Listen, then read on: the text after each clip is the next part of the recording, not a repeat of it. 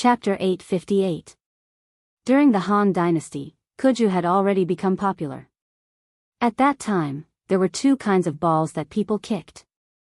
One was simple to make and directly used hair or wool to entangle it. It was called Maowan. It was less durable and could not be kicked too far. The other kind was what Yan Shigu of the Tang Dynasty said, using wei as the ball, using the material as the substance. Wei was soft leather that was sewn into a ball and stuffed with animal hair. This kind of solid ball easily reminded us of the plastic bag-wrapped ball that we used to kick when we were young. However, it was more advanced than Maowan. At the end of the Eastern Han Dynasty, this kind of ball was commonly used in the Xuchang Imperial Palace. Sports historians believe that this kind of solid ball with a leather shell had appeared in the Shang Dynasty. At that time, the word Ju was changed and there was a Ju dance during the sacrificial ceremony. In the Tang Dynasty, the production of football had a qualitative improvement. It changed from a solid ball to a ball that could be inflated. There were many mentions in the poems of the Tang Dynasty. For example, Guai Shizi in De Ri Xiu Pai poem said, 8 sharp pieces cut the waves into a ball, in the fire and in the water needed. Zhong Wupa in Fu on Balloons said, follow the rules wholeheartedly, in the beginning the square becomes round, use fake hands to fill the seam, in the end it will not overflow. Su Jian, who was highly valued during the Tang Xuanzong, also described in Records of Beginning Studies, today use the skin, with the cell as the inner, and with the breath closed, and then kick. Combining these materials, it could be seen that the football of the Tang Dynasty was more commonly called a ball than a ju. The leather had to go through many processes such as water kneading and fire roasting. When the ball was made, the leather was first cut into squares and then the 8 pieces of leather were sewn together to form the outer shell. Of course, the outer shell would definitely not be as round as the football made with 32 pieces of leather today. The most important point was that the ball of the Tang Dynasty already had inner bladder, which was the urine of animals. This should be the earliest inner bladder ball in the world. According to the world's sports history, the British invented the inflated ball in the 11th century, which was 300 to 400 years later than the Chinese. The ball of the Tang Dynasty had to be blown with the mouth. After that, the ball could be tied up and the outer shell sewn together. The elasticity of a balloon was definitely much better than a solid ball. It could be kicked higher and was more entertaining. Therefore, the great progress of this equipment led to a major change in the rules of the Tang Dynasty compared to the Han Dynasty. There was a folk game where several people kicked each other. It was called white fight, surrounding and jumping, not making them fall to the ground. Missing a step is a shame, not falling for a long time is a joy. There was also a pure competition to see who could kick the ball higher. It was called Kuju. In Wang Wei's, the matter east of Hanshu City, there was a phrase, Kuju flying birds repeatedly. It was referring to this kind of game. After entering the Tang Dynasty, power-based players who could withstand falling and carrying were no longer popular. China's ancient football was locked into the technical style. Instead of the Han Dynasty having 6 goals per side, the 2 sides shared 1 goal. The low goal was changed to a high goal. The side that kicked the ball through the most holes in the net was the winner. The direct confrontation between the 2 sides became an indirect confrontation. Therefore, from the Tang Dynasty onwards, long-distance dribbling attacks no longer appeared. Players were more concerned about stopping the ball and shooting skills. Of course, Li Zishuan did not know about these situations, and he did not need to know. What he wanted to do was to bring modern football and its rules to the Tang Dynasty. Wouldn't it be great if the Celestial Empire could hold another World Cup every 4 years? Anyone who did not come was not giving the great Tang face, and if they did not give the great Tang face, husband, this ball is lighter and more flexible than the hollow ball sold in Chang'an. How did Faubert and the others do it? Han Yushi took the ball from Li Zishuan's hands and tried it. She was surprised. Li Zishuan smiled naturally and said, this is made by the workshop with the latest technology and materials. In the whole Great Tang, only our family can do it. Even if other people know the method, they can't do it. Han Yushi returned the ball to Li Zishuan and asked, "Husband, are you going to give this ball to the students?" As Li Zishuan's pillow, Han Yushi knew that her husband was not interested in making money now. Therefore, she guessed that this kind of light and flexible ball should be specially made by Li Zishuan for fun. "Yes, that's right. If we don't give those little bastards some entertainment, they will always be so bored that they will cause trouble." Li Zishuan put away the football and walked into the house with Han Yushi as he replied. In fact, the football was not all prepared for the students. It was also prepared for himself. He also wanted to play football. In his previous life, he was a fake football fan. Because his body was weak, he could not take it after running for a while. Therefore, he was just a fan off the field. Usually, he only watched football games and rarely played in the field. Of course, he only watched football games of other countries. It was not that he was not patriotic, but it was his country's football. In this life, he was strong, rich, and in a high position. He wanted to develop football in the Great Tang and build a strong football country to make up for the regrets of his previous life. If he wanted to promote football, of course, he had to start from the academy. After all, more than half of the second generation of officials in Chang'an gathered here. "But husband, isn't the academy a place for students to study?" Han Yushi asked. "Hey, I don't know if my wife has heard of combining work and rest. And I think that only students who know how to play will have good grades. If they don't even know how to play, how can they study? I'll add some patterns to this ball." "My wife, go ahead." The next day, Saturday. The students who were supposed to be on holiday were still bitterly undergoing military training in school. It was worth mentioning that some parents saw that their children did not return home yesterday and were afraid that there would be an accident. Last night, they personally went to Yanhuang College to inquire about the situation. After knowing that the academy was on holiday, they left with peace of mind. Through word of mouth, more and more people knew that Yanhuang College was on holiday. The parents who had not yet gone to Yanhuang College to inquire about the situation also saved an extra trip. Sigh, boring. If it was in the past, I would still be lying in bed sleeping. The evil military training, the evil reassignment. During the break between classes, Sun Zifen lay on the grass on his back and sighed with a tired expression. "It's boring, but there are only a few days left. After that, we can officially start classes. By then, it should be much more interesting." Li Tai rubbed his increasingly shriveled stomach and said in a muffled voice. The belly that he was proud of in the past was gone. Lan Ru. F***ck, I'm going to pee. It's time for military training again. Sun Zifen suddenly stood up from the grass like a carp rolling on the ground. Coincidentally, at this moment, a black and white ball-shaped object whizzed over and hit Sun Zifen in the face in the blink of an eye. Bam! The little funny guy just got up and fell down magnificently again. Chapter 859. F***ck. Which idiot kicked me in the face?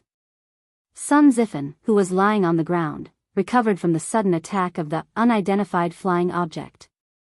He opened his mouth and was about to curse, but when he opened his eyes, he immediately stopped the curse that was about to come out of his mouth. It's little sister Lan, Why are you here to play?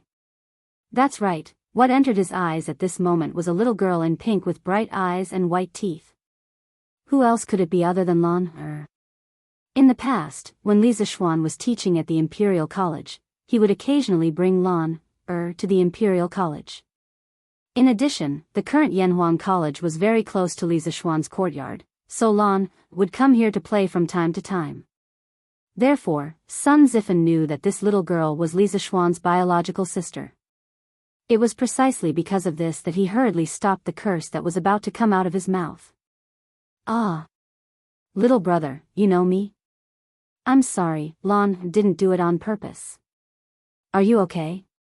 Sun Zifen knew Lan, but Lan didn't know him. The little girl was first surprised, then quickly asked with an apologetic expression. No. I'm not. Hey, Lan, don't worry about him. This guy has rough skin and thick flesh. What can happen to him? Can you tell Brother Qin where this ball came from? Sun Zifen was just about to politely say that he was fine when Li Tai, who was beside him, interrupted. This guy was still holding the ball that Lan had just kicked over. Qin, what do you mean? How do you know that I'm fine? Sun Zifen, who felt ignored, jumped up and said angrily. His head was still dizzy, and his eyes were still swollen. The ball just now hit his eye socket. If the perpetrator was someone else, he would definitely have punched and kicked him directly. Why would he be so polite? It was just that Sun Zifan felt a little strange in his heart. Lan was just a little girl. How could she have so much strength to kick the ball so fast? What's wrong? Could it be that Lan kicked you and hurt you? Besides, do you look like you have something to do? Li Tai did not know the inside story. He rolled his eyes and retorted. Sun Zifen was at a loss for words.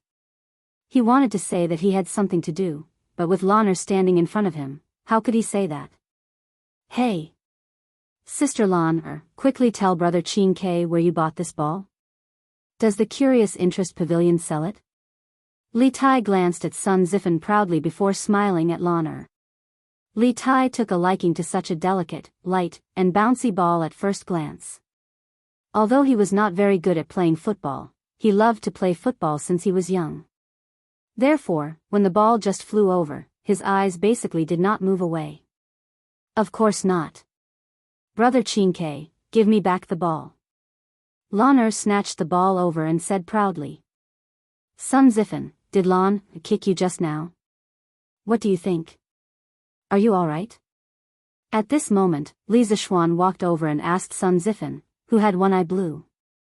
Just now, he was playing football with Lan at the side of the field. It was the kind of simple kicking. He was careless and did not control his strength well, causing the ball to fly to Lan's side at a faster speed. Lan's foot just touched the ball, and before she could exert any strength, the huge rebound force caused the ball to fly out at an extremely fast speed. It just happened to hit Sun Zifen, who had just climbed up from the grass. Other people were shot while lying down, but he was still hit when he climbed up. It could only be said that when some people were unlucky, even drinking cold water would get stuck in their teeth. It's fine, it's fine. Yamacho, don't worry, it's fine. Sun Zifen saw that Li Zishuan had also come and hurriedly waved his hand. Li Tai could only put away the idea of fooling the little loli at this moment. If Li Zishuan did not come, he was prepared to trick the ball from Lan's hand. Now, the original plan could only be ruined. Are you really alright? If there's something wrong, I can take you to see a doctor. Li Zishuan asked again to confirm. In the end, this matter was his fault. Although he was in a high position, he was not unreasonable and liked to receive special treatment. Sun Zifen's eyes lit up when he heard that he could be released for medical treatment. He was tempted, but after thinking about it, he still shook his head and said, Yamacho, don't worry, it's really fine. His injury was not serious. He did not want to make Li Zishuan feel that he was deceived because of the doctor's diagnosis. The loss outweighed the gain. Okay, since you're fine, then the two of you should focus on your military training. Don't embarrass me during next week's military training joint performance. Class 1 of Yanhuang College was personally taught by Li Zishuan. Although he was now the Yamacho of the entire academy and should logically treat all the students of the academy equally, he still had special feelings for Class 1 in his heart. Hey, I know, Yamacho, don't worry, we definitely won't embarrass you. Sun Zifen smiled knowingly and hurriedly guaranteed when he felt the kindness in Li Zishuan's words towards Class 1. Li Zishuan smiled, took the football from Lan's hand, and was about to leave with the little girl. Hey! Yamacho, where can this ball be sold? I want to buy one too. Li Tai did not expect Li Zishuan to leave so quickly. He hurriedly shouted behind him. This thing is not sold outside for the time being. Qin, if you want to play, wait until after school in the afternoon. Li Zishuan smiled. Hey! This is good stuff, I want to play with it after school. Chingchimo appeared out of nowhere and said excitedly. Damn, Chonyo, why are you everywhere? Lon, wait outside for Big Brother for a while, Big Brother is going in to do something. Li Zishuan brought Lon, into Guanghua building, gave Lon, some instructions, and then walked towards Yen Sila's office. Yo! Yamacho is here? Yen Silu, who was sitting in the office sorting out documents, hurriedly got up and said. Yes, Mr. Yen, have the test papers been graded? Li Zishuan nodded and walked into the office and asked. Hee. Yamacho, you came at the right time, the results of this exam have just been compiled, and you came. Here, this is the summary of the results of this exam. Yen Silu said as he handed over a piece of paper filled with forms. He learned this method of using forms to record information from Li Zishuan. Li Zishuan took the form and began to read it seriously. With just a quick glance, he memorized the results of all the teachers in the academy. Yen Silu was wondering if Li Zishuan had finished reading in such a short time, but then he heard Li Zishuan say, yes, they're all not bad. Although the questions of this exam were difficult, there were still a lot of teachers who scored high. For example, Ma Zhou from the economics department scored 99 points, Su Hongji from the mathematics department scored 98 points, Mo Huai from the physics department scored 100 points, and Xiao Dian from the geography department scored 98 points. They were the highest scorers in their respective departments, which also showed how wise Li Zishuan was when he chose them to be the department leaders. Chapter 860. Other than the leaders of each department, the rest of the ordinary teachers also did well. There were 28 people who scored above 90 points, 65 people who scored above 80 points, and 5 teachers who scored above 70 points. Overall, the teachers of the academy did well in this exam. This shows that they have worked hard this month. Later, I'll have to trouble Mr. Yen to inform them that the results of this exam will be included in the year-end assessment. Teachers who scored below 80 points are not allowed to rest on weekends for the next month. Continue to recharge, continue to study the teaching materials of this subject. Li Zishuan said as he handed the report card to Yen Silu. Yen Silu was stunned. Included in the year-end assessment? This. Yamacho, you didn't tell them before. Li Zishuan smiled faintly. Why should I tell them? Since I'm a teacher of Yanhuan College, I have to treat everything seriously. Whether it's included in the year-end assessment or not, I have to treat everyone equally. I can't take the exam just for the sake of the exam. Yen Silu instantly understood Li Zishuan's intention. He couldn't help but praise, wonderful. Wonderful. I didn't expect Yamacho to be able to use the human heart to treat people at such a young age. I'm impressed. Using the human heart to treat people? Old Man Yan's analogy is quite appropriate. Li Zishuan sighed in his heart. Then, he said, Mr. Yan, you flatter me. I'm just following my heart. I don't have such a profound plan. Since the exam is over, Mr. Yan, you can arrange for the departments to start preparing for the normal classes. I won't disturb you. I'll do it as soon as possible. Yen Silu replied. Li Zishuan nodded, then turned around and went out to find Lon, In the evening. The bell rang to signal the end of the school day. In the principal's office, Li Zishuan habitually got up to pack his things and prepared to go home for dinner. There was a series of knocks on the door, followed by Ching Chimo, Li Tai, Li Qingxian, and the others. Zhang Sunchong, Fang Yizhi, and Chu Yanfu were among them. Hey, Yamacho, didn't we agree to play football after school? Why are you running away? Who else but Ching Chimo would dare to speak to Li Zishuan so rudely? However, this guy knew that he had to protect Li Zishuan's dignity as a Yamacho in front of others, so he didn't call him by his name. Instead, he called him Yamacho. Li Zishuan was speechless.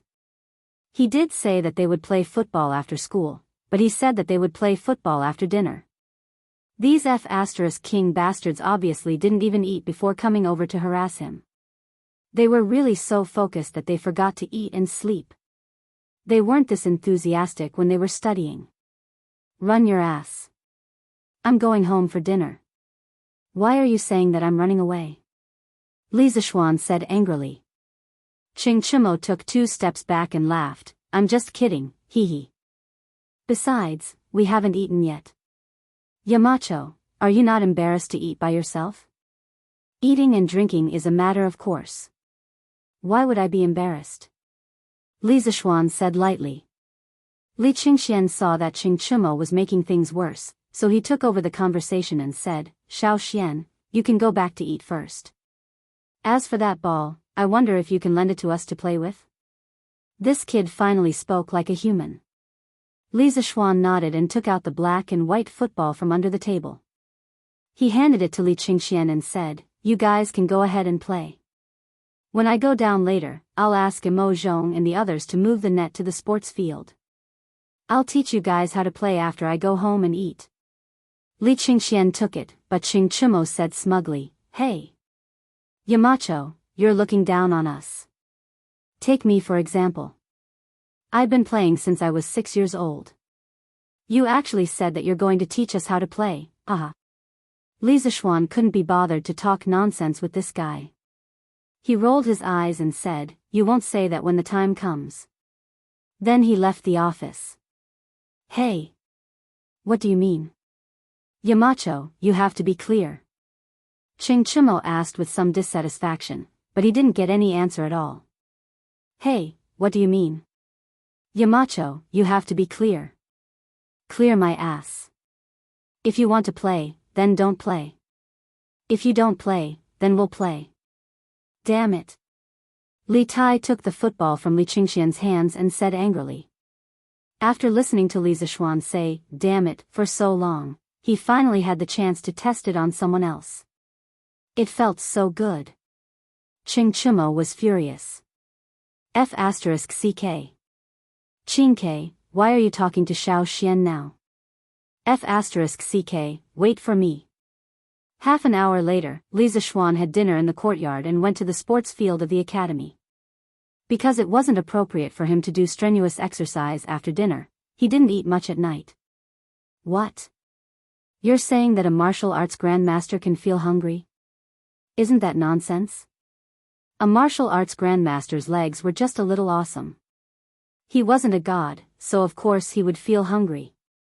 At this time, on the sports field, Qing Chimo, Li Tai, and Li Qingxian were playing in full swing. However, Li Zishuan had never seen them play like this before. It wasn't even played like this in period dramas. The few of them kicked the ball in front of each other, and the side who received the ball had to pass it to the other side before it fell to the ground. It seemed that the purpose of this style of play was to kick the ball back and forth so that the ball would never fall to the ground. Actually, the scientific name of this style of play was white hit. Although this style of play lacked competitive spirit and looked boring, it still tested the ability of a player's legs. After all, to make the ball never fall to the ground, strength, angle, and timing of the kick were all indispensable. What surprised Li Zishuan was that Li Tai, this damn fat otaku, could actually walk a few rounds between Qing Chimo and Yuchi Baolin. Looking at the way he played the ball, it looked like he had some form of play. It didn't match his previous fat otaku image at all. F***CK, Qing Chimo, why are you using so much strength? Who the F***CK can catch this kind of ball?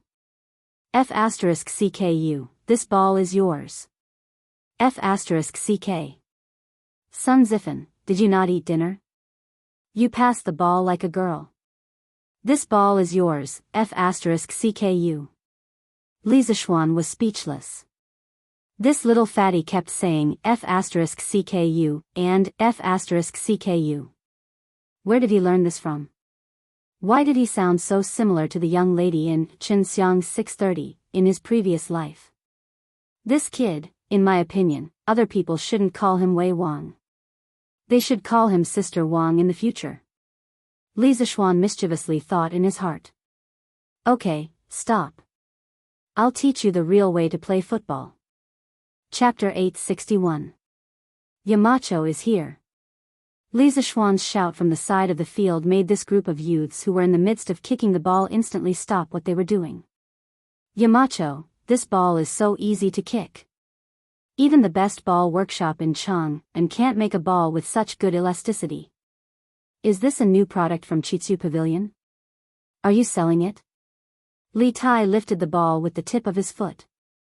He moved closer to Li Zishuan and said with shining eyes. Sell? You're thinking too much. This ball is not for sale at the moment. Currently, rubber was a non-renewable resource for Li Zishuan. He didn't want to waste it on football. At least, before he found a stable source of rubber, he wouldn't let the workshop mass-produce footballs to sell. Why not? Even if this thing is rare, you can sell it at a higher price. If you don't want to make money, Yamacho, are you stupid? Li Tai said unwillingly when he heard this. Because he and Li Qingxian owned shares in Chitsu Pavilion, their monthly dividends were comparable to their previous year's income. Therefore, the little fatty was not short of money now. Are you itching for a beating now? Do you want me to help you loosen your muscles? Li Zishuan glared at the little fatty and said angrily. Yes, yes, yes. Qingke is itching for a beating. Yamacho, help him loosen his muscles. Qing Chumo shouted. Qing Chumo was already unhappy with Li Tai's, your sister, but he couldn't scold back because Li Tai's sister was Changle. How could he scold her? Li Tai was furious. Damn. Qing Chumo, you. Enough. I'm not here to listen to you bastards bicker. I'm here to teach you how to play football. Li Zishuan clapped his hands to signal the two of them to shut up. Then he said, no matter what you called this type of ball in the past, from now on, it only has one name, and that is football. Football, as the name suggests, is a ball that is kicked by the feet. Under normal circumstances, it is not allowed to be touched by the hands. At this point, Li Zishuan snatched the football from Li Tai's hands and stepped on it. The way you play football is completely different from the way you played it before. In the future, Yanhuang College would hold football matches from time to time. The goal of the match was to shoot the ball into the opponent's goal as much as possible. Every goal scored would earn 1 point. At the end of the match, the team with the most points would be the winner. If the score is the same within the legal time of the match, it would be decided according to the rules of the match. The winner could be decided by drawing lots, playing overtime, or shooting a 12-yard penalty shot. Li Zishuan saw the puzzled looks on the faces of the guys in front of him, so he turned around and pointed to the white net on the other side of the field. He said, there. That's the goal. Every side has its own goal. If you want to win the match, you must break through the encirclement and kick the ball into the opponent's goal. Do you understand? The goal was not technically difficult. The workshop made it in 1 day. Hey! This is interesting. Yamacho, is there a prize for winning or losing the match? Li Zishuan introduced this new way of playing football. Li Tai was enraptured when he heard Li Tai. He laughed. Prize? Damn, does this little fatty want to bet on the ball or win the match himself? Why does it feel like it's the former? Li Zishuan looked at him indifferently and said, since it's a match, of course there will be a prize if you win. I say, you brat, aren't you focusing on the wrong thing? I'm talking to you about the rules of football. Hee hee. It's good that there's a prize. It's more exciting when there's a prize. Li Tai did not care about Li Zishuan's criticism and muttered to himself. Yamacho, how many people can each side have in this football match? Zhang Sun Chong had been in the academy for a long time, and he finally spoke to Li Zishuan. Li Zishuan shifted his gaze to Zhang Sun Chong's face. Of course, he knew that this ordinary-looking young man in front of him was the son of the current prime minister, the old fox who would have power over the court in the future. He had always been wary of Zhang Sun Wuji. As for Cui Shanfu, who often bit him, he had never taken him to heart. Because a dog that did not bark was the most threatening. He would bite you if you were caught off guard. Hee hee, that's a good question. In this football match, each side can have a maximum of 11 players, including a goalkeeper who will stand in front of the goal to block the ball. In the football match, other than the goalkeeper who can use his hand to touch the ball in his own penalty area, every player on the field can only use their other body parts other than their hands to control the ball. Of course, it's another case for out-of-bounds balls. Other than that, once a player's hand touches the ball, it's considered a foul. Li Zishuan chuckled and answered. What happens if it's a foul? Chu Yanfu also asked. Li Zishuan pondered for a moment and said, as for the definition of a foul, it's more complicated. I'll explain it to you in detail later during the match. Let's talk about the referee first. In every match, there must be at least one referee. The referee's role is to take corresponding action when a player commits a foul. Depending on the severity of the foul, the referee can show a yellow card or a red card to the player. If the academy receives a red card or accumulates 3 yellow cards, the player will be directly sent off the field. F***ck. So troublesome. Yamacho, let's play a game first. Let's talk about these rules while we play. There were too many rules. Ching Chimo's head was a little dizzy after listening to them.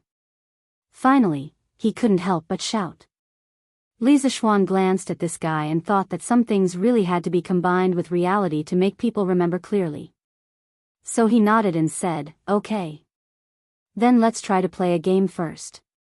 If there's a foul, I'll blow the bamboo whistle directly, and then I'll tell you where the foul is. Okay. Let's play a game first. Sun Zifen shouted. He already had this idea, but he wasn't as brave as Ching Chimo and didn't say it directly. The others naturally didn't have any objections. Li Zishuan looked and said, there are a total of 8 people here. You 4 can be a team. Divide into 2 teams and experience what football is like first. Okay. I'll be in a team with Ching Chimo. I'll be in a team with Green Sparrow. In a moment, the 8 people were instantly divided into 2 teams. Ching Chimo, Sun Zifen, Yuchi Baolin, and Zhang Sun Chong were in one team. Li Tai, Li Qingxian, Li Ku, and Chu Yanfu were in the other team. This wasn't a regular game, and Li Zishuan didn't let them choose sides by tossing copper coins. Seeing that the 2 teams had chosen sides, Li Zishuan placed the ball in the center of the field, pointed at Ching Chimo, and said, you'll kick off. Hee hee. This is good. I'll do it. Ching Chimo excitedly came to the football as if he had won the lottery. He looked at the opposite goal, took a deep breath, gathered his internal strength, and kicked out like lightning. Ha! Go for me. Li Zishuan didn't even have time to react before the football rushed directly from the midfield to the opponent's goal. Oh, to be precise, it flew directly to the opponent's goalkeeper, Chu Yanfu. F***ck, are you F***king acting in Kung Fu Football? Chapter 862. Huff. Ching Chimo had just made an unexpected breakthrough 2 days ago, and he was feeling smug at the moment. His kick was really powerful, and he used up all the strength in his body. He wanted to see what kind of effect a kick with all his strength would have. The football whistled in the wind, and it even stirred up some leaves on the ground as it moved forward. It was like a tornado passing through. It was powerful and unstoppable. Oh, wow, that's awesome. Sun Zifen, who was in the same team as Ching Chimo, couldn't help but be stunned. At this moment, he could even imagine the following situation in his mind. With Ching Chimo leading them, they would be invincible, give the opponent a 5-0 score, and finally win. At this moment, he was really glad that he had made a wise decision to team up with Ching Chimo. But Chu Yanfu, who was standing in front of the goal, was about to cry. Damn it, I'm here to play football, not to play with my life. He wasn't stupid. He knew that if this ball hit him, he would definitely be seriously injured and would have to lie in bed for at least a few months. Dodge. Almost subconsciously, Chu Yanfu wanted to dodge this lightning-fast ball. But driven by Ching Chimo's immense inner strength, this lightning-fast ball arrived at a distance of 10 feet in front of the goal in the blink of an eye. How could Chu Yanfu have a chance to dodge? Bam! Just as Chu Yanfu was feeling a little desperate, a handsome young man suddenly flew in front of the goal. Yes, he did fly over. The young man swung his right foot in the air and kicked the slightly upper half of the football. With a bang, the football quickly bounced back, but it didn't hit the opponent's goalkeeper, Yuchi Baolin. Instead, it flew to a place outside the field where there was no one. Huff! Scared me to death. Chu Yanfu wiped the cold sweat on his forehead and patted his chest with a look of lingering fear. Only then did he have time to look at the young man who had blocked the ball for him. Who else could it be other than Li Ku? Among their team members, only Li Ku knew martial arts. Moreover, his martial arts attainment was higher than Ching Chimo's. Thank you. Han. Wang. Roar. Chu Yanfu stepped forward and was about to thank Li Ku when he heard an extremely miserable howl from the other side of the field. Everyone couldn't help but look over. They saw Ching Chimo lying on the grass with both hands hugging his butt and shouting, "Ow, stop hitting me, I know I was wrong." And behind him, Li Zishuan was fiercely kicking his butt. I told you to use your inner strength. It was just for fun. Who the hell asked you to use your internal energy? F*CKU. What if someone gets hurt? Li Zishuan cursed loudly as he fought. He did this for Ching Chimo's own good. That guy's kick, which contained internal energy, made the football rush to the other side of the goal at high speed. If Li Ku had not flown over to block at the crucial moment, according to the trajectory of the football, the ball should have hit Chu Yanfu's lower left abdomen. Although it was not fatal, it would have seriously injured Chu Yanfu. How could this be? Who was Chu Yanfu? He was the son of Chu Suiliang, the head of the secretariat. Chu Suiliang was good at calligraphy and had a very high reputation among the scholars. If his son was seriously injured because of playing football in the academy, the repercussions would be no small matter. Even if Ching Chimo was not afraid of anything, he would not want to get into such big trouble. At that time, Li Zishuan would also be blamed for negligence of duty. Moreover, it was Li Qingxian who had personally asked Chu Suiliang to help inscribe the plaque for Strange Interest Pavilion. At that time, Li Zishuan was still a nobody. Although Chu Suiliang was willing to inscribe the plaque for him because of Li Qingxian's face, he still had to accept this favor. At this time, Li Zishuan had made a move at the crucial moment to save Chu Yanfu from danger. In order to prevent Chu Yanfu from holding a grudge against Ching Chimo, Li Zishuan had to make the first move. With a flying kick, he directly kicked the unprepared Ching Chimo to the ground. In order to help Chu Yanfu vent his anger, he put on a fierce look and kicked Ching Chimo's butt with all his strength. He was not worried about kicking Ching Chimo. After all, the butt was the most fleshy part of the human body. It was not easy to kick it. Otherwise, when you did something wrong when you were young, your parents would only spank you. That was the logic. Yes. Who told you to be dishonest? You used internal energy to play football. Damn you. You deserve to be spanked. Our sister King also ran over to join in the fun. It was rare to have a chance to kick Ching Chimo's butt for free. How could he let go of this opportunity? Sun Zifen looked hesitant. He also wanted to join in the fun, but Ching Chimo was his teammate. How could he have the nerve to do something like beating his teammate? In the distance, Chu Yanfu saw that Li Zishuan and Li Tai had personally helped him vent his anger.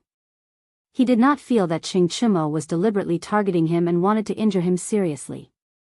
That was because there was no enmity between him and Ching Chimo. The two of them even had some friendship. Ching Chimo had no reason to use underhanded means. Oh, it was underhanded means. He probably did not control his strength well for a moment. Quickly go and apologize to Chu Yanfu. If you can't ask for forgiveness, you can forget about playing football for the rest of your life. Li Zishuan kicked a few more times and said sternly to Ching Chimo. After all, this guy had almost seriously injured him. If he did not give a decent punishment, it would be hard to convince the crowd. Ouch. Okay. Yamacho, stop kicking. I'll go and apologize. Ching Chimo scrambled to his feet. When he was lying on the ground, he also understood the consequences of his hot-headed kick. If he had seriously injured Chu Yanfu, Ching Chimo would definitely beat him to death when he went back. Moreover, with the label of harming a fellow disciple, he would not be able to stay in the academy in the future. Ching Chimo limped to Chu Yanfu and said sincerely, "Yanfu, I was wrong just now. You know, I just broke through 2 days ago and was excited. I didn't control my strength when I kicked you. I swear, I didn't mean to target you." Before he could finish, Chu Yanfu waved his hand to stop him. "I know you didn't mean to target me, Cho Ox, and I didn't take it to heart. It's just a game. You don't have to take it to heart." Hearing this, Ching Chimo grinned and said, "Hee, Yanfu, you're straightforward. I'll recognize you as my brother. In the future, at the academy, recognize your head. I asked you to apologize, but you came to recognize me as your brother." Li Zishuan slapped the back of Ching Chimo's head. Ching Chimo cried out in pain and said, "Yamacho, I've apologized. Yanfu has forgiven me." Chu Yanfu hurriedly said, "Yamacho, please forgive Cho Ox. I didn't blame him." Li Zishuan looked at the two of them, thought for a while, and said, "From now on, in regular football matches, players are not allowed to use martial arts on the field. The academy will set up a football association in the future. Players who use martial arts on the field without permission will be banned for life in the entire Tang Empire." Chapter 863. After reprimanding Ching Chimo, Li Zishuan guided the group of players for half an hour to familiarize them with the rules of football. During this period of time, no one dared to use their internal strength without permission. However, those who knew Kung Fu had an advantage over ordinary people in terms of reaction time and speed even if they didn't use their internal strength. Fortunately, both sides had players who knew Kung Fu. Ching Chimo's side had 2 players who knew Kung Fu. Li Qingxian's side only had 1 player, and that was Li Ku. Compared to Ching Chimo and Yuchi Baolin, Li Ku was born in the royal family and had been practicing Kung Fu since he was a child. Naturally, the resources he had were incomparable to the other 2 players. In addition, Li Ku was gifted and talented in Kung Fu. His Kung Fu foundation and attainments were naturally more solid. Therefore, although their side had fewer players who knew Kung Fu, with Li Ku's outstanding individual ability, both sides were still evenly matched. In the end, they tied with a score of 2-2. The score of 2 and half an hour and so many goals were scored mainly because each team only had 3 players who were fighting on the field. The field was so big that it was not easy to defend. Many times, a single player could go straight in and attack the enemy directly. That was why so many goals were scored. Beep! Li Zishuan blew his bamboo whistle and made a stop gesture. The 8 players on the field stopped what they were doing and gathered in front of Li Zishuan. "Ha!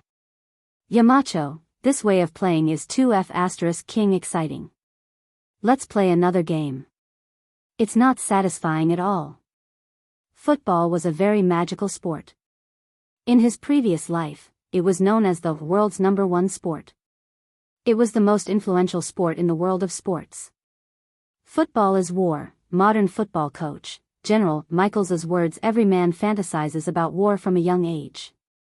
Football is the game with the highest degree of simulation of war. Moreover, it is a war between 2 armies, a war of cold weapons on the battlefield. That kind of grand narrative is very romantic and exciting for men. Compared to the previous style of kicking around and not letting the ball fall to the ground, the current style of football was undoubtedly more addictive. After Ching Chimo finished playing football for half an hour, his adrenaline soared. He was already in a very excited state. He still felt like he wanted to continue, so he suggested to Li Zishuan. "Yes. Yamacho. How long had it been? Why don't we play a little longer?" Sun Zifan chimed in. He was having a good time just now. Although the 2 goals on their side were scored by Ching Chimo, he had an assist, which was enough for him to be happy for a while. The rest of the people also looked at Li Zishuan eagerly. Their gazes spoke for themselves. Li Zishuan scanned the crowd and said, "I didn't say I won't kick. Now, all of you are almost clear about the basic rules of football, but there are still too few of you to show the charm of football. Go and find some more people now. At least get 2 full teams, then we'll play another game. If we can't get them together, then we'll have to play another game." Football was the perfect and concentrated embodiment of many elements, but the final measurement was extremely simple and clear. A real war was a direct confrontation of the comprehensive abilities of 2 countries, but all kinds of factors would eventually translate into the cruel and clear result of victory or defeat. Football was the sport that tested the most comprehensive ability, speed, strength, skill, and teamwork. Now, each team only had 4 people, so they definitely couldn't show the charm of football. Get them together. Get them together. Don't play tomorrow, play today. As soon as Li Zishuan finished speaking, Li Tai hurriedly shouted, "Yes, yes, yes. Yamacho, don't worry. We'll definitely get them together. We'll go and find them now. In less than a quarter of an hour, we'll definitely be able to get 2 teams together." Sun Zifen hurriedly echoed. What he thought to himself was that it would be too easy to find a few people who could play football. If it really didn't work, they could just kidnap them. The few of them could also kidnap a group of people. Yes. Then you guys go and come back quickly. Li Zishuan didn't care about what they thought. He just waved his hand and said, "Yamacho. I also want to play football. Do you think I can do it? I've been in Bingzhou's football club for 2 years. I'm very good at it." Cheng Chimo and the others were about to excitedly pull people over to play football when a student with a medium build and a slightly tanned face ran over from the side of the field. The student first bowed to Li Zishuan, and then begged eagerly. Then, before Li Zishuan had time to answer, a group of students outside the field ran directly to him and said as they ran, "Yamacho, do you think I can do it?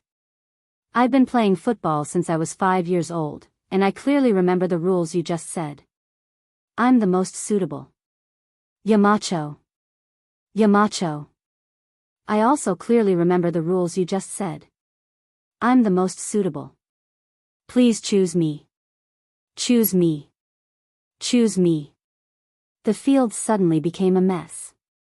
As it turned out, the small-scale football match that Li Zishuan had just organized had attracted quite a number of students who had just finished eating and were preparing to return to the dormitory to watch it. The dazzling passing of the ball, the intense and thrilling running of the ball, as well as the exciting kicking of the ball, all of these made their blood boil and they cried out in satisfaction. Even if it was only a small-scale 4v4 football game, they felt that it was wonderful. At this moment, when they heard that Li Zishuan wanted to recruit people into the team and have a formal 11v11 football game, how could the students who had been watching outside the field for so long hold back? One must know that there was only one chance. If they missed it, there wouldn't be another chance. There wouldn't be such a bouncy ball anywhere else, and there wouldn't be such an interesting football game. Cheng Chimo and the others were relieved when they saw this. The group of people who came from outside the field could definitely make up 2 full teams. Li Zishuan was stunned. He had expected that football would be popular with the majority of students, but he didn't expect that the first official appearance of football would be treated so warmly by the students. Apart from this, what surprised him even more was that from what he heard from these students, each and every one of them was a soccer expert. How could there be so many students who knew how to play football among the students of Yanhuang College? What was going on? Okay. We'll follow the order in which you just ran over. The top 14 who came here and have a foundation in football will be randomly added to these 2 teams. The captain of the first team will be Cheng Chimo, and the captain of the second team will be Li Ku. As for the rest of the students who didn't make it into the team this time, please leave the field to watch the game. You'll have plenty of chances in the future. Li Zishuan didn't have time to think about why so many students knew how to play football.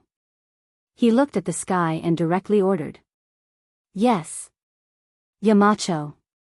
Whether it was those who received the admission ticket or those who wanted to leave, they all responded and began to carry out Li Zishuan's orders. Chapter 864. The Tang people actually loved to play football. The reason why there were so many students who were good at playing football was because of the Tang people's love for football. In the Tang dynasty, there was a traditional festival that had disappeared today, the Cold Food Festival. It was 105 days after the winter solstice and 1 or 2 days before the Qingming festival. It was said that it was to commemorate Jie Zichui, who would rather be burned to death in the mountains than accept rewards during the spring and autumn period. According to tradition, there was a ban on fireworks and only cold food on this day. In the Qin, Han, and Sui dynasties, there were more activities such as mourning, trekking, swinging, and kuju. In the Tang dynasty, the trend of cold food kuju reached its peak, and it almost became a legal football day. If you didn't go to the suburbs to play football, it would be as if the day didn't pass. In the Tang dynasty, Xuchang poet Wang Jian wrote in a poem, Palace Ci. The night's makeup remains until tomorrow, always standing by the bright sunflower tree.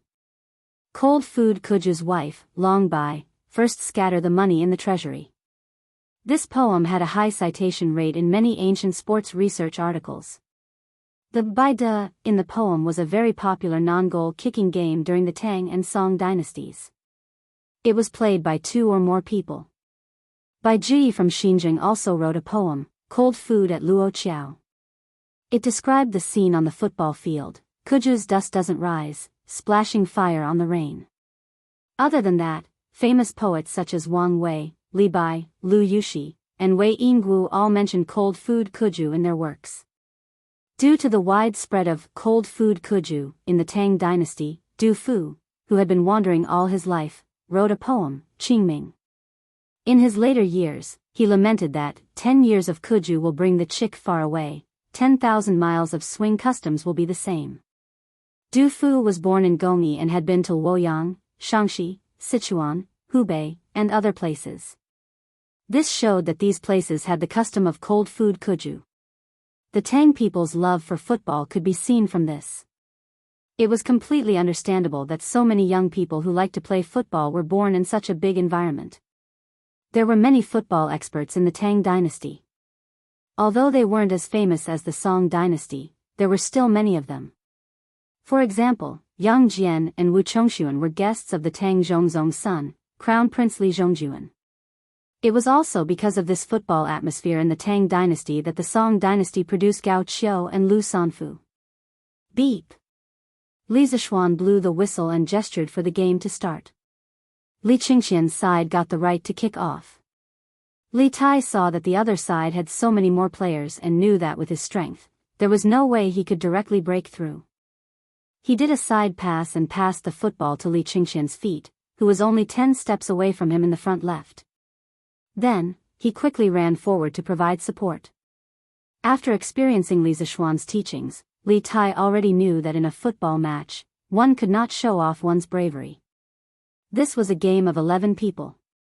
It would be difficult for one person to have the last laugh if he or she relied solely on one person's recklessness. After Li Qingxian received the ball, he did not dare to be careless because Qing Chimo was rushing towards him. With that speed, as long as he dared to dribble a few steps, Qing Chimo would definitely be able to catch up and intercept the ball. On the field, there was no such thing as a crown prince or a minister. Qing Chimo would definitely not be courteous to him. As a member of the royal family, Li Qingxian had the best and most exquisite ball to play with since he was young. He also loved to play football since he was young, so his basic skills were relatively solid. He looked up and aimed a direction. Then, with a cross pass, he accurately passed the football to Li Huairen's feet. This was a method that they had just researched to deal with players like Qing Chimo, who had extremely strong individual abilities. It was to continuously pass the ball. This tactic, which emphasized absolute ball control, was somewhat similar to the tiki-taka tactic that Guardiola used during his time as Barcelona's coach in modern times. However, tactics were not the decisive factor in the outcome of a game. The key was whether the players cooperated well with each other. Huairen. Catch the ball. After playing for so long, Li Qingxian's blood was already boiling. At this moment, he no longer had the image of a cultured and refined crown prince. His voice had also become louder. That's right. Li Huiren happened to be in the group of people who had just joined. Li Xiaogong was a martial arts grandmaster. Even if his son was not as good, he would at least be much better than the average person. There was no problem with Li Qingxian's prediction of where the football would land. He even left a small margin for Li Huiren. However, Li Huiren had just come on the field. It was his first time experiencing such a formal football match. His reactions in various parts of his body could not keep up with the rhythm. When he heard Li Qingxian calling for him, he subconsciously paused. With that pause, the distance between him and the football had become a little too far. It was too late to chase forward because Sun Zifen had already taken the opportunity to close in on the football. Oh, wow. The Crown Prince team's ball has been stolen. This little guy's reaction is really fast. Now that Sun Zifen and Li Tai had successfully lost weight, no one called them little fatty anymore. Good ball. This should be considered a mistake in Crown Prince's pass, right? What a pity. **T. It was obviously that student who was stunned for a moment and could not keep up with His Highness Crown Prince's pass. Do you know how to watch the game? If you don't talk nonsense. After seeing Sun Zifen steal the football, the onlookers outside the field exclaimed, sighed, and cheered loudly. In any case, it was very lively. These people did not have the opportunity to play in person. They could only watch from the sidelines as they competed with Li Qingxian, the country's heir to the throne. The situation here was in full swing, constantly attracting students who had finished eating and were passing by. After a while, the field was already surrounded by a circle of people. There were even some teachers from Yanhuang College. Now that they had just finished their exams, they also had time to come out and watch the fun. Beautiful. Zifen, quickly pass it to me. Ching Chimo saw Sun Zifen steal the football and hurriedly waved to the latter while shouting loudly at the same time. Needless to say, Sun Zifen knew that Ching Chimo was their team's most important scoring player. After grabbing the ball, he did not hesitate to pinpoint Ching Chimo's position and pass the ball over. He and Ching Chimo were only 3 feet apart. At such a close distance, of course, it was more reliable and effective to pass the ball over. The football was seen drawing a straight line on the grass and was about to roll to Ching Chimo's feet. Suddenly, a dark shadow blocked the football's path. This surefire pass was actually stolen. Wow! There was an uproar outside the field. It's King of Han. So fast. I heard that King of Han knows martial arts. He used martial arts, right? **T. What do you know? King of Han relied entirely on his body's reaction. If he used martial arts, do you think that a master like Yamacho would not be able to see it? That's right. Can you be more powerful than Yamacho? What a beautiful grab. Good job, His Highness King of Han. Look.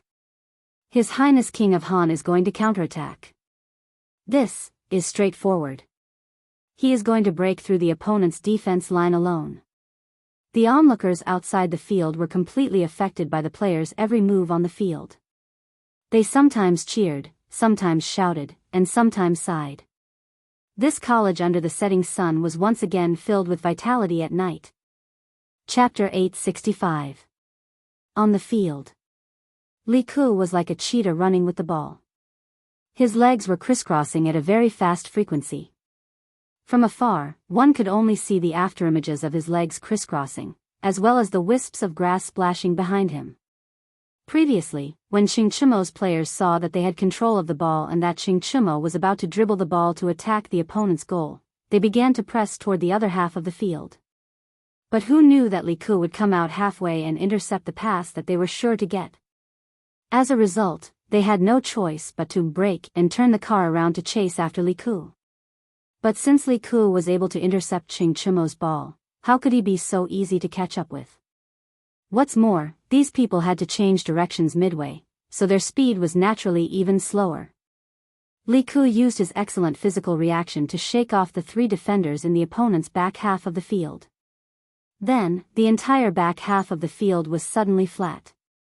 Li Ku was delighted and began to pass the ball long and wide. While maintaining a high speed, he also ensured that he had control of the ball. At this time, he didn't need to make any fancy moves.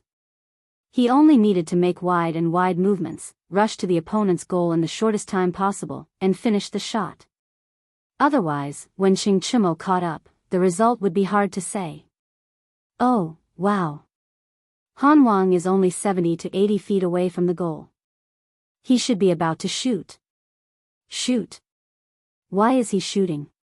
What kind of game were they playing? Why haven't I seen it before? It sounded like he had just arrived and didn't know the rules of the football game. You just arrived, right? This game is a new invention by Yamacho. As long as the ball is kicked into the opponent's goal, it's a score. The team with the most points wins. Oh. I see. That's quite interesting. Look. His Highness Han Wang is going to shoot. This is more ambiguous than words. At this time, Li Ku was already 5 feet away from the opponent's goal. Logically speaking, it was not very safe to shoot from this position, but it was too late because Qing Chimo had already caught up from behind. After all, Qing Chimo's legs were longer than his, and he was running without the ball. It would only take a little time for him to catch up with him. At this time, Qing Chimo was less than 5 steps away from Li Ku. He was within reach. Fortunately, Qing Chimo, a football noob, did not know about foul tactics. Otherwise, he would have reached out to grab Li Ku's clothes. Feeling the movement behind him, Li Ku did not dare to continue dribbling. He slightly adjusted his body's center of gravity and suddenly accelerated forward. He kicked hard at the rolling football in front of him. Boom! The football was hit by a huge force and made a dull sound. Then, it ran towards the opponent's goal at an even faster speed. Bao Lin, be careful. The stadium was like a battlefield, and the situation could change at any moment. Just a moment ago, Qing Chimo's side was attacking the opponent's goal. But in the blink of an eye, they had changed from the attacking side to the defending side. Qing Chimo could not stop him in time. Seeing that Li Ku had already raised his right foot and started to shoot, he shouted in the direction of the goal. Shot! Shot! That ball is so fast. It should be said that His Highness King of Han's counterattack is so fast. It all happened in the blink of an eye. What a thrilling way to play. Just looking at it makes my blood boil. If I could play in person, wouldn't that be awesome? Hey! First of all, you have to have a ball with good elasticity like that. Otherwise, after this match, it would be strange if his leg was crippled. What's wrong? Can't you buy this ball? Since it was brought by Sir, it should be sold at Curious House, right? So what if it's expensive? Why can't I buy it? Ha! You're thinking too much. Just now, His Highness King of Wei went to Yamacho to buy a football, but he couldn't buy one. How can you be richer and more capable than His Highness King of Wei? Hey! Stop talking nonsense. Look, King of Han is going to score. This ball is definitely going in. On the field. The goalkeeper, Yuchi Baolin, had already realized that something bad was going to happen after Li Ku bypassed the 3 players in the backfield. After all, he only looked honest, but he was not really stupid. At that moment, he was already prepared. In the face of Li Ku's sudden shot, his eyes were fixed on the ball flying in the air without blinking. At the same time, he was calculating in his mind where the ball was going to shoot towards the goal. Top left corner. When the ball was less than 2 feet away from the goal, Yuchi Baolin moved. He bent his knees slightly, and the developed muscles on his legs bulged instantly. Then, he stomped his feet hard on the ground, and his whole body immediately bounced up from the ground, heading straight for the ball's landing point. Li Zishuan did not allow the players to use martial arts, which meant that they were not allowed to use internal energy. Yuchi Baolin had no choice but to use the jumping power of his legs. If he could use martial arts, Yuchi Baolin would definitely be able to defend this simple goal with his lightness skills. Whoosh whoosh. The ball made a whooshing sound in the air, and the landing point seemed to be exactly where Yuchi Baolin's hands were at the top left corner of the goal. Naturally, Li Ku also noticed this. He covered his face and looked extremely regretful. The players on the field, as well as the spectators outside the field, all held their breaths at this moment. They stared unblinkingly in the direction of the goal and guessed in their hearts whether or not the ball would enter the goal. He blocked it. He definitely blocked it. Ching Chumo had already stopped running. He saw that the ball was getting closer and closer to Yuchi Baolin's palms. He waved his arms excitedly and roared in a low voice. Yuchi Baolin had the same idea as Ching Chumo, because his hands could already feel the strong wind from the ball. Hey! I blocked Xiao Ku's shot. The corner of Yuchi Baolin's mouth drew a curve. Sigh. King of Han's shot has been blocked. The spectators outside the field also let out sighs at that moment. Everyone felt that the ball would definitely not go in. Even Li Ku, the initiator of the shot, felt the same way. However, at that moment, something unexpected happened. The ball that was about to touch Yuchi Baolin's palms suddenly changed direction in the air and flew toward the bottom right of the goal at high speed. Bam! The ball went in. Boom! Everyone inside and outside the field exploded, and their eyes widened.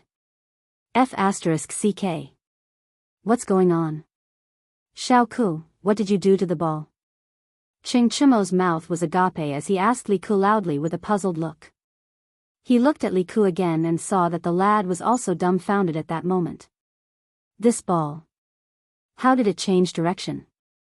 How did His Highness King of Han make such a kick? Could His Highness King of Han have violated the rules by using his inner strength? Don't talk nonsense. That's not a joke. The students outside the field were first surprised, then puzzled, and then began to whisper among themselves. Chapter 866. I didn't use my internal strength.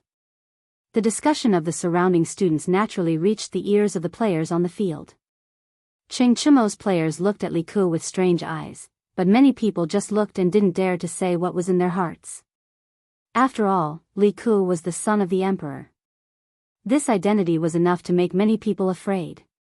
Hearing the discussion of the students outside the field and feeling the strange eyes of the other players next to him, Li Ku hurriedly defended himself with red eyes. But the players with strange eyes just looked away and didn't say whether they believed it or not. Li Ku was so wrong that he was about to cry. After all, he was only a 7 or 8-year-old child. After all, he really didn't use his internal strength just now. Suddenly being criticized by the ring name, it was inevitable that his heart couldn't bear it. What's wrong? What do you mean by this? Little Ku said that he didn't use his internal strength, so he didn't use his internal strength. Would he lie to you? Just as Li Ku's emotions were about to collapse, Li Tai came over and patted Li Ku's shoulder, shouting to the surrounding players. I also believe in Little Ku. Li Qingxian also came over and supported his brother. But most of the players on Ching Chumo's side, as well as the onlooking students outside the field, were still in disbelief. Because the goal just now was really strange. If it wasn't for the use of internal strength, they really couldn't think of any other reason. I also believe in Little Ku. At this time, Ching Chumo spoke. Although he didn't understand why the football suddenly changed direction in the air, he believed that Li Ku wouldn't violate the rules just set by Li Zishuan for such an insignificant game. Even he, the captain, had expressed his opinion. The other players naturally couldn't say anything, but they still had doubts in their hearts. Beep. While many people were hesitant about this goal, Li Zishuan jogged over, blew the bamboo whistle, and made a gesture that said, "The goal is valid." The field suddenly boiled over again. What does Yamacho mean by this gesture? Stupid. Yamacho is saying that Han Wang's goal is valid and doesn't count as a foul. Then, doesn't that mean that Han Wang didn't use martial arts just now? Aren't you spouting nonsense? If the king of Han used martial arts, how could Yamacho still make such a judgment? That's true. But if the king of Han didn't use martial arts, how can you explain the ball just now? F***CK. If you ask me, who should I ask? Li Zishuan's judgment completely shattered the guesses of some of the conspiracy theorist audience members. For Li Ku, it was a timely reign. Thank you, Yamacho, for your trust. Li Ku walked up to Li Zishuan and solemnly cupped his hands in thanks. If he hadn't experienced that moment just now, he would never know how important it was to have the trust of others. Li Zishuan smiled and said gently, Little Ku, you didn't use any internal energy just now, so the punishment is reasonable. You don't have to thank me. Li Ku's goal just now was not a problem. Besides, even if Li Ku secretly used his internal energy, it was impossible to hide it from the eyes of a martial arts grandmaster. The goal just now was just a curveball. For Li Zishuan, who often watched football games in his previous life, this kind of curveball was not a rare phenomenon. But for Li Ku to be able to kick this kind of ball for the first time, he was still a little surprised. Li Ku thought for a moment and asked hesitantly, but, Yamacho? That ball just now? Li Zishuan couldn't help but laugh and said, What? You don't know what happened to that ball just now? Seeing Li Ku's expression, Li Zishuan finally understood. This kid didn't know how to kick a curve ball. Just now, it was just a blind cat running into a dead mouse. It was just a coincidence. Well, yes, Yamacho. Regarding that ball just now, I also have a lot of doubts in my heart. Realizing that Li Zishuan did not suspect whether he used his internal energy from the beginning to the end, Li Ku's mood gradually relaxed. He then gathered his courage and spoke his true thoughts. Li Qingxian, Li Tai, Qing Chumo, Sun Zifan and the others who were beside him also focused their attention. Obviously, they also didn't understand why the ball suddenly changed direction. Li Zishuan didn't want to waste any time. He organized his words and simply explained. Little Ku, the reason why your ball changed direction was mainly because you didn't kick the ball in the center when you kicked it. If I want to explain it to you clearly, I have to use relevant knowledge of physics. Today I will only briefly explain it to you. When you learn physics in the future, you can naturally bring what I said to the books to verify it. Little Ku, your ball just now, I call it a curveball. This kind of ball appears mainly because the direction of your strength when you kick the ball did not pass through the center of the ball. The ball will produce a corresponding rotation. Under the effect of air resistance, the rotating ball will travel a distance around its rotation axis. When the ball is close to the goal or the opponent's player, there is a possibility that it will make a sharp turn. This has nothing to do with the use of internal energy. If the direction of your strength is wrong, even if you inject internal energy into the ball, it won't suddenly change direction like just now. This explanation made everyone confused. After that, many people were speechless. They didn't expect that playing a ball or watching a game could be related to learning. Li Zishuan, Yanhuang College's Yamacho, was a bit too competent. But this way, it could be said that Li Ku was completely cleared of suspicion, so the kid was smiling very happily at the moment. Okay, let's not talk too much. Continue to play. The score is now 1 o'clock. Qing Chumo, you start. Hurry up. Li Zishuan looked at the sky and quickly said. Qing Chumo immediately became spirited and quickly agreed. Then he shouted a few times behind him, nothing more than to let his team work harder and quickly equalize the score. In the following game, there was nothing unexpected. The only thing worth mentioning was that the newly joined players, after a few minutes of practice, their cooperation with each other became smoother and smoother. Li Zishuan felt that with the strength and cooperation of these little guys now, it wouldn't be a problem for them to play in some school or city teams in his previous life. This could only be said that the Tang dynasty's football environment was too good, even better than modern China's. As a result, too many young people who were good at playing football were cultivated, so the quality of the players on both teams was quite good. In the end, the score of the two teams was 2-1. Qing Chumo's team won with a 1-goal lead, mainly because Li Huiran gradually became more active towards the end. He and Li Ku formed a double striker strategy, which made it difficult for the defenders on Qing Chumo's side to defend. Beep. Li Zishuan blew the whistle to end the game, then said, "Okay, everyone is dismissed." We'll play again in the future. Chapter 867. Tense, hot-blooded, exciting. This unique game left a deep impression on the teachers and students of Yanhuang College. Whether it was on the field or off the field, their hearts were surging at the moment. Compared to the goalless style they used in the past, Li Zishuan's current style of play was undoubtedly more competitive and more gripping. Hoo, that's it. Yamacho, give us another quarter of an hour, and our team will definitely equalize the score. Cheng Chumo looked at the temporary scoreboard that Li Zishuan made on the sidelines and shouted unwillingly. Hey! Toad yawns, what a big tone. Even if I give you another half an hour, you won't have a chance to equalize the score because we have little Ku and Huiran, haha.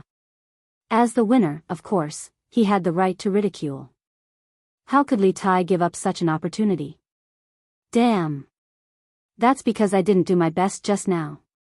If you have the ability, give us another quarter of an hour to try. Cheng Chumo straightened his neck and said angrily with a red face. After working hard for more than an hour, they finally lost by a goal. Of course, he was very unconvinced in his heart. Shut up. I said it's over, so it's over. Is there any room for bargaining? Hurry up and go eat. Seeing that the two of them began to bicker again, Li Zishuan angrily rebuked. Oh, the two of them responded sullenly and could only obediently retreat to their respective teams.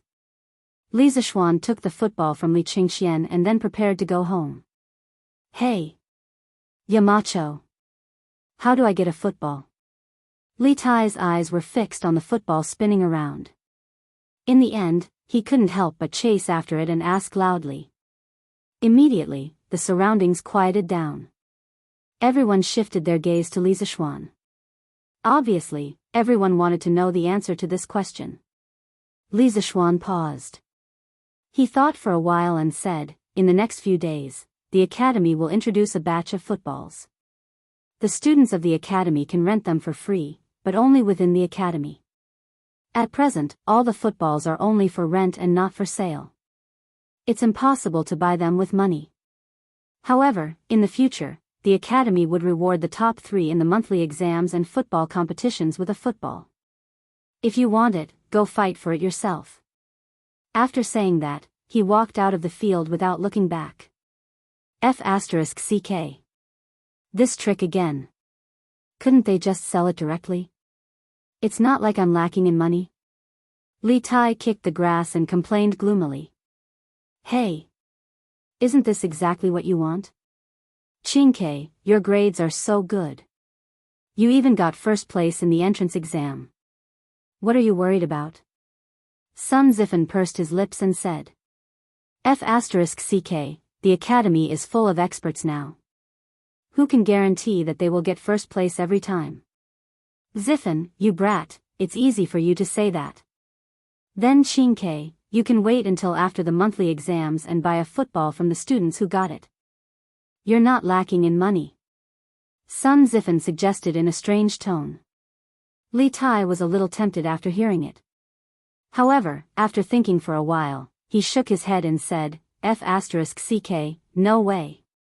It's true that I'm rich, but I don't want to be taken advantage of. Isn't it just the top 3 in the monthly exams? It's a piece of cake. The football match ended. However, the exciting process of the football match had been passed around by the students of Yanhuang College. During the military training the day after, people could always be heard discussing the football match between classes. Moreover, the scene of the discussion was quite intense. In this era where there was a lack of entertainment, the appearance of football which combined sports and entertainment captured the hearts of many students and even teachers. Of course, the words that Li Zishuan had said before he left yesterday had stirred the minds of many students. The reward of being able to get a football for the top 10 in the monthly exam was really too tempting. Even those students who didn't like sports could sell the football to others if they got into the top 10. Li Zishuan also said that this thing was now a priceless item. If they really wanted to sell it, the price would naturally not be low. Therefore, this was a very generous profit. Many students who were confident in their own strength were holding back their anger. They secretly made up their minds that after the military training, they must study hard day and night and get into the top 3 in the monthly exams. This was the real, books have their own houses of gold. Xiaomao, is your little shop almost ready? In the afternoon, Li Zishuan came to the academy. When he passed by a small fork in the road behind the bishop, he saw some people going in and out of a small house. When he walked over to take a look, he saw Gu Xiaomao inside. He thought for a moment and knew what was going on, so he smiled and said, "Ah. It's almost ready. Yamacho, please come in and have a seat." When Gu Xiaomao saw that it was Li Zishuan, he hurriedly went forward and greeted him enthusiastically. "Dad, this is the Yamacho of our academy. This little shop of yours is also a gift from the Yamacho." The old man next to him looked at Li Zishuan with a puzzled face. Gu Xiaomao hurriedly introduced him. The old man was shocked. He staggered 2 steps and went forward to bow and said, This old man greets the Marquis of Yong'an. Marquis has done a great favor for our Gu family. Everyone in the Gu family is deeply grateful to you." It was obvious that the old man was very emotional. He couldn't even speak clearly. "Uncle Gu, you don't have to be so polite. Gu Xiaomao deserves all of this. Who asked him to be so hard-working?" Li Zishuan helped the old man up and said with a smile. Gu Xiaomao was a little embarrassed by the praise and scratched his head. When the old man heard that his son was praised by Marquis personally, he was so happy that he couldn't close his mouth. "Xiaomao doesn't have any other abilities except for his strength. Marquis, you gave him such a high salary. If he doesn't work hard, I will break his legs." "Ah. Look at my memory. Marquis, quickly come in and drink some water. How can you keep standing outside? Girl, quickly pour a cup of herbal tea for Marquis." A girl's voice immediately sounded in the house, "Yes, Dad." Li Zishuan smiled and didn't refuse. He knew that the girl inside should be Gu Xiaomao's sister. This kid had told him before. Because the Gu family was poor and Gu Xiaomao's mother was bedridden for many years, a large portion of the family's money was used to treat her illness. They couldn't even gather a decent dowry for his sister. That was why she was still unmarried at the age of 18. In the eyes of modern people, this situation would definitely be ridiculous. But that was the truth. In this era, it was common for girls to be unable to get married because they couldn't afford the dowry. It was the complete opposite of modern society. In modern society, it was the man who couldn't gather the dowry. "Marquis. Quick. Please come in." Chapter 868. The last time Li Zishuan saw Gu Xiaomao was a month ago. At that time, the second phase of the academy's project had just started. Gu Xiaomao was still the vice-captain of the 8th team of the 1st Regiment. Li Tai had always been the captain. By chance, Li Zishuan found out about Gu Xiaomao's simple ideals. Therefore, after the second phase of the academy's project was completed, Li Zishuan allocated a small house from the academy, about 50 square meters in modern times. It was neither small nor big, for Gu Xiaomao to open a shop. Speaking of which, this small house was originally a small warehouse used to temporarily store equipment. It was located between the teaching building and the dormitory building. The location was not bad and was suitable for Gu Xiaomao to open a shop. It wasn't that Li Zishuan was stingy and didn't want to give him a big house, but with Gu Xiaomao's current wealth, even if he was given a big house, he wouldn't be able to fill it with goods. After entering the small house, Li Zishuan sat down and looked around. He saw that there were shelves with all kinds of goods on them. There were candied fruits, nuts, and other snacks. There were also daily necessities like soap operas, sweat towels, and wooden basins. The layout of this place was like a modern supermarket. This idea was also what Li Zishuan told Gu Xiaomao. A supermarket was a product that surpassed the times and could definitely make money in the Tang dynasty. When Li Zishuan had just transmigrated, he had also thought of setting up a supermarket. However, for a transmigrator like him, there were too many ways to make money. Therefore, he didn't have the time to do this. Li Zishuan saw that Gu Xiaomao was a rather down-to-earth lad, so he gave this valuable idea to him. Uncle Gu, I heard that Xiaomao's mother has been sick. How is she now? Li Zixuan looked around the furnishings in the house and asked with a smile. Being called Uncle Gu by Li Zixuan again and again, the old man was very flattered. He didn't know where to put his hands. At this moment, he hurriedly replied, "What did my wife do to make Marquis remember her?"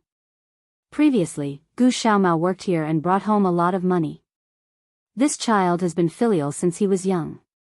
After he received the money, he ignored his mother's dissuasion and invited a doctor from Chang and city's Huichun Hall to help treat her. He even bought a lot of medicine. His mother's condition is basically stable now. We can only rest and see if the root of the illness can be cured. Li Zixuan nodded as he listened. He looked at Gu Xiaomao and said, "Xiaomao, your family is relying on you now. Oh, it should be your store. You have to do a good job in the future. Not only do you want your parents and sister to live well, but you also want to bring convenience to all the teachers and students of the academy. Do you understand? When Divine Dr. Sun comes to Chang and again, I will ask him to take a look at your mother." A woman stood behind the door. She was Gu Xiaomao's sister. When she heard Li Zixuan mention her, she could not help but look up at Li Zixuan. It was not that she had any improper thoughts about Li Zixuan. It was just pure admiration. After all, which girl did not worship heroes? Li Zixuan was young, but his reputation had spread far and wide. He was a combination of wisdom, bravery, and handsome. He was simply an excellent candidate for a husband. This girl knew her own family. She knew that there was no possibility between her and Li Zixuan, so she did not have such thoughts from beginning to end. She only hoped that her brother could learn from Li Zixuan and become someone as powerful as Li Zixuan in the future. "Thank you, Yamacho. Don't worry. I will definitely do my best and make this store a good one." Gu Xiaomao promised seriously. "Marquis, don't worry. If Xiaomao does not provide convenience to the students and teachers of the academy, this old man will be the first to not listen to him."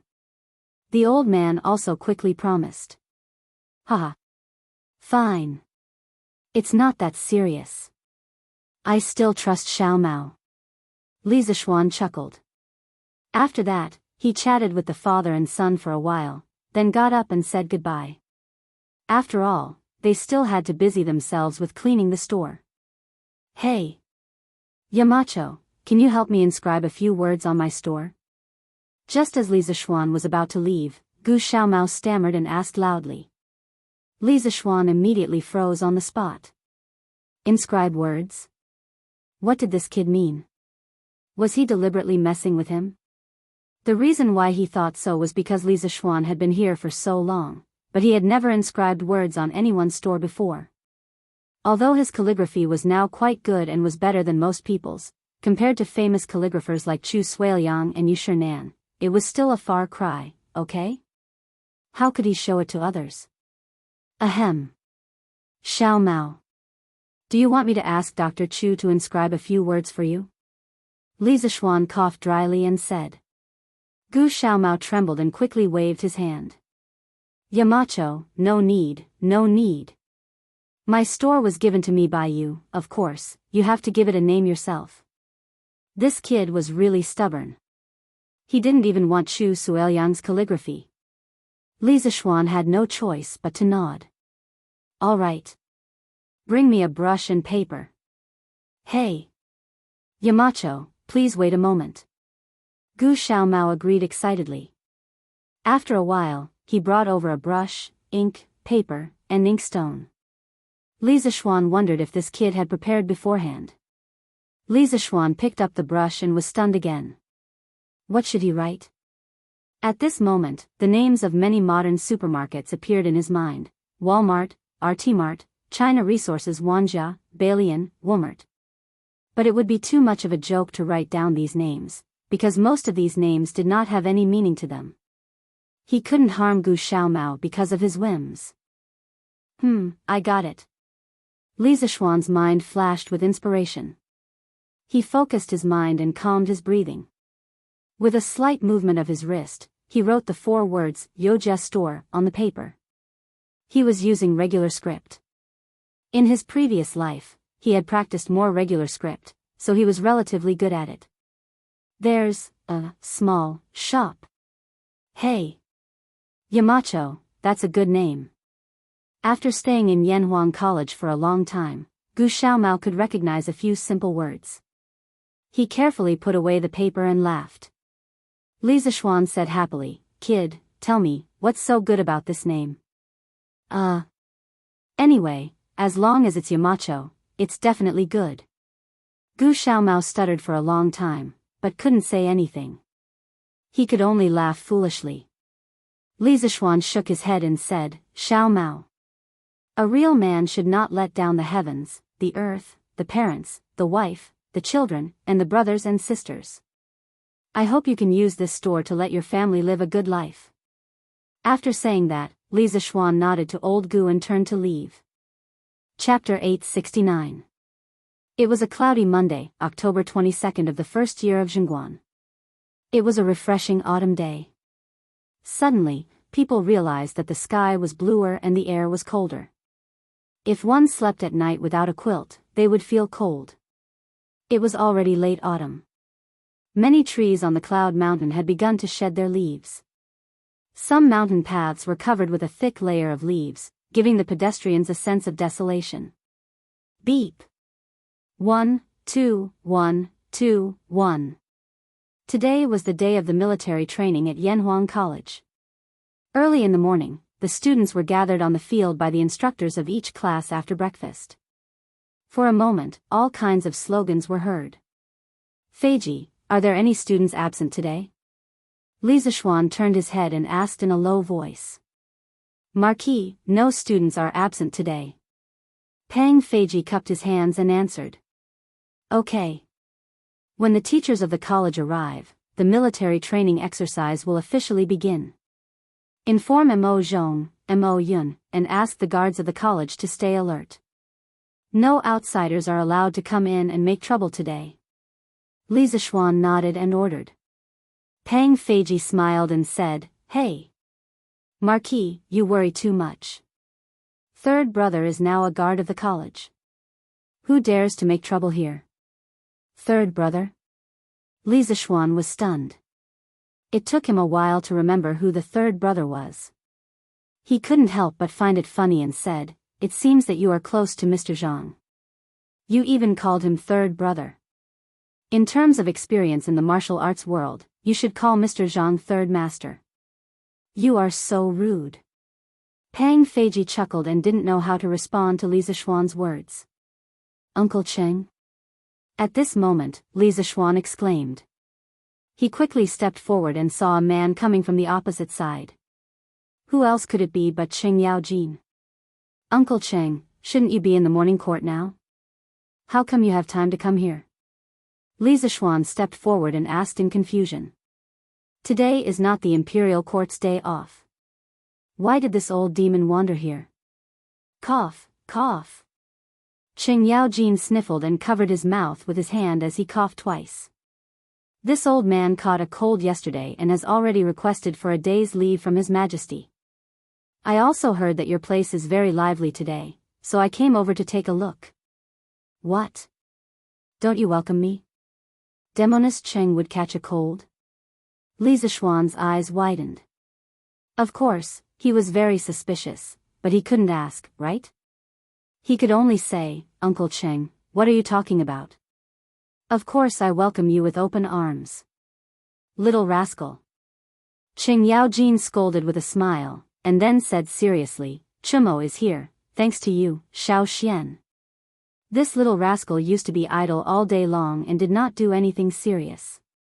Only the academy can help him improve." Li Zishuan knew that Cheng Yaojin was talking about Cheng Chumo's breakthrough a few days ago with the help of Tai Chi.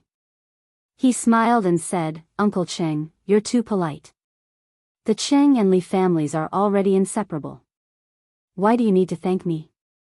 Cheng Yaojin laughed and said, "Haha. What a good inseparable. Then I won't thank you for giving me the recipe for the century egg. Otherwise, I'll think that I'm pretentious. You're right, our families are already inseparable." Chimo has made a good brother. In the end, Qing Yaojin couldn't help but feel emotional. When he first heard of Li Zishuan, it was because of the chicken that Qing Chimo brought back for him. After that, he saw that Li Zishuan was quite good at martial arts, so he thought that there would be no harm for his son to make friends with this young talent. But who knew that this young man's rise was so fast that it was beyond everyone's imagination? At this moment, he really felt that his son was a fool for a fool. Uncle Cheng, please come up. The military training exercise is about to start. Speaking of which, you've taught these students before, so you can take a look at the results of their training. Li Zishuan invited him. Although he knew that Qing Yaojin was here today for this. Haha. No rush, no rush. You'll take a while. I'll say a few words to second brother Qin before I come back. You go ahead. Qing Yaojin waved his hand and went to find Qin Xiong. At 8:15 a.m., all the students of the 16 classes had gathered. Li Zishuan, Qing Yaojin, Li Gang, Yen Silu, Mo Huai, and the other core teachers of Yanhuang College went up to the rostrum. Qing Yaojin was here to watch the show, while Li Gang and the others were here to be judges. Previously, it was said that the last class in the military training exercise would clean the academy for a month. The last class was judged by the judges. As the chief instructor, Qin Xiong was, of course, commanding from below. Reporting to Yamacho, all 641 students of Yanhuang College have gathered. Shall we start the military training exercise? Pang Feiji was wearing a camouflage uniform. His back was very straight, and he looked very energetic. He raised his head and looked at Li Zishuan on the rostrum and shouted loudly. The first batch of students of Yanhuang College originally had 640 people. However, after Li Qingxian came to the academy to supervise the military training with the students, the number of people participating in the military training exercise increased to 641. The autumn wind whistled. Looking at the 600 students lined up neatly below him, Li Zishuan's heart was filled with a sense of heroism. He suddenly felt the majesty and desolation of an autumn soldier on the battlefield. Let's start the military training exercise. Li Zishuan said each word clearly and powerfully. Yes. Pang Feiji answered loudly. Students of the first class, all of you. Stand at attention. Look to the right. Look forward. Listen to my command, turn right, and walk in unison. The general flow of the military training exercise this time was for each class to walk out of the field, stand at attention on the track, and perform actions such as standing at attention. Then, they would walk in unison, run in unison, and change formations. Finally, all the classes would perform a round of Taiji fist on the field. The judges would give the 16 classes marks based on their performance. Under Pang Feiji's lead, the first class of students walked to the rostrum in unison. Throughout the process, none of them fell out of rhythm. The width of their arm movements were all exactly the same. Li Zishuan, Qing Yaojin, and the others stood on the rostrum and looked at it with delight. I used to say that this kid was only training some useless things. Now, it seems, although it's still not very useful, it's really King beautiful. Qing Yaojin thought to himself as he stroked his beard. Stand at attention. Swoosh. At ease. Swoosh. Pang Feiji's every command was met with the sound of uniform movements. All the teachers present were moved. Those teachers who had previously been rather critical of Li Zishuan's military training regime were completely silent at this moment. Every command was executed in unison. Their momentum was majestic, and they could topple mountains and overturn seas. The students' mental outlook had been completely changed by this 1 month of military training. Chapter 870. Bam! Bam! Bam! Following Pang Feiji's 1, 2, 1 slogan, the students of Class 1 walked in unison. Looking at them horizontally and vertically, they looked like a single line. Although there were 41 people present, they looked as if they were one person. There were no discordant movements or discordant sounds. The people on the rostrum were shocked, but the students of the other classes felt an inexplicable pressure. The excellent performance of Class 1 made them doubt their own strength. They all wondered if they could perform so well when it was their turn to go on stage. Beep. After Pang Feiji led the students of Class 1 to perform basic movements such as standing at attention, taking a break, and marching in unison, he whistled. Just as he was about to lead them for a run, he saw Mo Zhong rushing in from outside the field, panting. It was obvious that something urgent had happened. Pang Feiji couldn't help but stop directing and look at the rostrum. Yamacho, His Majesty has brought all the civil and military officials, as well as envoys from various countries. Hurry up and welcome him. Mo Zhong's footsteps were hurried and could be described as swift as flying. He took 2 or 3 steps to ascend the rostrum and hurriedly called out. Li Zishuan was only a little surprised in his heart. Beside him, Qing Yaojin's face was about to turn green. If he had known that Li Er was going to bring all the civil and military officials here to watch the show, he wouldn't have bothered to ask for leave. Xiao Xian, do you have any place here that I can hide in? Hurry up and bring me there. Qing Yaojin said hurriedly. He was an official who had applied for sick leave. Instead of resting at home, he came all the way to the academy to watch the performance. If old Li saw this scene, how could he, Qing Yaojin, have it easy? This was like a student who had applied for sick leave and came out to play but happened to bump into a teacher. Uncle Qing, how can there be a good place to hide in this sports field? If you really want to hide, you can only go to the teaching building. But don't bump into His Majesty. Li Zishuan sweated profusely and said to the old man. After that, he prepared to go downstairs to welcome Li Er. However, he heard Li Gang snort.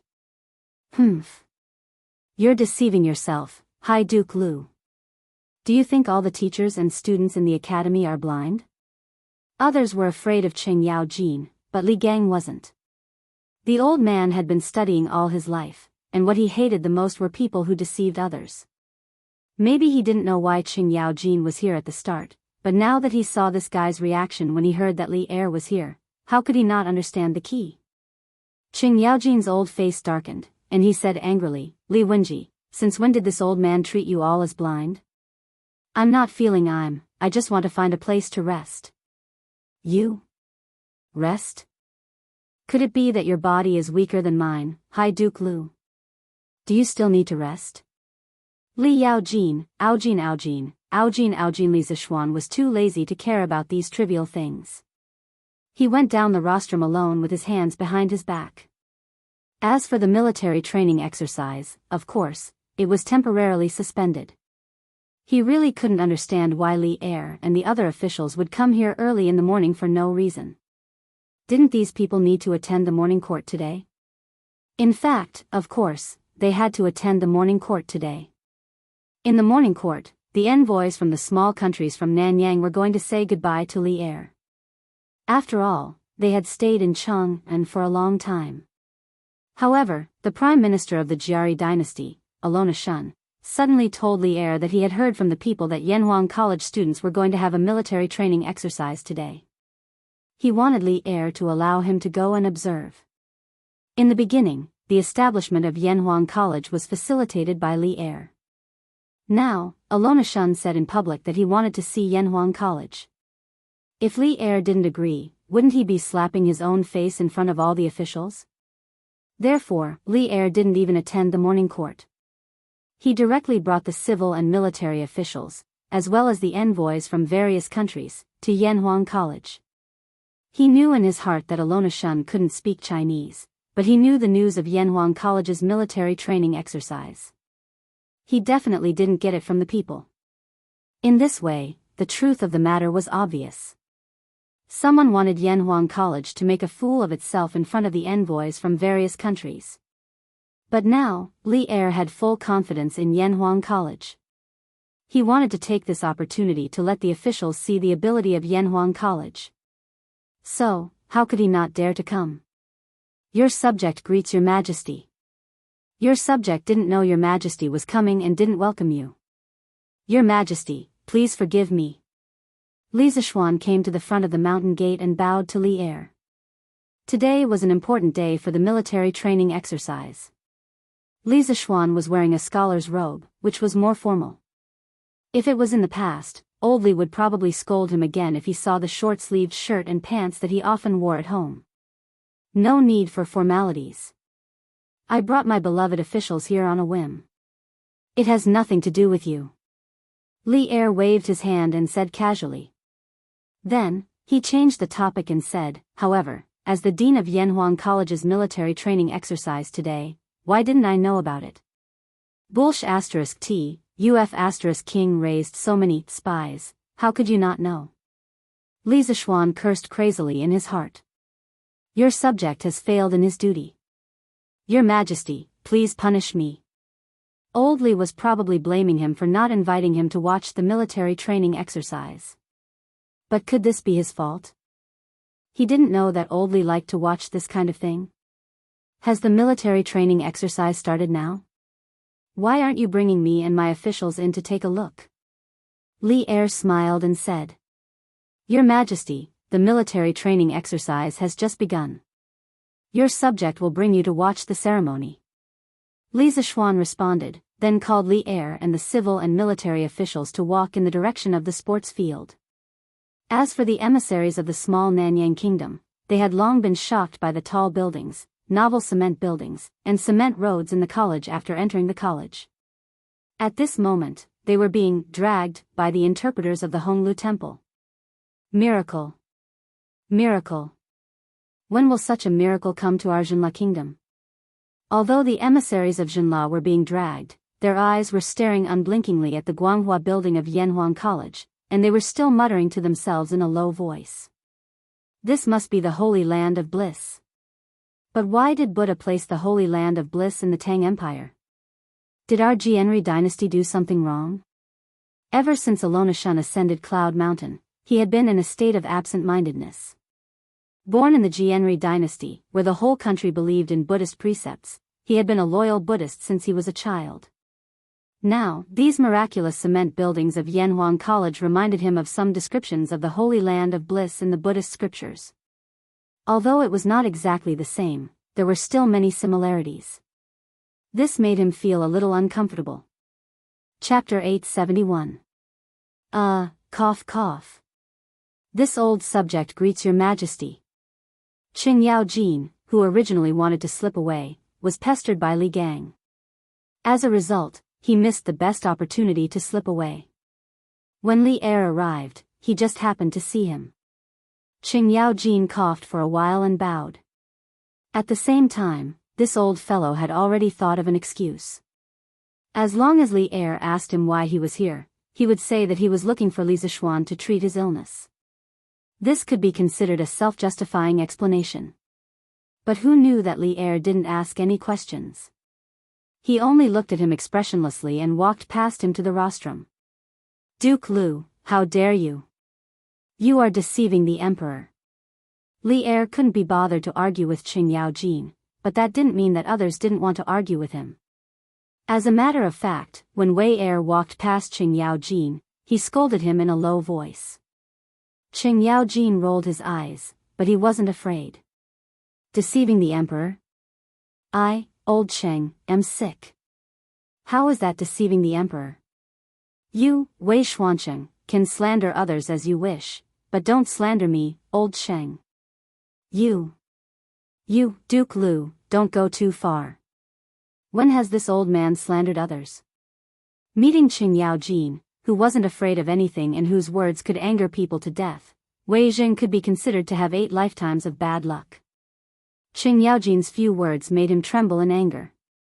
These two people, one was a fighting spirit, and the other was an old bastard. Of course, there would be no end to their quarrel. Fortunately, they were standing at the back and their voices were relatively low. Li Er, who was in front, didn't notice them. Otherwise, these two people would have a hard time eating. Not bad. I haven't seen them for a month, but these students look even more energetic.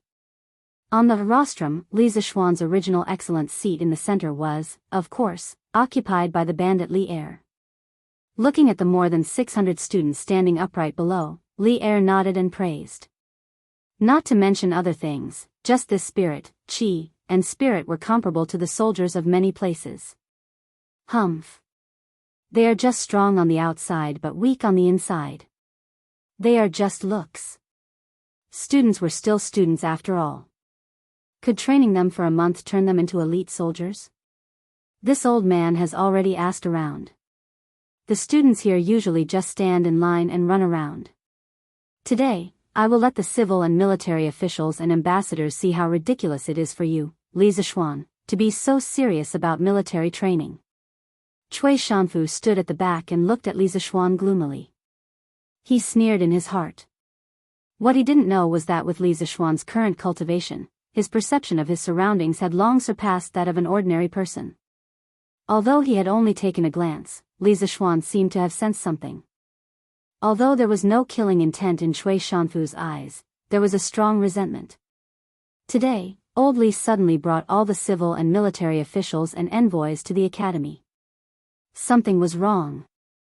Li Zishuan's expression did not change, but he secretly thought to himself. Your Majesty is too kind. As the Emperor's students, of course they should act like the Emperor's students.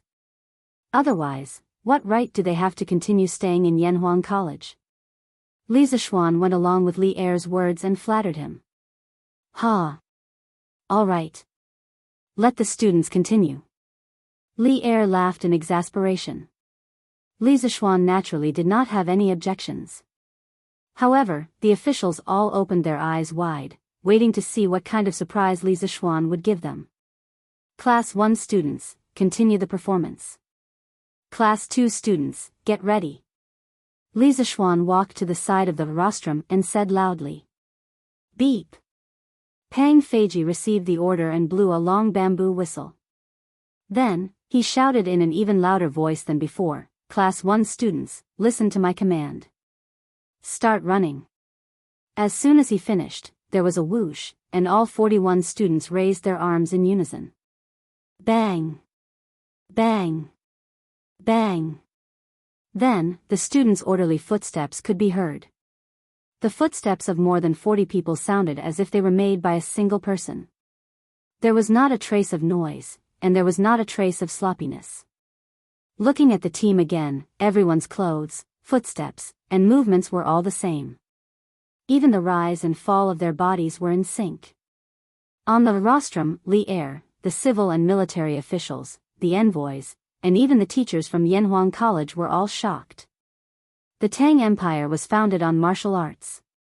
It could be said that most of the people here had seen the Tang Empire's elite army. It was undeniable that this group of students could not be compared to the Tang Empire's official army. However, they had only received a month of training, and they could already do this. It was truly shocking. And to be honest, there were not many soldiers in the entire Tang Empire who could run in such unison. What had happened in the past month? What kind of place was Yanhuang College? This was the question that many of the officials were thinking about. 1, 2, 1, 2, 3, 4. While everyone was still in a daze, Pang Feiji began to shout the slogan. He knew that if he did not use the slogan to coordinate the students' footsteps would definitely become chaotic. 1, 2, 3, 4. After a month of military training, the students had already formed a conditioned reflex. Every time they heard the instructor shout the slogan, they would always subconsciously shout along. More than 40 people shouted as if there were more than 100 people. The sound waves surged and reached the clouds. The people on the rostrum stared unblinkingly at the Class 1 students on the track. In the time it took to drink a cup of tea, the students had already finished one lap. During the entire process, no one fell behind, and no one took a wrong step. The slogan and footsteps were the same from beginning to end. Everyone thought that the performance had ended. Who knew that after Pang Feiji had reorganized the team, he shouted again, Class 1 students, listen to my command. Line. Formation. Swoosh. With a sound, the students all took small steps and scattered. Within a few breaths, the 41 students had already lined up in a neat but imperfect formation. 6 by 6, 36 by 7, 49 by 7. They were only 41 people, so it was impossible to form a perfect formation. Each of them stood upright on the field, like pine trees, motionless. They ordered their movements to be still, to stand like a pine tree, to sit like a bell, and to move like the wind. Although these students weren't soldiers, their actions were no different from those of the regular army. Are these people students or the Tang Empire's army? Aluo Nashan stared and asked the translator beside him. The translator looked at Cui Shanfu awkwardly. After seeing the latter nod with a dark face, he replied, "Great Minister, these are indeed the students of Yanhuang College.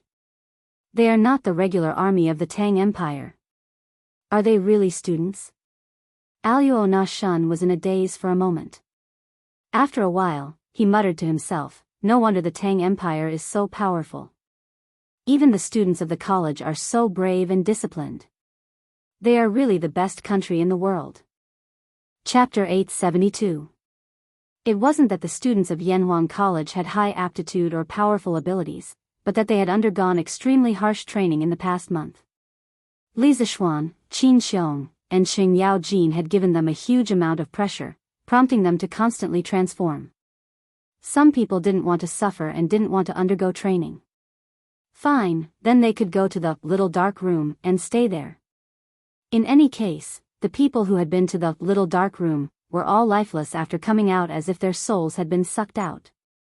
After they recovered, even if they were beaten to death, they wouldn't be willing to enter the little dark room again. Every time they passed by the little dark room, they had to take a detour, afraid that they wouldn't be able to avoid it. Moreover, whenever someone mentioned the little dark room, their expressions would change. As long as they didn't enter the little dark room, even if it was tiring military training, they would still be happy. The students who had suffered before had a deep understanding of this. Everyone was forced to do so. Everyone had huge hidden potential. They were born in sorrow and died in peace and happiness. If they were forced into a corner, they could go to Liangshan. Heroes were created by the times. Many things that they thought were impossible were nothing more than that when they looked back. Under appropriate pressure, people would discover that there was a small universe hidden in their bodies. It was just that they hadn't developed it before. It was precisely because of this pressure that the students were able to complete their transformation within a month. Now, they were lying down like a bough, standing like a pine tree, unmoving like a bell, and walking like a gust of wind. Although they looked bright on the surface, countless sweat, blood, and tears had condensed behind them. No one could succeed so easily. The envoys of the Nanyang countries were dumbfounded.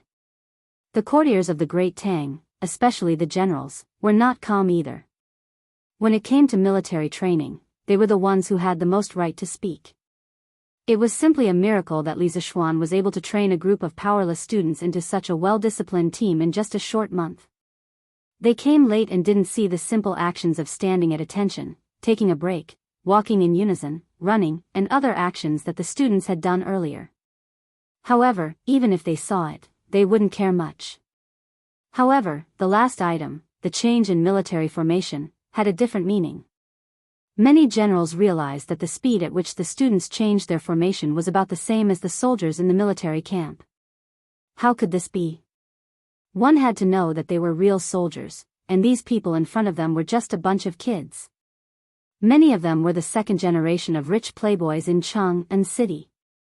Since when could the soldiers in the barracks not even compare to those rich second generations? Yuqi Jingda, Niu Jinda, Li Jing, Duan Jishuan, Chu Tutong, Ho Junji, and the other military bigwigs began to think about how they should properly train their soldiers. Otherwise, if Li Er went to the barracks to inspect the soldiers and found that their training wasn't much better than Yanhuang colleges, wouldn't they be finished? Beep.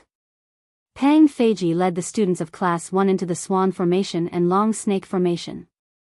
Then, he blew the whistle and instructed the students to return to their teams. The students of Class 2 were led by their instructors to the track and continue with their performance. Just like this, class after class took place. Li Zishuan had originally thought that Li Er would return to the palace after watching the performances of 2 or 3 classes. After all, the emperor had so many things to do every day. How could he possibly stay here for an entire morning? But unexpectedly, Old Li did not leave until the last class went on stage to perform. He was still sitting there with a relaxed look on his face as he watched the performance of the students with great interest. If he didn't leave, how could the other officials dare to leave? They could only obediently accompany him on the side. The foreign envoys were already numb from the shock. They seemed to have seen just how powerful the Great Tang's army was from the military training of Yanhuang College.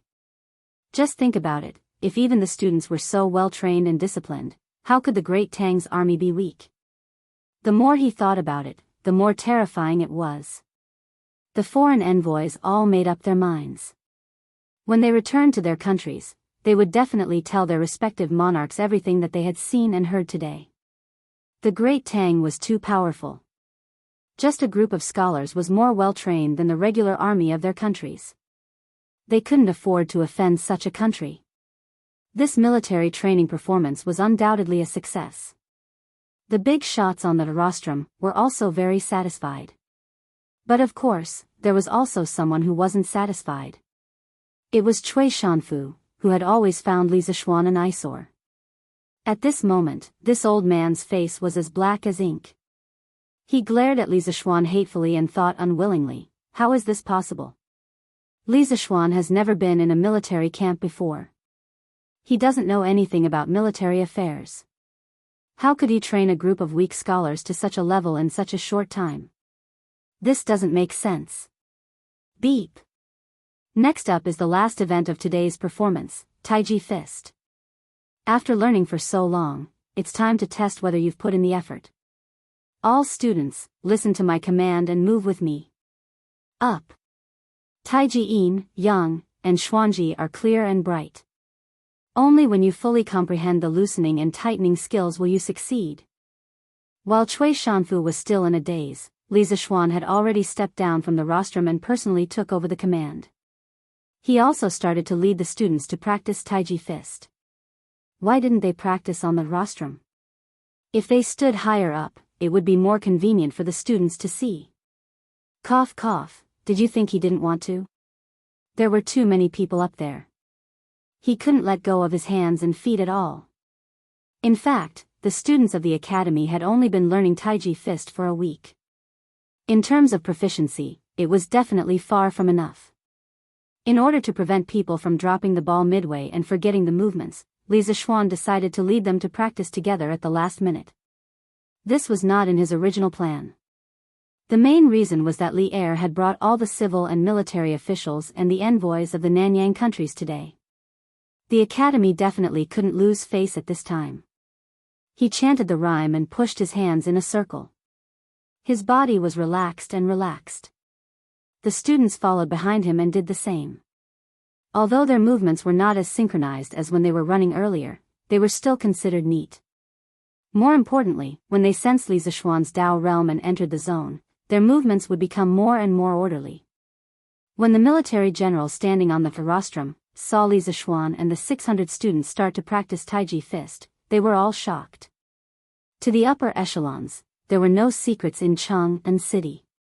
That day, when Xing Chumo used Taiji to break through the realm, they all received the news afterward. Now that they had the opportunity to see Li Zixuan practice Taiji Fist in person, how could they not seize the opportunity to observe and observe? Even Li Er couldn't help but narrow his eyes. After all, although he was an emperor, he was also a martial artist at the same time. Chapter 873. One person practicing Taiji Fist might not seem like much, but more than 600 people practicing Taiji Fist together was a shocking scene. When Li Zixuan held the circle, the students followed suit. When Li Zixuan lifted the knee, the students followed suit. When Li Zixuan pushed horizontally, the students followed suit. Taiji Fist gave birth to Yin and Yang gave birth to the 4 symbols, and the 4 symbols gave birth to the 8 trigrams. The 8 trigrams determined good or bad luck, and good or bad luck led to great undertakings. Taiji Fist contained the truth of Taoism, and at the same time, it also contained the Tao of heaven and earth. More than 600 people practicing Taiji Fist together made everyone on the field gradually enter the realm of Tao. This was a wonderful feeling that could not be described with words. It was a bit similar to the Sanskrit of Buddhism. If you had been to a pure Buddhist temple and immersed yourself in the Sanskrit, you would definitely feel a sense of comfort. Taoism did not have Buddhist scriptures, but Taoism had the Tao Te Ching and Taiji Fist, which contained the essence of the Tao Te Ching. Arms, knees, mind, and all. If you don't support yourself, support yourself, support yourself. Time passed slowly. As Li Zixuan recited the last line of the song, the performance of Taiji Fist finally came to an end. The students withdrew their legs and returned to their standing posture. Li Zixuan habitually wiped his forehead, but there was no sweat on it. With his current martial arts cultivation, he rarely sweated. Unless it was a life-and-death battle, he would definitely not use his full strength. Well, the military training performance is officially over. Of course, the military training that made you suffer for a month is also over. Congratulations, from today onwards, you are officially students of Yanhuang College. A brand new door of knowledge is open for you. After practicing Taiji Fist, Li Zixuan went up to the rostrum. The successful military training performance made this guy a little carried away. Before Li Er went up to speak, he directly shouted to the students below. Clap, clap, clap, clap. The students unconsciously clapped because they finally heard the news from Li Zixuan that the military training was coming to an end. This feeling was even better than drinking a cup of iced tea. Nowadays, clapping had become a tradition of the academy. Whenever they encountered something that made them want to slap the table and cheer, they would just clap and be done with it. I hope that in your future studies, you will remember your unwillingness to endure hardships and perseverance during military training. The future of Yanhuang College needs you to forge, and the future of the Great Tang needs you to personally participate. Do you still remember what I told you at the start of school? As a disciple of Yanhuang, he had to establish his heart for the heavens and earth, and establish his life for the people. I hope you will always remember this. Do you understand? Understood. Over 600 students roared in unison. Alright, I know you're all tired. Starting from this afternoon, you'll have 3 days off. Go home and have a good rest. 3 days later, come here and prepare to accept new knowledge and a new world. When the students heard this, they were so excited that they wanted to cheer loudly. However, Li Zixuan changed his tone and said, Ahem, don't be in such a hurry to leave. Next, let's welcome the Dean of Yanhuang College, the current emperor, to give you a few words of advice. Everyone, let's welcome him. Smack, smack, smack. After saying that, this guy was the first to applaud. The students below the stage were stunned, but they were only stunned for a moment before they followed suit and applauded. It turned out that it was Li Zixuan, who was talking enthusiastically just now. As he was talking, he wanted to dismiss the students directly.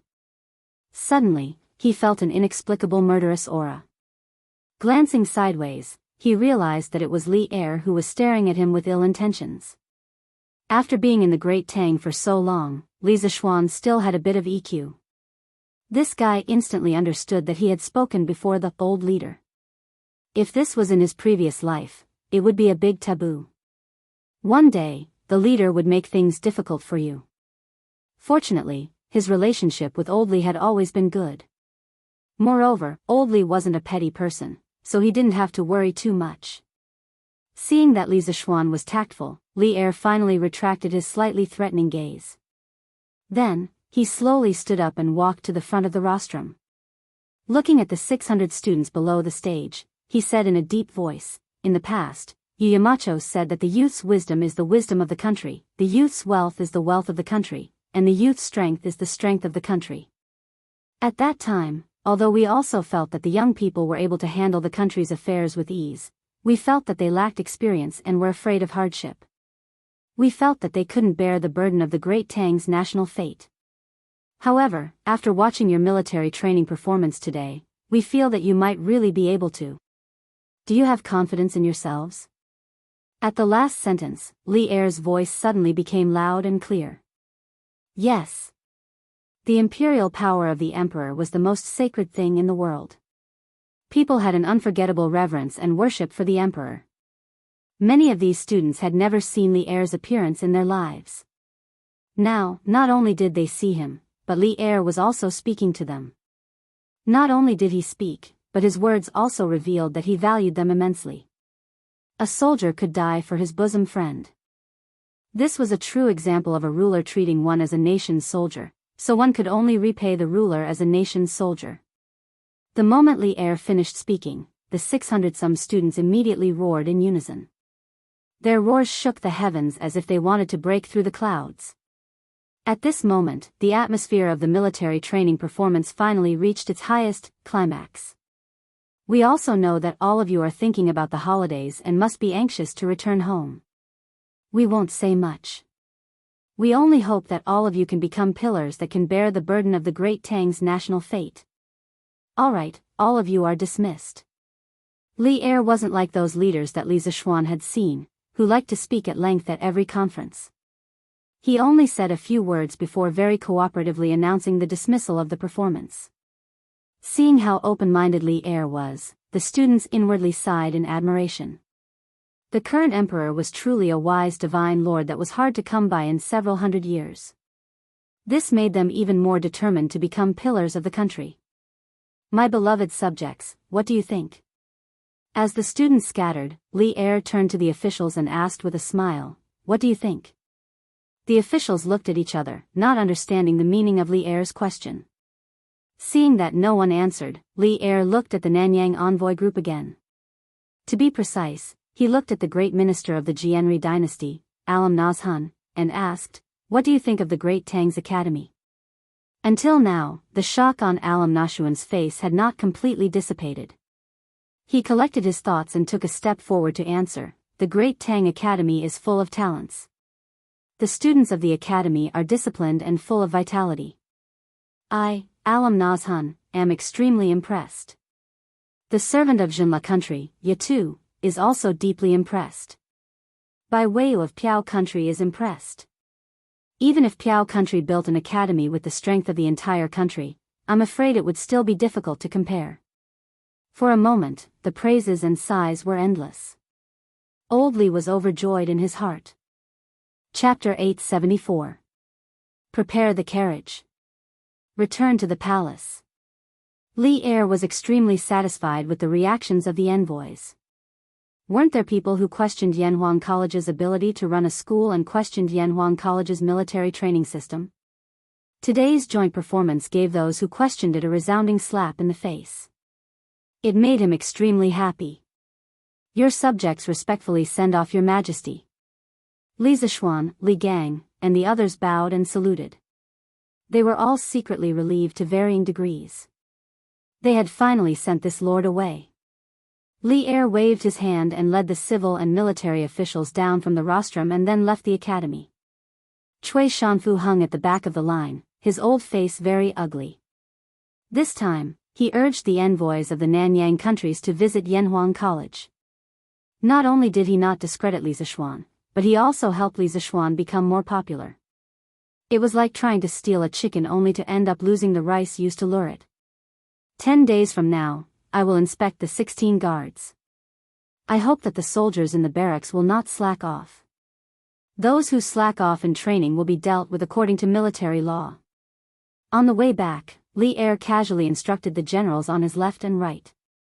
The generals behind him were all shocked, thinking to themselves that the most worrying thing had happened. When they were watching the military training of the students of Yanhuang Academy, they were worried that Li Er would suddenly have the urge to go to the barracks for a review after watching it. Now it seemed that their worries had come true. It wasn't that their troops couldn't withstand Li Er's inspection, but a formal military inspection would definitely be completely different from the military training joint performance of Yanhuang College. Generally speaking, the military's daily drill was definitely not as good as Li Zixuan's military training joint performance. It emphasized more on actual combat. The generals were worried that Li Er would have preconceived notions after watching this military training exercise. When he went to the barracks to watch the soldiers practice, he would have a psychological gap. Then, wouldn't they inexplicably become the scapegoat? Your subjects obey your orders. The generals felt bitter in their hearts and cupped their hands in acknowledgement. At the same time, they secretly decided that from today onwards, they would fiercely train the soldiers under them. Since they could not compare to the spectacle, they would let Li Er see their hard work. As for imitating Yanhuang College's military training model, it was better to forget about it. Not a single general thought about this. Firstly, they were not willing. Secondly, they did not dare. It should be known that Li Er was about to become the emperor. Who would dare to fool him with superficial projects in the military? Wasn't this courting death? Just after noon, the students of Yanhuang College were on holiday. The original 3-day holiday became 3.5 days, which made many students happy. The local students of Chang and went straight home. As for the students from other places, the 3.5 days of vacation was enough for them to go out and have fun together. After all, he had suffered for a month. It was time for him to go out and relax. However, some people were unwilling to leave, such as Qing Chumo and Li Tai, who were the second generation of playboys in Chang'an. For them, even if they went home, they would be bored to death. It was better to stay at the academy. Big brother, can you go to the Yamacho and ask for a football for us? At this moment, this group of people was sneakily discussing something downstairs. Li Tai patted Li Qingxian's arm and urged him. Hey, that's right. This group of playboys did not want to go home because they wanted to play football together at the academy. It couldn't be helped. The new game of football was too attractive. They had only played one game that day, but they were already obsessed with football. When they went home, there was no football, no place to play football, and no friends to play football with. So why would they go back? Wasn't it just looking for trouble for themselves? Why me? Qingke, can't you go by yourself? Li Qingxian took 2 steps back and said with a speechless face. Li Tai laughed and said, Big brother, we are all students of the academy. This student is naturally afraid of the teacher, let alone the Yamacho. But you are not the same. You are not a student now. You are the crown prince of the Tang Empire, so, you know. I know? What the F***ck do I know? Li Qingxian almost spat out blood when he heard this, but in the blink of an eye, he saw Li Huiran, Sun Zifan, Chu Yanfu, Qin Huayu, and the others were all looking at him with burning gazes, so he could only brace himself and say, all right. I'll go. Then, he ran upstairs. In the end, he also wanted to play football himself. Otherwise, how could he be so easily fooled by Li Tai? Football? It's in the corner. Gao Ming, take it yourself. Li Zishuan, who was writing a lesson plan in the office, pointed behind the door and said after hearing Li Qingxian's intention. Then, he continued to write at his desk. Speaking of which, no one dared to command the crown prince to take things. Oh. Li Qingxian saw that Li Zishuan was very busy and did not say much. He picked up the football and was about to go out. When he was at the door, his footsteps suddenly stopped. He turned his head and said, Xiao Xian, didn't you say earlier that you wanted to introduce a batch of football to the academy? Why haven't you? Oh. The workshop is not done yet. I'll have them send it over when they are done. Li Zishuan patted his head and replied. The truth was that this guy only mentioned it that day and forgot about it after saying it. He did not even mention it to the workshop. I see. Li Qingxian nodded. He hesitated for a moment and said, Xiao Xian, Chang'e has loved to play football since she was young, but the rubber balls in Shi City are not as light as your football. Can you see if you can get one from your batch of football? This guy wanted to trick Li Zishuan's football. Now that the academy's military training was over, he had to return to the palace. Although he could come out in the future, it was still inconvenient. Therefore, he had a bright idea and came up with this idea. Li Zishuan stopped what he was doing and raised his head. Okay. Since Chang'e wants it, then give her one from the academy's football. I'll have someone send it to you when it's done. Li Qingxian was delighted. Just as he was about to thank him, his expression suddenly became strange. Xiao Xian, are you interested in my sister? After pondering for a long time, Li Qingxian finally asked the question in his heart. Li Zishuan's old face darkened and he almost vomited blood. He pointed at Li Qingxian and was so angry that he could not speak. Li Qingxian was not to be outdone and continued, "Xiao Xian, if you are not interested in Tranquil, then why do you immediately give her whatever she wants? Qin Ke has been asking you for this football for a long time and you still haven't given it to her." Hearing this reason, Li Zishuan was both angry and amused. He straightened his face and pointed at Li Qingxian. "Brilliant. I'll pretend that I didn't hear what you said today. If you and Qin Ke are willing to compete with a 7 or 8-year-old girl, then I can only say that you two have lived like dogs for all these years. As for Tranquil, not only do I give her what she wants, but I also give Lan what she wants. Is there anything strange about that?" Chapter 875. Ahem. I'm just asking casually. Xiao Xian, don't get agitated. It's good that you didn't. In the principal's office, Li Qingxian saw Li Zishuan bristling with anger and hurriedly waved his hand in embarrassment. In fact, the reason why he asked this question was mainly because the sudden marriage proposal from the Grand Minister of the Jianhui dynasty, Aluo Nazhan, gave him a wake-up call. At that time, he realized that someone had set their eyes on Tranquil. Since then, his nerves had become sensitive. Now that he saw Li Zishuan like this, how could Li Qingxian not know that he was overthinking? Thus, he hurriedly apologized. In fact, he didn't have any prejudice against Li Zishuan. It was just that he thought that Tranquil was still young. Moreover, Li Zishuan already had a family. As the apple of his father's eye, how could Tranquil marry Li Zishuan? And most importantly, his sister and Li Zishuan both had the surname Li. They wouldn't marry if they had the same surname. Not marrying if they had the same surname was a traditional marriage taboo in China. It meant that men and women with the same surname were not allowed to marry. The ethics and laws of the pre-Qin and the two Han dynasties were against marrying if they had the same surname. Not marrying if they had the same surname started in the early days of the Western Zhou dynasty in China. It was a rule left behind by the Zhou people when they practiced marriage outside the clan.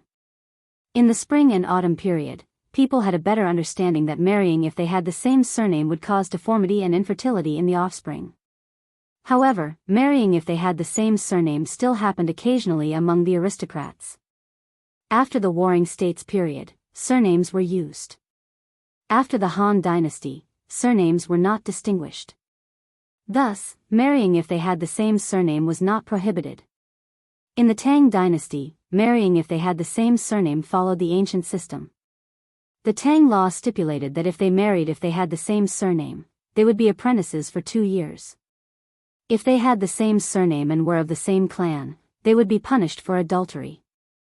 The Ming and Qing law stipulated that if they married if they had the same surname, they would be beaten 60 times and divorced. However, surnames in ancient times were different from those in later times. In ancient times, people with the same surname must be of the same clan. In later times, people with the same surname might not necessarily be related by blood. Therefore, this rule was deleted in the Qing criminal law at the end of the Qing dynasty. In the Zhou system, marrying if they had the same surname, it might not be the same in the Han dynasty. There were also cases of marrying if people with the same surname. For example, the Tongdian recorded that Empress Lu married Lu Yun. Therefore, after confirming that Li Zishuan really didn't have any thoughts about Tranquil and only treated her as his younger sister, Li Qingxian heaved a sigh of relief. If Li Zishuan was interested in Tranquil, things would be too troublesome. Li Qingxian didn't want his younger sister to suffer. You've already taken the football. If there's nothing else, hurry up and leave. Li Zishuan said in an indifferent tone. He was a little angry, but he did not know why he was angry. Was it anger from being misunderstood? Or was it because the truth had been exposed? As the crown prince of a country, he was actually expelled as an unwelcome guest. However, Li Qingxian was not angry. There was only awkwardness and relief on his face. He laughed dryly and left with the football in his arms. Yamacho, Zhenla, Piao, and Fu Nan envoys request an audience. About an hour after Li Qingxian left, the office door was opened again. Mo Zhong walked in and bowed. They came to see me? Did he say what happened? Li Zishuan put down the pencil in his hand and asked doubtfully. Mo Zhong shook his head and said, Yamacho, they didn't say. Do you want to see them or not? Li Zishuan frowned and thought for a moment. He nodded and said, let them in. Yes. After a while, 3 middle-aged brown-skinned men in silk came in with 3 servants. Speaking of which, after these envoys arrived in Chang'an, they were naturally like Granny Lu entering the Grand View Garden. They felt that everything they saw was good, so they began to crazily buy mode. They naturally bought a lot of silk, satin, and exquisite porcelain, so these envoys were now all wearing silk clothes. Greetings, Marquis. After the 3 of them came in, they all bowed to Li Zishuan politely and then said in very stiff Chinese. Previously, they had all seen Li Zishuan during the military training, so there was no need for introduction. They knew that the young man in the room was Li Zishuan. Li Zishuan smiled and stretched out his hand. You don't have to be so courteous. Please sit. As the saying goes, don't slap a smiling face. These envoys were very respectful, and they even learned a sentence in Chinese in order to see him.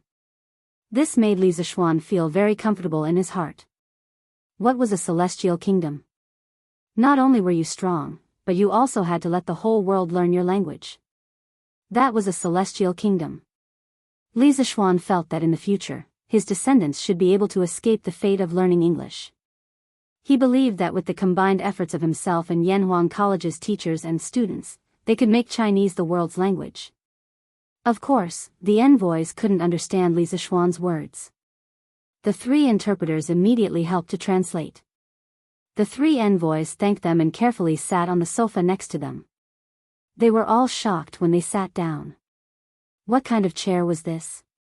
Why was it so soft? The envoys had thought that they were very knowledgeable after walking around Chang'an city in the past few days. However, after coming to Yanhuang College, which was full of high-rise buildings and glass walls, they found that their little knowledge was not enough. Everything here was so novel and luxurious, just like the heavenly palace of the divine kingdom. With these surprises, they were even more in awe of Li Zishuan, the founder of Yanhuang College. This young man was really mysterious and powerful. No wonder he was valued by the Tang Emperor and was conferred the title of Marquis at such a young age. Thank you, Marquis. We came here this time to bring some specialties for Marquis. I hope you will kindly accept them, Marquis. Pu Yatu, the envoy of Zhenla, handed over a brocade box and said with a smile. Marquis, this is a little gift from our monarch. Please accept it. The other 2 envoys followed suit. They each took out a very beautiful box and handed it over. Even without a translator, Li Zishuan understood what they meant. He leaned back in his chair and narrowed his eyes. He did not take the gift box. If you have something to say, please say it directly. I don't like to beat around the bush. One who was unaccountably solicitous was hiding evil intentions. After taking someone else's money, he had to do things for them. Although Li Zishuan never thought of himself as an honest and upright official, he didn't want to accept people's gifts for no reason. Besides, he didn't lack money. Ahem. Marquis is indeed a selfless, honest and upright person. We admire you. Seeing that Li Zishuan did not accept the gift, their hearts sank. Pu Yada coughed twice and said embarrassedly. Li Zishuan waved his hand and said, It doesn't matter whether I am honest or not. Let's talk about the matter. The 3 of them looked at each other. In the end, Pu Yada stood up and said, Marquis, His Majesty appointed you as the Commissioner of the Department of Shipping. In the future, our countries will inevitably have to deal with Marquis often. We came here in advance to get familiar with you. Chapter 876. So that's how it is. In the principal's office, Li Zishuan heard Pu Yada's words and realized that he had another job, the right supervisor of the Bureau of Imports. In the future, he would be the second in command of the Great Tang's General Administration of Customs. This Marquis has received your goodwill. Since His Majesty has decided to open up sea trade, as long as you don't violate the laws of the Great Tang, this Marquis and King Hejian will not make things difficult for you. Li Zishuan indifferently said. Yes, yes, yes. Marquis, be at ease. We definitely won't violate the laws of the Great Tang. But, Marquis, are there any divine immortal mirrors and colored glass cups in your curious pavilion that you can't touch? Would it be possible for you to sell them to us through sea trade? Pu Yada humbly smiled. Speaking of the fairy mirror, colored glass cup, and other products from the strange pavilion, Pu Baya too and the others were shocked after seeing them 2 days ago. They used up all their remaining wealth to buy the products from the strange pavilion, but they still felt that it was far from enough. Once they brought the fairy mirror and colored glass cup back to their country, they could make 10 or dozens of times the profit by selling them. But then again, no matter how much wealth they had, they couldn't buy so many divine immortal mirrors, colored glass cups, and don't touch me in such a short amount of time. Most of these items were rare and sometimes difficult to buy even if one had the money. Thus, after some discussion, they decided to personally visit Li Zishuan. First, they wanted to pay respects to Li Zishuan, and second, they wanted to discuss business with him. Divine immortal mirrors and colored glass cups can't be touched. So it turns out that emissaries are interested in these items. But I'm afraid that I will have to disappoint you. These items are still in short supply within the Great Tang, and this Marquis has yet to consider selling them to other countries. Li Zishuan finally understood why these 3 emissaries had come to find him today, but he truly had no plans to expand the Curious Pavilion's overseas business. Marquis, don't be in such a hurry to refuse. The products of the Curious Pavilion are of excellent quality, and our king will probably be very fond of them. When the time comes, the price won't be a problem. If you sell them to us, you'll definitely make more money than in the Great Tang. Please reconsider. A trace of anxiety flashed across Puya Tu's face as he said hurriedly. Li Zishuan thought for a moment, then shook his head and said, I'm currently busy with official business. I don't want to be distracted by business. Let's talk about this later. This was an order for him to leave. Pu Yada had stayed in Chang'an for a long time and had some understanding of the culture of the Tangs. But he was not willing to return empty-handed. After thinking for a while, he suddenly had an idea and raised his head. We know that Marquis is rich and doesn't care about money. However, there are some things that Marquis cares about. For example, food and rubber. This one has heard that Marquis has asked someone to transport a large amount of rubber from an island in the south for the Tang Imperial Court's trade. It just so happens that the Jinla Kingdom also has a large rubber forest.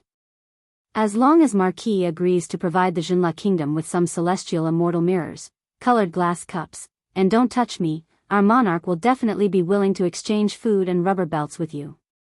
Of course, if you are not satisfied, we can also add some jade and the best quality ivory. Li Zishuan raised his eyebrows and his eyes lit up. He stared at Pu Yadu and asked, Are you serious? Does the Jinla Kingdom really have rubber forests? It must be known that if one wanted to build a modern industrial system, they absolutely could not do without rubber.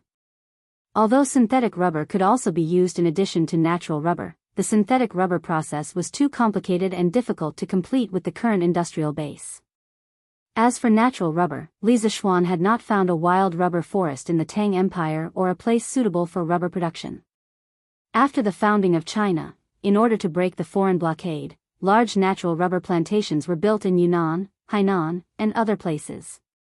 This showed that the climate there was suitable for the growth of rubber trees.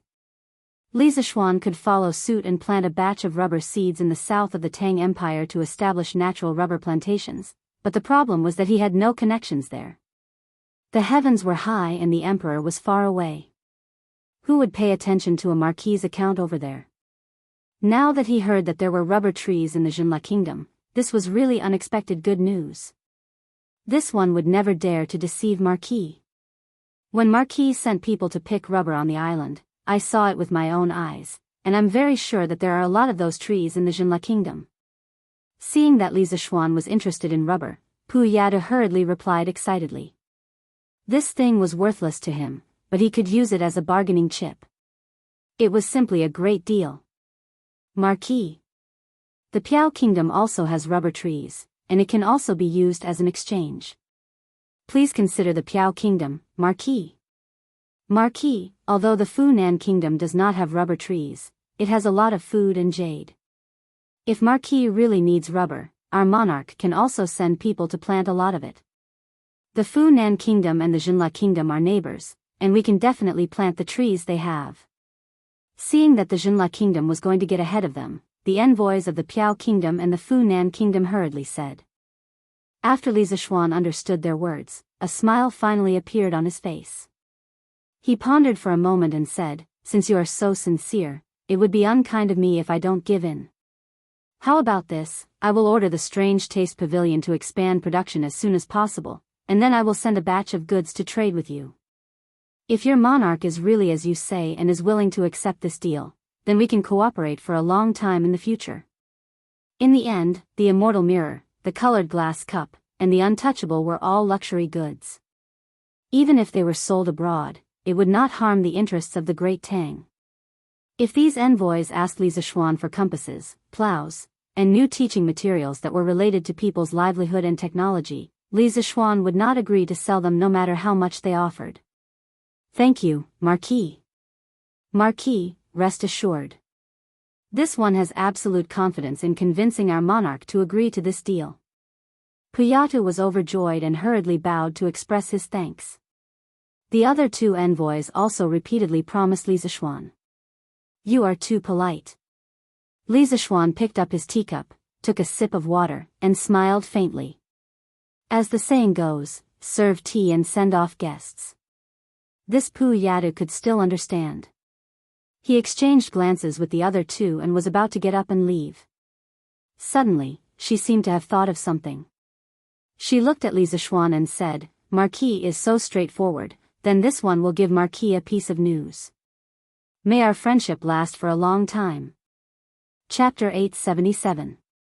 What news? Li Zishuan originally thought that this matter was already over, but he did not expect that Puyatu seemed to have something else to say. Today was really full of twists and turns. Puyatu carefully glanced at the direction of the door. Li Zishuan waved his hand and said, "Messenger, if you have something to say, just say it. No one will eavesdrop outside the door." With his current skills, if someone was eavesdropping nearby, it would definitely be impossible to hide from his perception. But Puyatu's attitude showed that what he was going to say next was definitely not ordinary. Puyatu then opened his mouth and said, "I don't know if Marquis is wondering why we, the messengers, suddenly came to the academy to watch the military training exercise today." Li Zishuan narrowed his eyes, crossed his arms, leaned back on the chair and said, "Messenger, if you have something to say, please say it directly." The other two messengers, at this moment, changed their expressions greatly. Puyatu gritted his teeth and said, "The first one who proposed to come to the academy was the great minister of Jianghu dynasty, Aluo Nazhun. Although I don't understand the reason, but 2 days ago, Minister Chui often talked to Aluo Nazhun alone, so, at this point, Puyatu stopped talking, because everyone should be able to guess what he was going to say next." Li Zishuan's face darkened, and a cold light flashed in his eyes.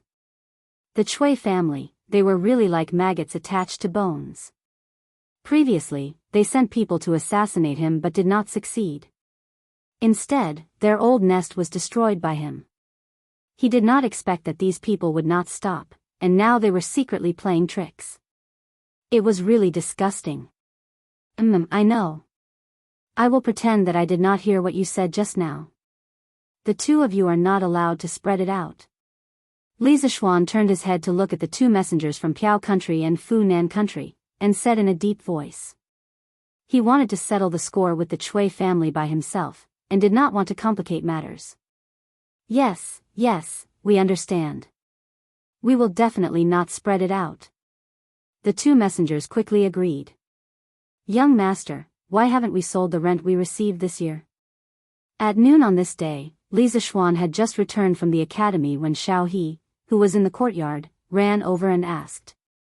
Li Zishuan's curiosity was piqued. He asked, "Why?" Has Xiao He also started to care about the important matters in the residence? The Li Zishuan had no intention of selling off the rent they had collected this year. Not only that, Li Zishuan had also bought a lot of food from other farmsteads. Everything was to prepare for the locusts next year. As the saying goes, as long as one has food to spare, one will not panic. Although he knew there would be a locust plague next year, he had never seen one before. God knows what the exact situation would be like when the time came. It was always better to be prepared. Of course, very few people knew about the locust plague. Xiao He definitely didn't know about it.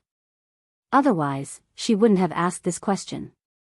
Xiao He, who was not afraid of anything, was startled by Li Zishuan's casual words. She quickly waved her hand and said, "No, no, no, young master, I didn't mean that. I just heard that the price of food in Chang and has dropped greatly recently when I was helping young madam to buy things in the West Market today. And there is a tendency for it to continue to drop. Only then did I remember that we haven't sold our food yet." She was just a servant girl.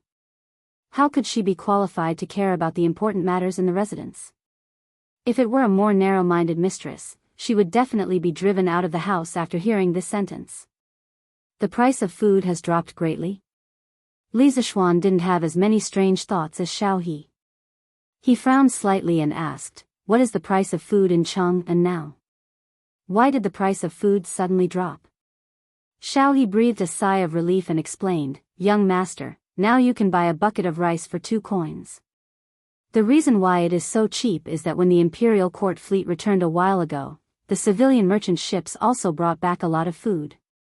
Those merchants were eager to sell off the food, so they all lowered the price of food and wanted to sell it as soon as possible.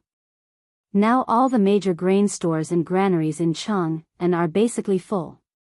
Previously, Li Er had decided to let the imperial court organize a fleet to lead civilian merchant ships to trade in Southeast Asia. The main purpose was to exchange for a large amount of food to cope with the locust plague next year. The more than 500 official ships of the imperial court were all full of food when they returned. Li Er didn't have a hard and fast rule for civilian merchant ships, but each family must have at least 2 ships dedicated to carrying food. As a result, when the fleet docked, those civilian merchants were eager to sell the food on the ships. This thing was worthless and would only rot in their hands. 2 coins for a bucket of rice? Damn, a bucket of rice was more than 12 caddies. Li Zishuan suddenly felt that it was a waste of natural resources. Those grain merchants were really wasteful. How could they sell the food so cheaply? Well, okay, I know. Xiao He, you don't have to continue to worry about it. I naturally have my reasons for not selling the food. You can go do your own things. Li Zishuan sighed in his heart at the cheap price of food in the Tang Empire. At the same time, he was quickly analyzing the impact of the fall in food prices on the Tang Empire. In modern times, foreign food had always been cheaper than domestic food. Every year, large amounts of food flowed into China from abroad. As a result, domestic food prices were bound to fluctuate. As the saying went, cheap food hurt the farmers. Many farmers hoped that their food could be sold at a good price while having a good harvest. In order to protect the farmers' enthusiasm, the country could only buy the farmers' food. Most of the food bought by the country didn't enter the market. The farmers thought that their food met the requirements of the market after selling it, but in the end, it was the country that kept it. Although this method would leave behind many hidden dangers and couldn't solve the problem fundamentally, it was still a good way to stabilize the food prices. But in the era he lived in, was it really necessary to stabilize the food prices? At this time, the food in the Tang Empire was mainly in the hands of landlords. After the farmers paid the rent, most of the food left in their hands was only enough for their families to survive. Very few of them would sell their food. If he persuaded Li Er to stabilize the food prices, the landlords would be the ones who would benefit. Cough cough, although he was also a landlord now, in view of this, instead of stabilizing the food prices, he might as well use this opportunity to buy more food and save it for next year's locusts. After sending Xiao He away, Li Zishuan rode his horse back to Chang and to find butler Wang Zhong. "Uncle Wang, Help me contact the other members of the Flaming Yellow Chamber of Commerce in these 2 days. Tell them that I want to buy a large amount of food and ask for their help. At the same time, I will also get people to build a large granary at the foot of the Cloud Mountain. Li Zishuan found Wang Zhong in the front yard of the Li residence and went straight to the point. Chapter 878. Young Master, why are we buying so much food? When Wang Zhong heard that Li Zishuan wanted to buy food, and it seemed that he wanted to buy a lot of it, he was immediately puzzled. Li Zishuan waved his hand and said, Uncle Wang, you don't have to ask. You'll know the reason when the time comes. Wang Zhong was still worried and said, Young Master, if we buy so much food, won't the government find out and cause the emperor to punish us? It must be known that in ancient times, the government had always strictly prohibited ordinary people from hoarding food, which was a relatively important resource. Buying food without restraint like Li Zishuan did was still somewhat against the taboo. Uncle Wang, you don't have to worry. His Majesty won't blame us. Li Er probably couldn't wait for him to purchase more food for the disaster relief next year. Perhaps old Li was doing the same thing as him now. Wang Zhong had nothing else to say. He nodded and went out to make the arrangements. Now that Li Zishuan had established the Flaming Yellow Chamber of Commerce, many things were much easier. This was the power of an alliance. Li Zishuan's guess was right. Li Er was also thinking about taking advantage of the fall in grain prices to buy a large amount of grain. Minister Xiao, do you know about the recent drop in the price of food in Chang'an? Li Er called Xiao Yu over and asked after the morning assembly in Ganle Hall. Xiao Yu seemed to have realized something. He frowned and said, Your Majesty, I've heard about it. From what I see, the fluctuation in the price of food in Chang'an is mainly caused by the excess food brought back by the fleet going south. However, this is only a temporary effect. Once the excess food is digested by the merchants, the price of food in Chang'an will definitely return to normal. Li Erei smiled inexplicably. He stood up, clasped his hands behind his back, and said to Xiao Yu, Minister Xiao, you're right. But in order to stabilize the grain price as soon as possible, I'd like to transfer some money to purchase the extra grain in Chang'an.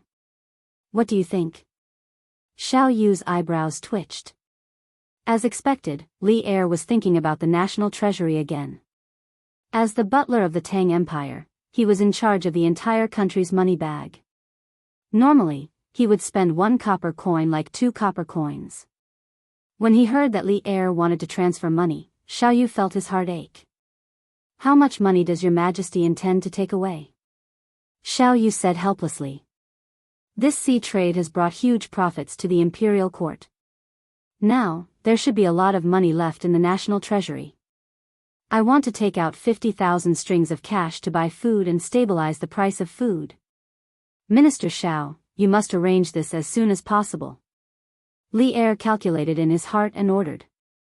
The 50,000 strings of cash should not be underestimated. At the current price of 2 copper coins per bushel of rice, 50,000 strings of cash could buy more than 2 million don of grain. A month ago, the Great Tang's treasury wouldn't have been able to transfer so much money. Yes, Your Majesty.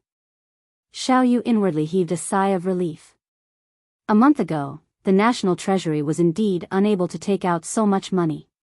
But now, 50,000 strings of cash was nothing. Where's Qingxian? In the afternoon, Li Er finished his work and let out a sigh of relief. He looked around and suddenly asked Xiao Song. Your Majesty, the Crown Prince should still be in the academy. Xiao Song bowed and replied. In the academy? What's he doing in the academy? A month ago, Li Qingxian had entered Yanhuang College in the name of a supervisor. He had gone through thick and thin with the students of the academy and had undergone military training together. But now that a month had passed, Li Qingxian should have returned to the palace to continue being the crown prince and do what he should do as the crown prince. However, it had been a few days since the end of the military training in Yanhuang College, and Li Er had barely seen Li Qingxian. After serving Li Er for so many years, Xiao Song had a rough idea of what Li Er was thinking. He hesitated for a moment and replied, the Crown Prince should be playing Kuju with His Highness King of Wei and His Highness King of Han at the Academy. Could you? Li Er was even more confused. In his eyes, Li Qingxian had always been diligent and eager to learn. How could he forget about work because of a moment of fun? He stood up and said, "Come with me to take a look. These guys are not returning to the palace during the holidays. They're playing Kuju at the academy. This is outrageous." Zhao Song quickly said, "Your Majesty, the Crown Prince and the others are playing Kuju. It's not the Kuju you saw before. It's a new type of ball made by the Marquis of Yong'an. It's very elastic. I heard that they call it a soccer ball." Soccer ball? Then all the more I want to take a look. Hearing that it was Li Zishuan's new toy, Li Er's interest was piqued. He was wearing casual clothes and did not need to deliberately change. He directly brought Zhao Song out of the palace. "Go on. Cut off his ball. Wow, it's really broken. His Highness King of Han is too fast. What a good ball. His Highness King of Han may be young, but he's too ferocious when he plays. He's as good as two players. Oh no. Qing Chumo is catching up. I'm afraid His Highness King of Han won't be able to bring him out." Yanhuang College, on the sports field. Although it was the holidays, there were still many students gathered there. There was no other reason other than the fact that they could see Li Qingxian, Li Ku, and Qing Chumo playing soccer. Compared to the last time, the current sports field was undoubtedly more formal. There were already lines, bottom lines, center lines, and center circles on the grass. Moreover, there was no one in the entire college who did not know about soccer.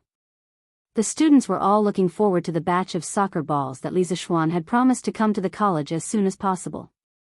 Before that, they could only watch Li Qingxian and the others play for fun. At the same time, when one of them got tired of playing, perhaps they could go up and play for a while. "Bao Lin, catch the ball."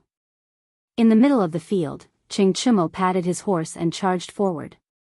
With a feint, he skillfully intercepted the football at Li Ku's feet. Then, without stopping, he sent a flying pass directly to Yuchi Baolin at the back. Speaking of which, this was the advantage of having long legs. In a soccer game that did not allow the use of internal energy, apart from personal fitness, the most important thing was the length of one's legs. This was a natural advantage.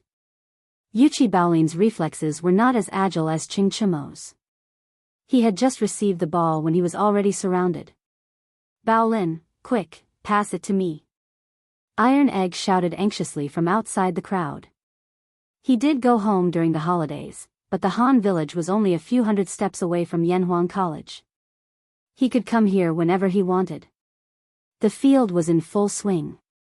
The spectators outside the field were watching with great interest and cheering from time to time. No one noticed that at this moment, a handsome middle-aged man came to the sidelines with a skinny old man. Then, he stared intently at the group of young people playing soccer on the field. Chapter 879. Huff huff. Take a break, I'll take a break. Who will help me play for a while? After kicking for nearly an hour, Sun Zifen couldn't take it anymore. He panted and shouted loudly, "Let's go." He used to be a fat otaku. In terms of stamina and physical fitness, he couldn't be compared to people like Li Ku and Qing Chumo, who had martial arts. "Hey, I'll do it." Di Jishuan didn't go home during the holidays.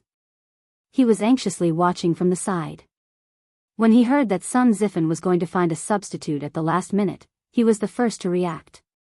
He ran forward and volunteered himself. He had been drooling over football for a long time, but this thing couldn't be bought with money. He couldn't bring himself to borrow it from Li Zishuan. After all, his friendship with Li Zishuan hadn't reached that level, so he could only come here to be a spectator. He used to live in Bingzhou, where he was quite successful. However, he was not familiar with the top foppish circle in Chang'an.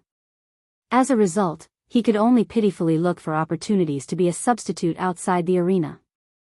If Di Xiaoshu knew that his son was so useless, he would probably punish Di Jishuan again. Haha. "Okay, brother, help me play for a while."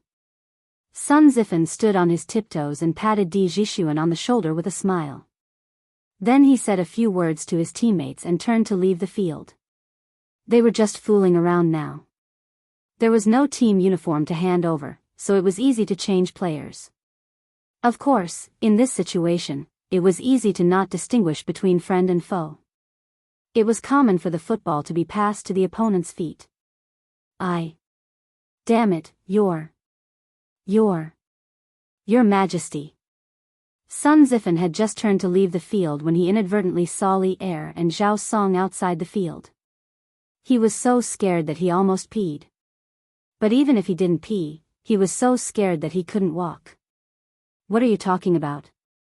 Zifen, are you tired and muddle-headed? Ching Chimo happened to be closer. He patted Sun Zifen on the back and wondered. Her Majesty is here. Sun Zifen took a deep breath and said. Ching Chimo almost tripped. He looked in the direction where Sun Zifen was looking, and the expression on his face suddenly froze.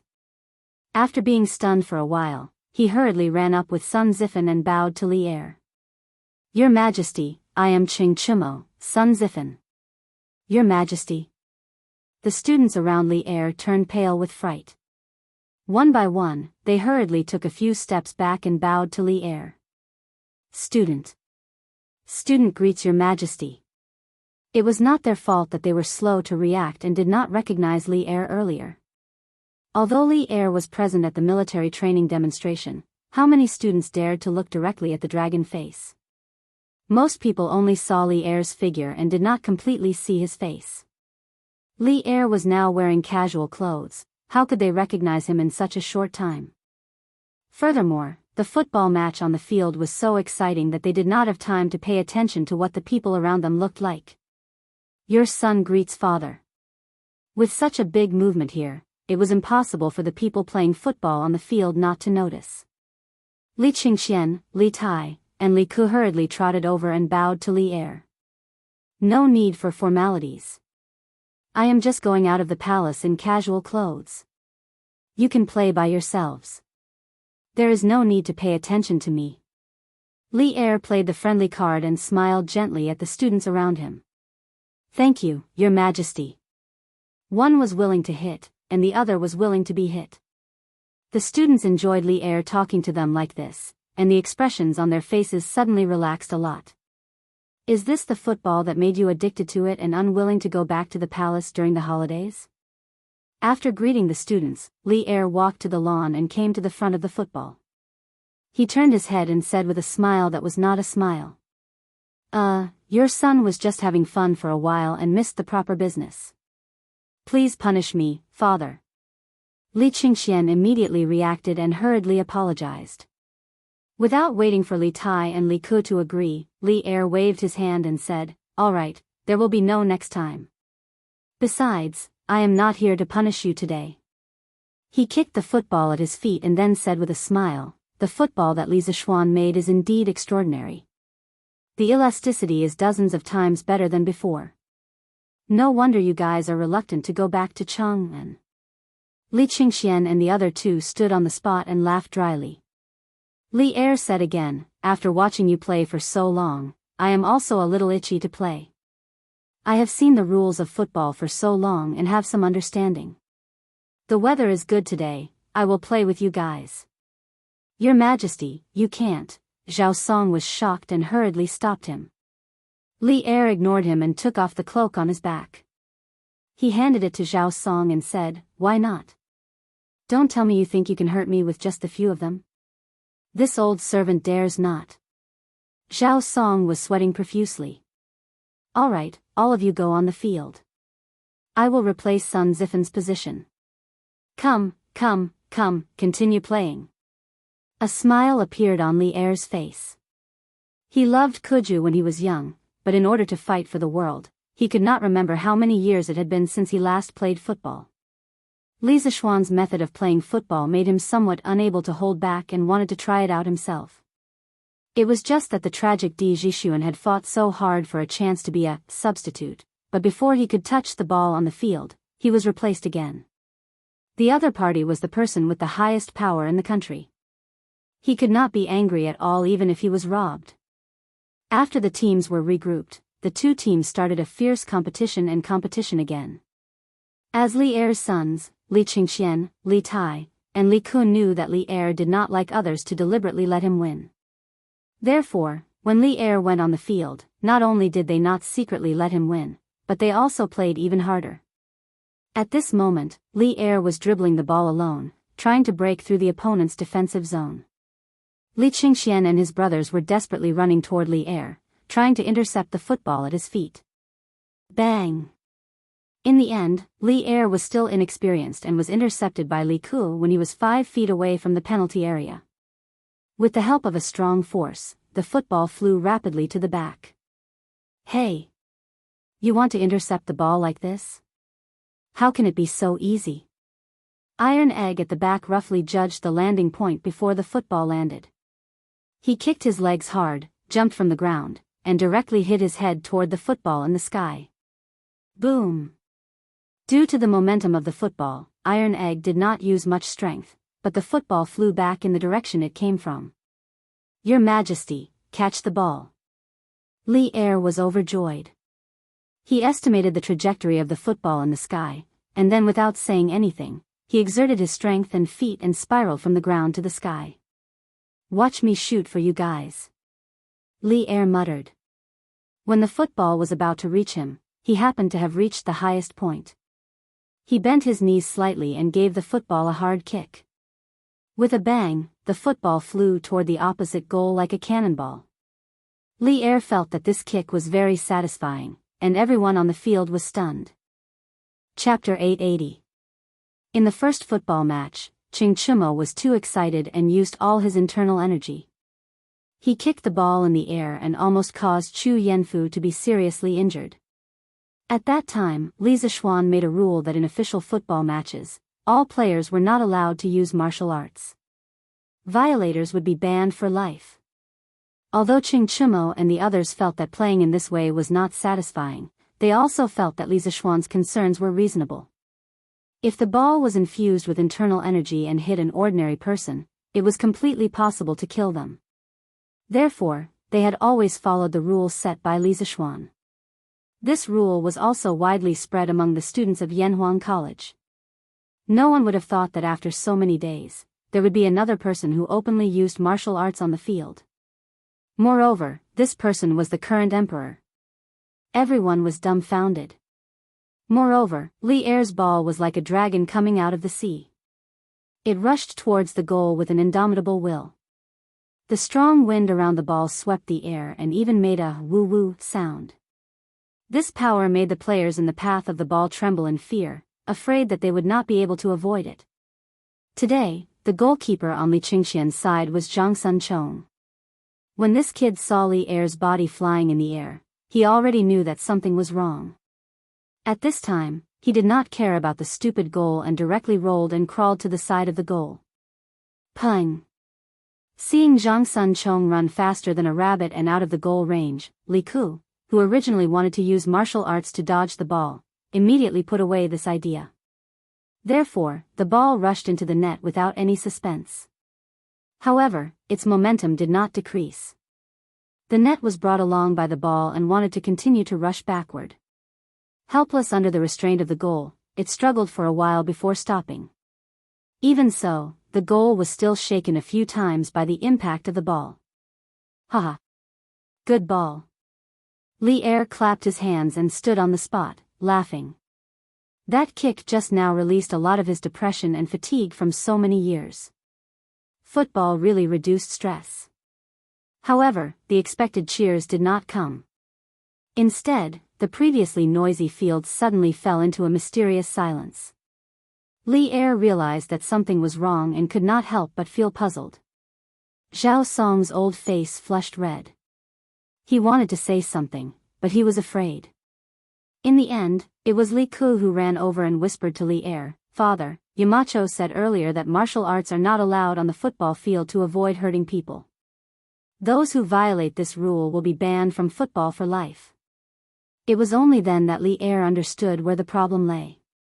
No wonder he had been watching from the sidelines for so long, but he had not seen Qing Chumo, Yuqi Baolin, Li Ku, or any of the other martial artists using their martial arts. Thinking of this, he could not help but glare at Zhao Song. If there was anyone to blame, it was Zhao Song's fault for not telling him clearly before coming. Zhao Song, on the other hand, was full of grievances. When he came, he did not expect Li Er to suddenly become teenage maniac and play football himself. Cough, cough. This rule was unreasonable. If you have kung fu, why can't you use kung fu? Besides, this is just a game, not a competition. Why should there be so many rules? I still intend to introduce this football into the army to help the Tang soldiers hone their martial arts. If I can't use martial arts, how can I train? Li Er's face was slightly red, but he still forced himself to be calm and justified himself. Li Tai immediately flattered, "Father's words make a lot of sense.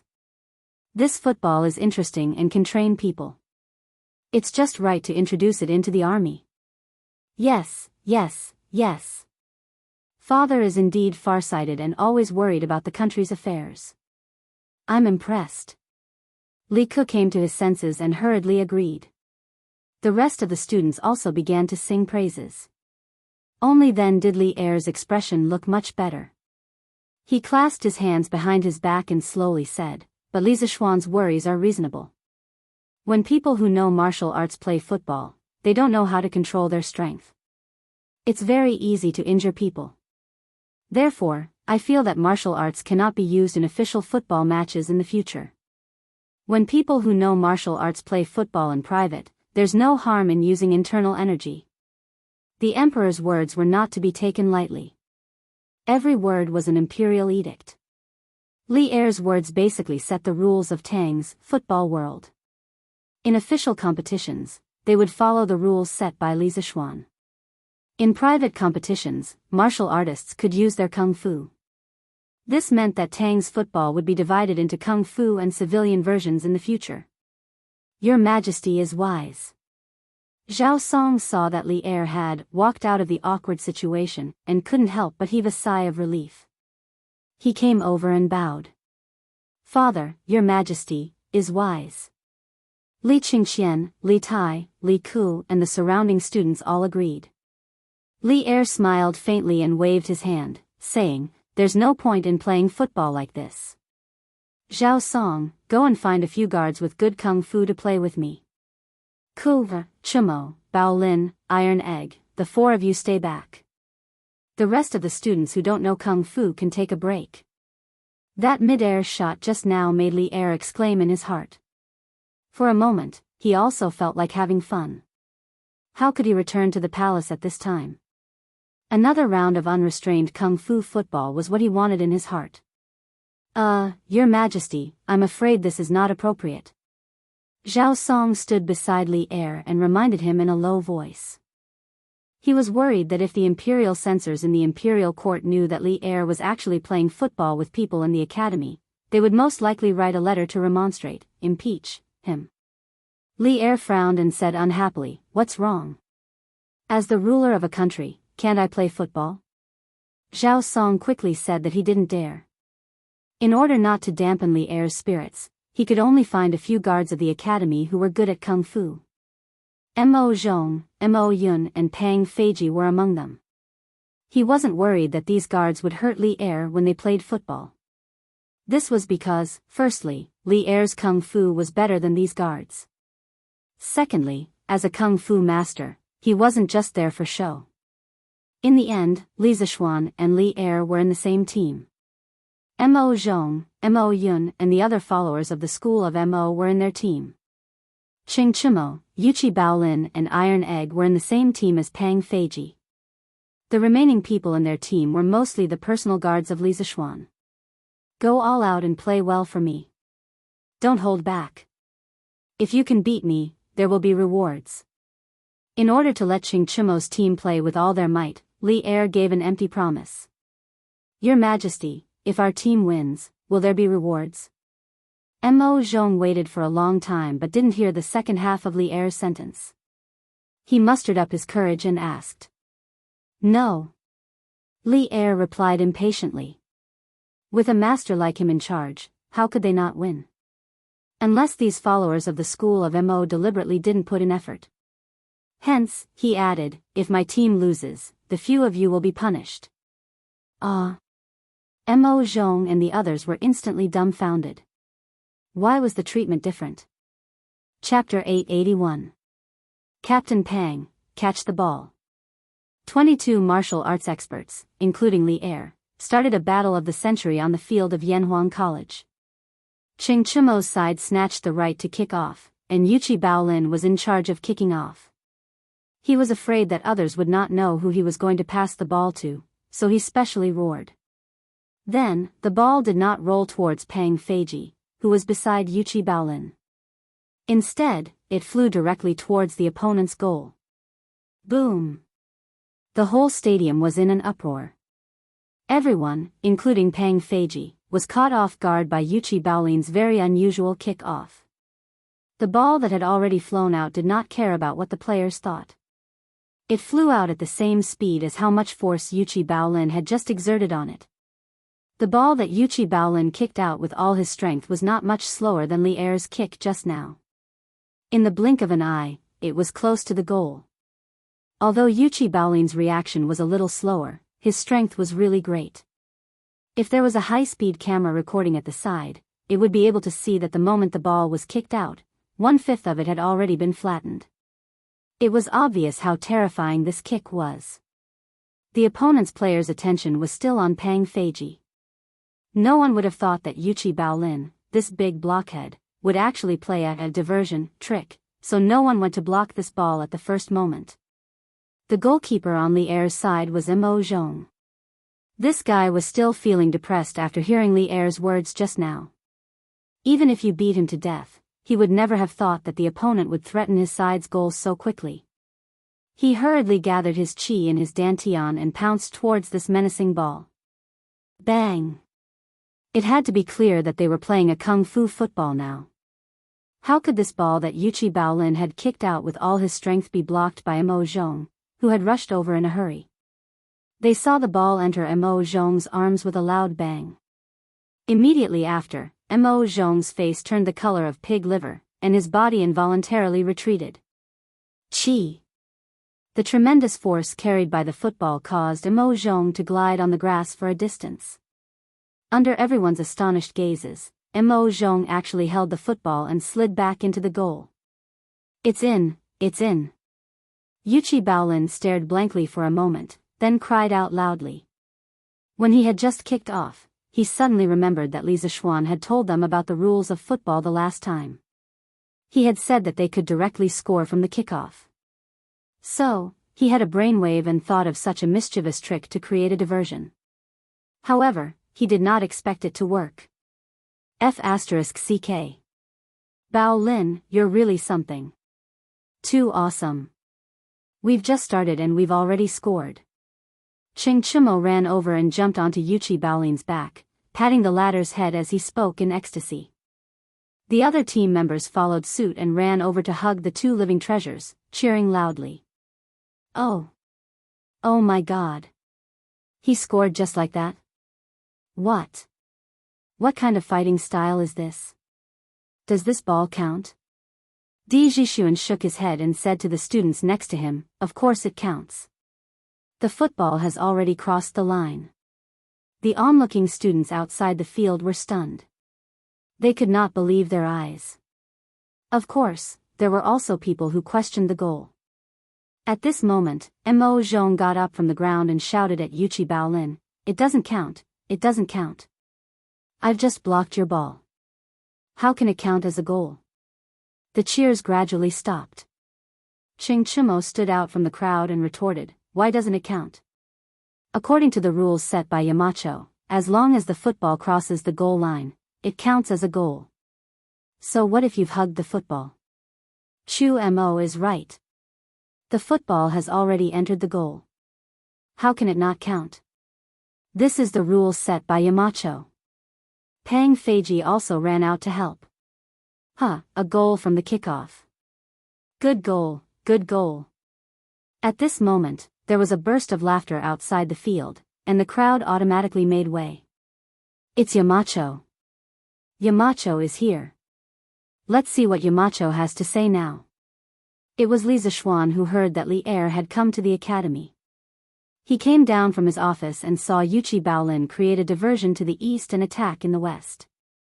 This scene was a little familiar. In his previous life, he saw it in the movie Shaolin Soccer.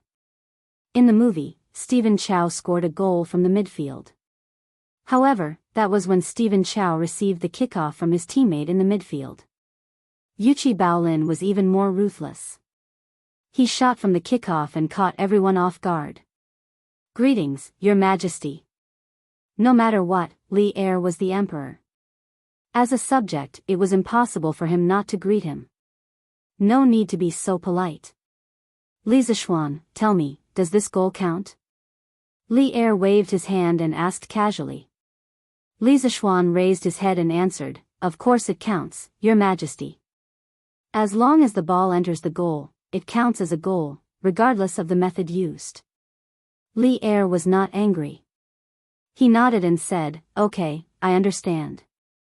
The game continues. Mo Zhong, if you don't guard the goal well again, I'll ask Mr. Yen to deduct all of your salary for this month. Yen Silu was the dean of teaching in the academy.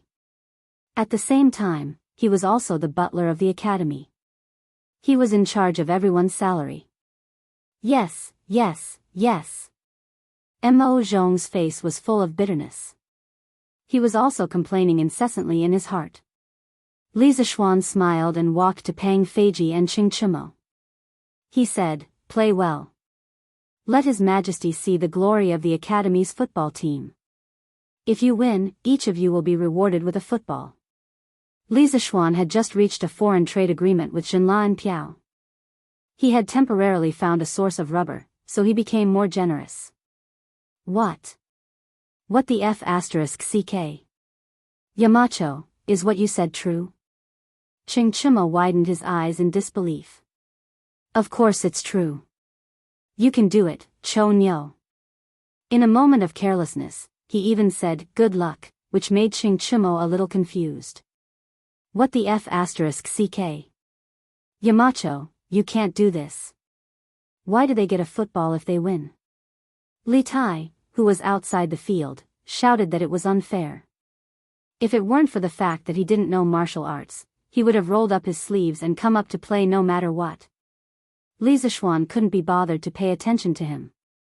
He turned around and wanted to leave the field. Master, why don't you come up and play? Iron Egg ran over and whispered. Most of the people on the field were better at martial arts than him. He felt that he was holding them back. No, you can continue to play. Remember, even if it's kung fu football, you still need to use your brain. Bao Lin's goal just now is a living example. If he, a martial arts grandmaster, went on the field and tortured the other side, Li Er would definitely make things difficult for him in the future. Therefore, he patted Iron Egg's shoulder. He first refused, then said earnestly. At the same time, this was also said to Qing Chimo and the others. This was because the strength of the players on this side was, on the whole, less than that of the opponents. Yes, Master, I understand. Iron Egg's eyes turned and he replied thoughtfully. Chapter 882. Have you ever seen a player fly into the air to intercept the opponent's pass? Have you ever seen a golden hook hanging upside down in the air, a whirlwind kick in the air, a backflip in the air, a scorpion swinging its tail in the air, or a rock spreading its wings in the air? It doesn't matter if you haven't seen it before. Now you can finally see it. This is the legendary Kung Fu football. The players on both sides had a big stick hanging over their heads, punishment of deducting their monthly salary, and a big carrot hanging over their heads, reward football. In short, the players on both sides were now in high fighting spirit and enthusiasm. In the following game, the players on both sides gave it their all. With the support of internal strength and qigong, they constantly made some shocking body movements in the air. Although they were not as enigmatic and superb as in the movies, the Kung Fu football movements that were not processed by computer still made Li Zishuan, who was outside the field, amazed. The rest of the students outside the field naturally feasted their eyes and cheered. Damn, football can be played like this? Why didn't I practice martial arts in the early years? As a prince of the Tang Empire, Li Tai had seen all kinds of scenes. However, he had never seen such a scene before. The players showed off their skills on the football field to their heart's content. He was simply envious of them outside the field. Li Qingxian secretly curled his lips and thought to himself, "Qingke, with your body size when you were young, you still want to practice martial arts? You can't even last a day." On the field, after a fierce battle, finally, when the first half was about to end, Li Ku, Mo Yun, and Li Er, the three of them, did an aerial relay. In the end, Li Er scored and equalized the score. As the goalkeeper, Iron Egg was not only unable to block Li Er's shot in the air, but also suffered a little injury. This was the difference in strength. The players on Qingchumo's side saw that the lead they had created with great difficulty was equalized and felt great heartache. However, no one blamed Iron Egg because everyone knew that no one on their side had the confidence to block Li Er's shot. After a quarter of an hour of halftime, the players from both sides came on the field again. As soon as Li Ku from Li Er's side kicked off, the players from Qingchumo's side used all kinds of methods to snatch the ball. They wanted to create another lead. However, the followers were not stupid. As soon as they received the ball, they immediately passed the ball to Li Er's feet. Li Er's kung fu was much better than everyone on the field. When he sprinted, very few people could catch up with him. Qingchumo and Pang Feiji were able to catch up with Li Er, who was dribbling the ball. However, Li Er had Li Ku and Mo Yun as his protectors. The three of them were running neck to neck. It would be difficult for Qingchumo and Pang Feiji to catch up with them in a short period of time. It had to be said that Li Er's skills were quite good.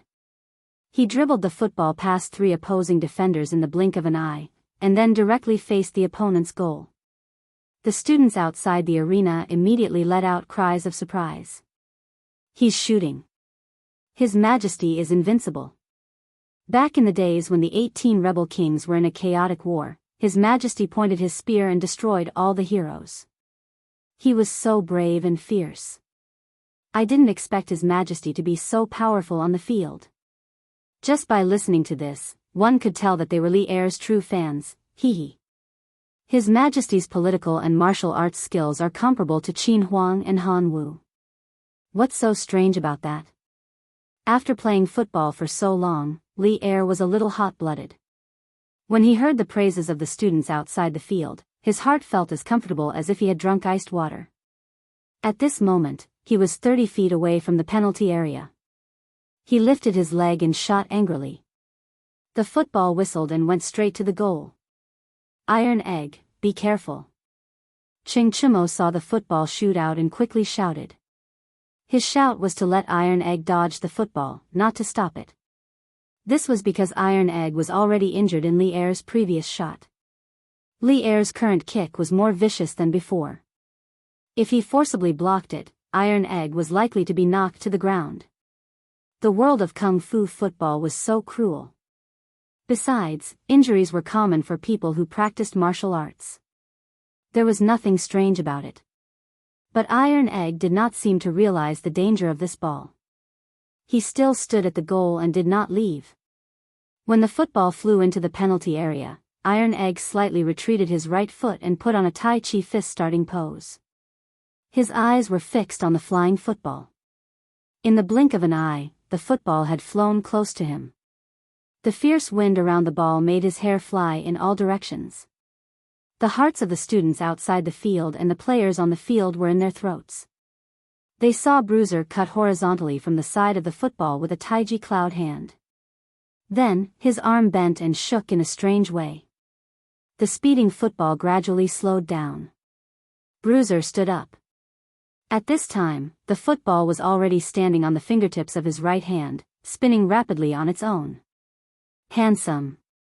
Too handsome. His movements were as smooth as flowing water. Everyone was dumbfounded by what they saw. Tai Chi.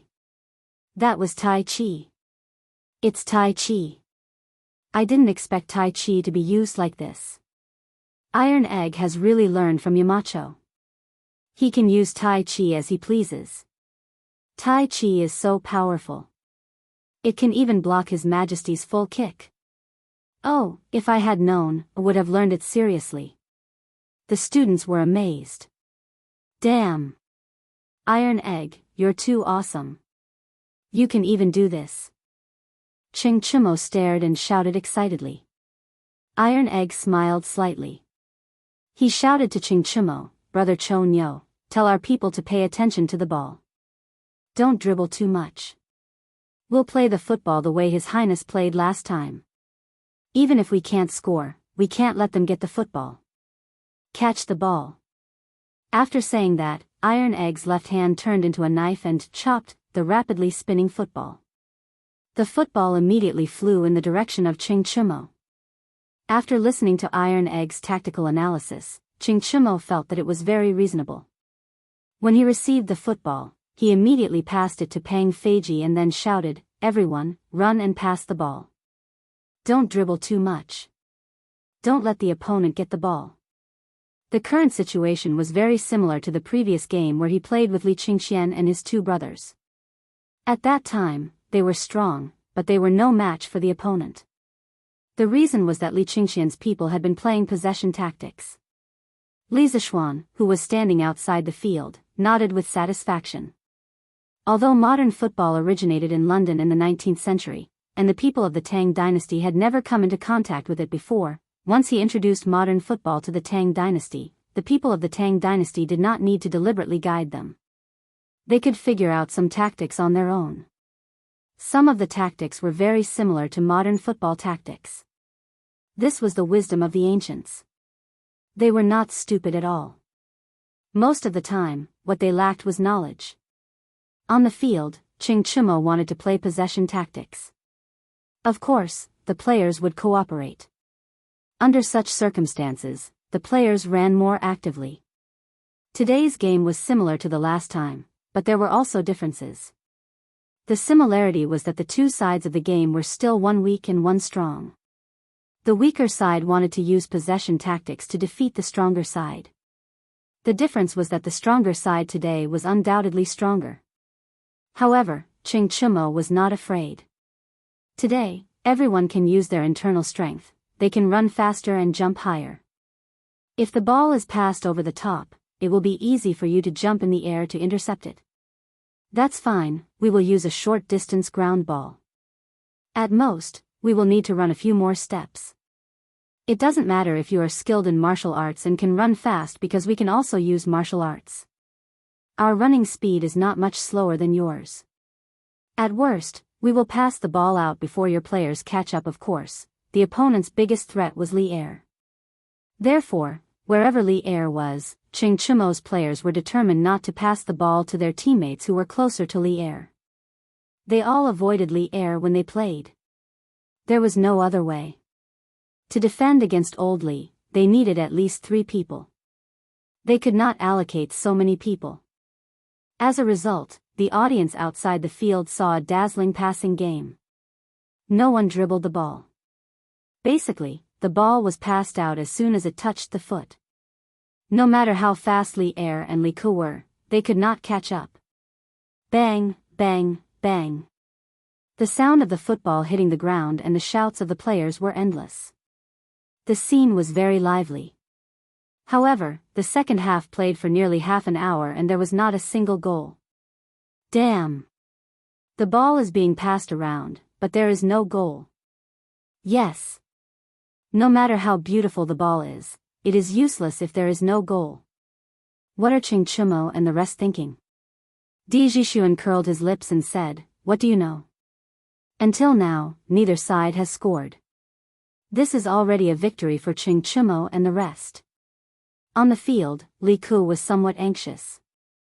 He had never expected that the tactics he had used to deal with Ching Chimo would now be used against him and his imperial father. He found an opportunity to urgently say to Li Er, "What are you doing?"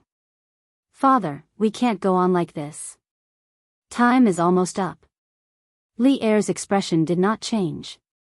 After all, he did not care about winning or losing this game at all. He was just here to play. Hearing Li Ku's words, he nodded and said, Ku is right. I thought that with our strength, we could crush the other side. I didn't expect the other side to bring so many surprises. Moreover, this football can also contain the art of war. It is really beyond my expectations. This was an unexpected gain for Li Er when he came to the academy today. Seeing that the football could be used as a battle formation, he was even more determined to bring the football to the army. At this time, looking at the situation on the field, he continued to say to Li Ku, go and tell Mo Yun and the rest to keep an eye on the people on the other side. Our strength is stronger than the other side. Each of us will keep an eye on one person. Let's give them a one-on-one victory and make them unable to pass the ball. Li Ku's eyes lit up and he said happily, Father is wise. This is really a good idea. I will go and inform them now. Therefore, under Li Ku's instructions, the players on this side gradually began to change their tactics. They no longer chased after Ching Chimo's people to pass the ball back and forth. They spread out and each of them was only responsible for one player on the other side. When they received the ball, they would harass them. As a result, Ching Chimo's smooth ball control tactics suddenly became stuck. Once the machine was rusty, it was easy to have all kinds of problems. It was the same for the football. The players could not pass the ball comfortably and naturally, there would be all kinds of mistakes. As a matter of fact, Pang Feiji's Wu Ho originally wanted to pass the football to Yuchi Baolin, who was in front of him on the right. However, after being snatched by Mo Zhong, he panicked and passed the ball in the wrong direction. He actually passed the ball to Li Ku's feet. Li Ku was inexplicably stunned, but in an instant, he moved. With a pass, he passed an opposing player beside him. At the same time, Li Er had already given up on keeping an eye on Ching Chimo. He directly ran towards the opposite side's back. Return to defense. Everyone returned to defense. Ching Chimo saw that the situation was not good. As he shouted at his own players, he chased in Li Er's direction. Sure enough, when Li Ku saw that Li Er had already run to the opponent's goal area, he channeled his strength to his feet and sent the football to Li Er's position. Bam! When Ching Chimo heard the muffled sound of the football being kicked out, he turned his head to take a look. In an instant, he did not care about anything else. He roared loudly and used his feet to stomp on the grass. His whole body rose into the air. He wanted to intercept this high-altitude long pass. Oh, wow! It's coming, it's coming. Ching Chimo is flying again. For many students from ordinary families, martial arts masters were relatively distant existences. However, in today's Kung Fu football game, they directly saw more than 20 martial arts masters compete with each other. They flew into the sky and dove into the ground, fighting fiercely. It was really not satisfying to watch. Seeing Ching Chimo rise into the air at this time, the students could not help but cheer again. He wants to stop His Royal Highness King of Han's pass. But this pass is so high. Can he really stop it? The movement of the football in the air was in a parabolic shape. It was divided into the ascending and descending stages. Ching Chimo's position happened to be in the descending stage of the parabolic curve. However, it had only just descended, so the height of the football in this position was still very high. It's close. Closer. It's still not enough. F***CK. Ching Chimo's eyes stared unblinkingly at the football flying towards him. He felt the air around him brush past his cheeks. The height of his body was getting higher and higher, but it was still not enough. Ching Chimo even felt that as long as he stretched out his hand, he could block the football. This was really within reach. However, he was not a goalkeeper. He could not touch the football with his hands. Therefore, he could only watch as the football flew over his head and rushed towards Li Er's position. Iron Egg, get out of the way. This ball is not something you can stop. Li Er lived up to everyone's expectations. He flew up and met the flying football in the air. He looked at Tai Dan and roared. Then, he aimed at the lower right corner of the goal and shot angrily in the air. Bam! Bam! Two loud sounds rang out on the field. One was the sound of Li Er's foot colliding with the football, and the other was the sound of Li Er landing on the ground. The football whistled towards the goal. Its speed was much faster than the previous two goals. It could be seen that Li Er used more force this time. Iron Egg gritted his teeth. He did not listen to Li Er's words and chose to retreat. He put on a Tai Chi starting pose again, wanting to repeat the same trick and stop the football. When the football flew into the penalty area, Iron Egg chose to take the initiative to attack. His body rose into the air, his palms together, and he faced the flying football. Bam! Another loud sound rang out. A trace of blood spilled from the corner of Iron Egg's mouth. He groaned and wanted to use the Tai Chi entanglement technique to entangle the football and neutralize the force in it. But at this time, he was in mid-air and had no place to exert force. The effect of the Tai Chi entanglement technique was greatly reduced. The force on the football was neutralized by less than 1/5. Then, it hit him, causing him to fly backward towards the goal. Tai Chi could indeed allow the weak to defeat the strong, but there was a limit to everything. If the opponent was too strong, it would be useless no matter how well Tai Chi was used. Bang! Iron Egg was like a baby eagle that had been hit hard in the air. He crashed into the goal with the ball. The ball is in. Beep! At this time, Zhao Song, who was acting as the temporary referee on the sidelines, blew the whistle to end the game. 2-1. Li Er's team won. However, the students outside the field did not cheer loudly. They looked at Iron Egg and Qingchimo, Yuchi Baolin, and the others who rushed towards Iron Egg. Although they lost respectfully. Iron Egg. Good job. It's okay to lose. We'll try again next time. Yes. What a wonderful game. Winning or losing is not important. Amidst the encouragement of the students, this kung fu football game of gods fighting finally came to an end. The ending was within everyone's expectations, but the process was beyond everyone's expectations. Chapter 883. Hey, Iron Egg, you're really a newborn calf that isn't afraid of tigers. I told you to move aside, why didn't you listen? It's just a game, why do you have to be so reckless? After the game ended, Li Er felt refreshed. He came to Iron Egg, who was being helped up by Qingchimo and the others, and said helplessly. Iron Egg pushed away Qingchimo and Yuchi Baolin's hands, forced himself to support himself, and cupped his hands towards Li Er. Your Majesty, I'm fine. I just don't want Brother Cho Nyo and the others to lose the game because of me. What are you talking about? Iron Egg. Although we lost this game, it's definitely not your fault. It's us who didn't defend well. Besides, a loss is a loss, isn't it just that there's no football? Everyone doesn't care, right? Baolin? As soon as Iron Egg finished speaking, Qingchimo came up and said. But why did his last sentence make his heart ache so much? Yes. Cho Nyo is right, isn't it just a football? Iron Egg, don't take it to heart. Yuchi Baolin hurriedly nodded and chimed in. Li Er saw that Iron Egg's injuries weren't very serious, and that Qingchimo and the others were comforting and taking care of him, so he brought Li Zishuan out of the field. Li Zishuan, I want to promote football in the military. Firstly, it can ease the boredom in the military camp, and secondly, it can train the soldiers to work together.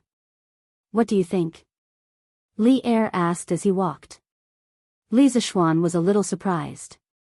After thinking for a while, he said, Your Majesty, when you say to promote football, are you referring to today's kung fu football? Of course. This way, it can also train the soldiers' martial arts. Li Er chuckled and said. Li Zishuan said seriously, Your Majesty, the reason why I forbade the players from using martial arts on the field was because I was worried that the players would get hurt. But now that Your Majesty wants to promote this kind of kung fu football, it's fine if it's a small fight like today. But if there's a grudge between the players, it's very likely that there will be deaths and injuries after the game. In this way, it's against my original intention of inventing football. So if your majesty decides to promote football in the military, we have to guard against this problem. After all, every soldier is a citizen of the Great Tang. Football was a highly entertaining sport, but at the same time, it also contained violence. Even if it was an ordinary football game, it was easy for players to get injured. In his previous life, Li Zishuan had heard the news of a goalkeeper being kicked to death by the opposing team's striker in the Swiss Serie B league. If a normal football game was already like this, then what was the difference between a kung fu game and a duel of life and death if the rules were not strictly regulated? Li Zishuan's main reason for introducing football was to develop football in the Great Tang, and not to let the Tang people fight and kill each other. So he needed to clearly explain the seriousness of the matter to Li Er in advance. Li Er frowned. In this era, population meant the strength of the country. Human life was very precious. After a long while, Li Er said, "Then in your opinion, what should we do?" "I still feel that kung fu football is still necessary. We can't give up eating for fear of choking." Li Zishuan smiled and said, "Your Majesty is right. We can't give up eating for fear of choking. In fact, even if we don't use kung fu, it's very easy to get injured in an ordinary football game. So I think that no matter what kind of football it is, we should set strict rules for it. Those who comply will be rewarded, and those who violate will be punished. As long as we can guarantee that there won't be any intentional injuries due to personal grudges on the field." What he meant was that he didn't need to care about how others played football in private. He couldn't blame others for playing football in private, could he? Then what about those people who sold swords and sabers? In terms of danger, football was less dangerous than swords and sabers, right? Yes. Then we'll do as you say. Li Er nodded in agreement. Then he glanced at Li Zishuan and said, "You were the one who created football. I'll leave this matter to you. Within 3 days, set the rules for both types of football games and show them to me." Li Zishuan's face darkened. He really didn't know if he should curse. Cough, cough. There was no need to ask. He definitely couldn't say it. He rolled his eyes and said, "I'll obey your orders. But I feel that no matter how good the rules are, to fully implement them, there must be a department to supervise. Otherwise, no matter how good the rules are, they will become empty words." When he squatted, Li Er knew what he was going to say. Old Li rolled his eyes and said unhappily with his hands behind his back, "If you have something to say it quickly. Don't beat around the bush with me." Li Zishuan smiled awkwardly and said, "Cough, cough. What I mean is, if your Majesty really wants to promote football, not only must there be a set of rules for football games, there must also be a department to supervise football games. A while ago, I was thinking of using Yanhuang College's name to set up a football association to manage football games and players' rewards and punishments. So, Your Majesty." Li Er looked at Li Zishuan lightly and said with a smile that wasn't a smile, "You want to let the entire Tang Empire's football games to be managed by your football association?" Li Zishuan didn't care about modesty at this time. He nodded and said, "That's right. In the future, I plan to promote football in the entire Tang Empire.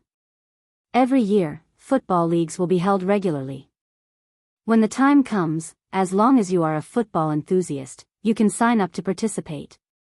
As for people from other countries, if your Majesty allows, they can also participate.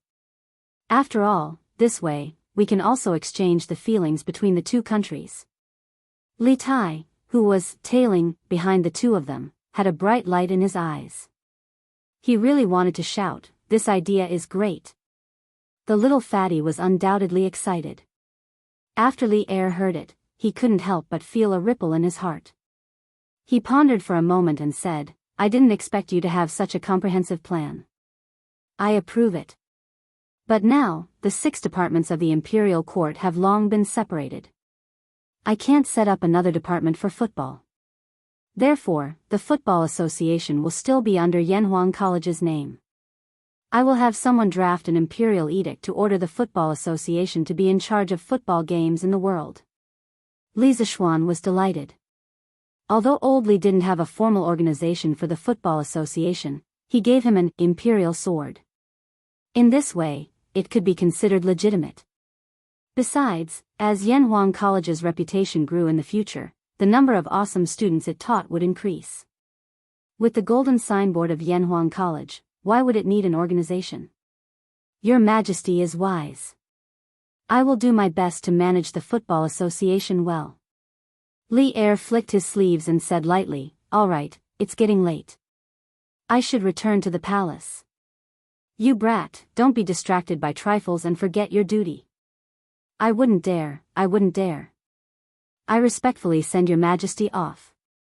Li Zishuan cursed oldly in his heart for talking so much nonsense, but he couldn't help but sigh. The Tang Empire's Football Association was finally established. As for why it was the Football Association and not the association, well, the association's scope was too small. Chapter 884. Although the previous football match was very lively, the academy wasn't on holiday at that time. Even if the students were excited and wanted to share it with outsiders, they couldn't leave the academy. But now that they were on holiday, the students could go out if they wanted to. Therefore, the news of Li Zishuan's invention of football and the two small-scale football matches held by Yanhuang College were spread out in a very short period of time. But what made Li Er helpless was that when Wei Jing found out that he went to Yanhuang College to play football with the students, he went to the palace and scolded him. It was said that after Wei Jing scolded him and left, several cups and vases in the Sweet Nectar Hall were broken. In order to let more people know about this new sport, Li Zishuan first wrote an article on the front page of Datong Daily to introduce the rules of football. In order to make it easier to understand, he also attached a simple diagram. Then, he took advantage of the students' holiday and opened the academy for a day, allowing outsiders to come in and watch the match. As for the players on the field, they were all students with good football skills. Wow! This Yanhuang College is really impressive. Isn't that so? It said that Duke Yong and spent hundreds of thousands of strings of cash for this academy. Hiss. So much money? Hey! Don't make a fuss. We're here to watch the football match today. It's not too late to watch the academy after the match. At noon that day, people who saw the news from the newspaper came one after another. There were men, women, old, and young. A total of thousands of people came, and there was an endless stream of people coming to watch the show. It was a hubbub of voices and an unprecedented grand occasion. Without exception, basically everyone who came to Yanhuang College was first shocked by the magnificent building of the academy. Then, under the guidance of the academy's guards, they came to the academy's field. There, the football players were warming up. This is football? It looks similar to the football we used to play. What do you know? If you look carefully, you'll find that the football is more flexible. Didn't you see that the child flew high with a light kick? Yo! Shui, now that you mention it, sigh. This football is fun. Hey, I'll ask the servants to buy one later. Buy? Where do you want to buy it? Strange Interest Pavilion, of course. Since this football was made by the Marquis of Yong'an, it must be bought from Quirk Pavilion. Tisk. How long has it been since you last went out? Who told you that Strange Interest Pavilion sells footballs? Today was the first time Yanhuang College was officially open to the public. There was no lack of nobles present. Xiao Shui, the eldest grandson of the current Prime Minister Xiao Yu, was also present. This guy just got married not long ago.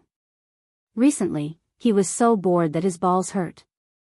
How could he be indifferent when he heard that Yanhuang College was going to have a good show? I haven't been paying attention to these things lately. Why? Shui, are you saying that Strange Interest Pavilion doesn't sell this thing? How is that possible? The other man said in disbelief. Xiao Shui curled his lips and said, why not? This football is so rare. At present, only the academy has them. It is said that His Majesty personally went to Li Zishuan yesterday and asked for 50 footballs from the military. He said that the military will also implement this thing in the future. There's going to be football in the military? That's great. I'll ask my father to get me one later. Linggu, you should stop thinking about this. There are only 50 footballs in total, but they have to be distributed to the hundreds of thousands of soldiers of the 16 guards. There's not enough to go around in the first place. If you continue to think about it, you'll definitely cause trouble for your father. Xiao Shui's expression turned serious when he heard this and warned him. It turned out that the young man next to him was Chai Linggu. His father was the general of the right, Chai Shao, and his mother was Princess Pingyang. He was a relative of the emperor and had an illustrious family background. However, this kid was clearly not someone who knew his place. Otherwise, he would not have rebelled with Princess Gao Yang and Feng Yai in the 4th year of Yonghui. In the end, he died without a complete corpse. This could be inferred from his words just now. Hee, Shui, aren't you too cowardly? At worst, I'll just return it when I'm done playing with it, right? Would His Majesty do anything to my father because of a football? Chai Linggu said with a disdainful smile. Xiao Shui shook his head and did not try to persuade him anymore. Coincidentally, the game also started at this moment. Although the crowd who came to watch the fun today had seen the introduction of the rules of the football game in the newspaper, it was their first time seeing a real football game. The feeling was still different. Beep. As a Yamacho from Yanhuang College, Li Zixuan naturally could not be the referee every time. Today's referee was the bearded man. As the only martial arts instructor, physical education teacher, in Yanhuang College, he naturally had to take the field for this kind of thing. The bearded man blew the bamboo whistle, and the game officially began. Boom!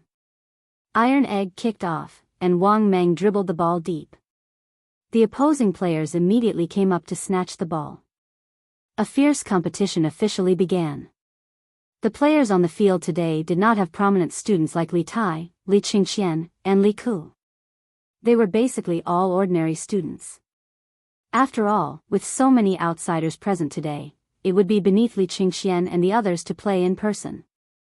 It was the first time that the spectators had seen such a novel way of playing football. At first, they were not used to it, but after a while, they could not help but cheer loudly. Good! This pass is 2F** King beautiful. Wow! This pass is too awesome. Who's this student? The ball went in. Awesome! That kid is too good. He can kick it even from so far away. Godly. That pass is too accurate, right? It passed half the field and still reached his teammates' feet. Are all Yanhuang College students so good at football? The ball went in again. What? It was actually stopped by the goalkeeper? F***ck. I thought it went in. Haha. Speaking of which, this way of playing is more interesting than the way we used to play. Of course. F***ck, I also want to play a game. Sigh. If I had known, I would have gotten into Yanhuang College too. F***ck. Look at what you're saying. Even if you did get in, can you get in? Cheers and shouts filled the stadium. Yunshan, which was originally relatively quiet, suddenly became a sea of joy. It was already lunchtime, but no one was willing to leave for lunch. It was as if they had forgotten about this matter. It was only when the match officially ended at 4:45 p.m. that the crowd felt hungry.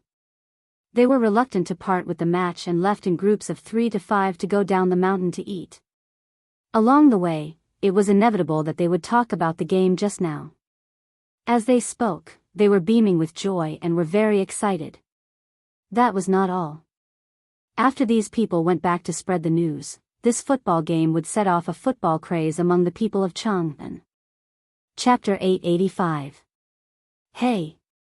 Did you hear? Yanhuang College held a soccer match yesterday. It was so lively.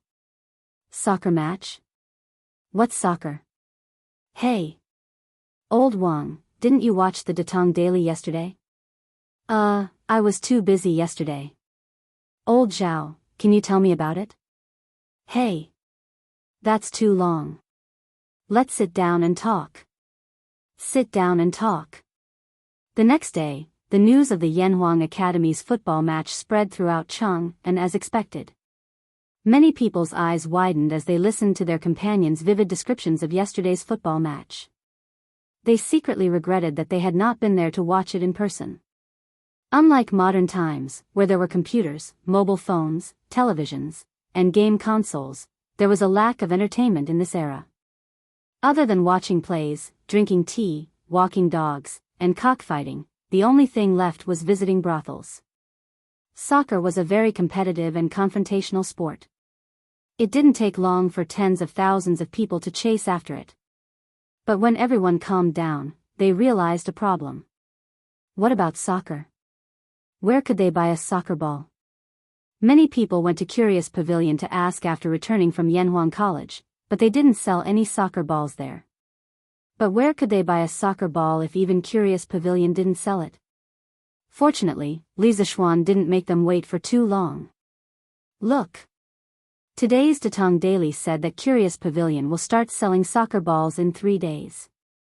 There will be a limit of 100 balls per week. What? Curious Pavilion is finally selling soccer balls? How much is one? 100 strings of cash for one. And soccer balls are temporarily not included in the membership card discount. 100 strings of cash for one soccer ball? Many people's eyes widened when they heard the ridiculous price. They wanted to say, "Sorry to disturb you." Hey! 100 strings of cash. That's a good price. With this, there will be fewer people fighting with me for the ball. Of course, there were also some rich young masters who didn't care about the sky-high price of 100 strings of cash. Instead, they were secretly happy. After all, there were only 100 balls per week. Cough cough. Under the influence of Yanhuang College, the people of Cheng, and had gradually accepted the concept of a 7-day week. Ahem.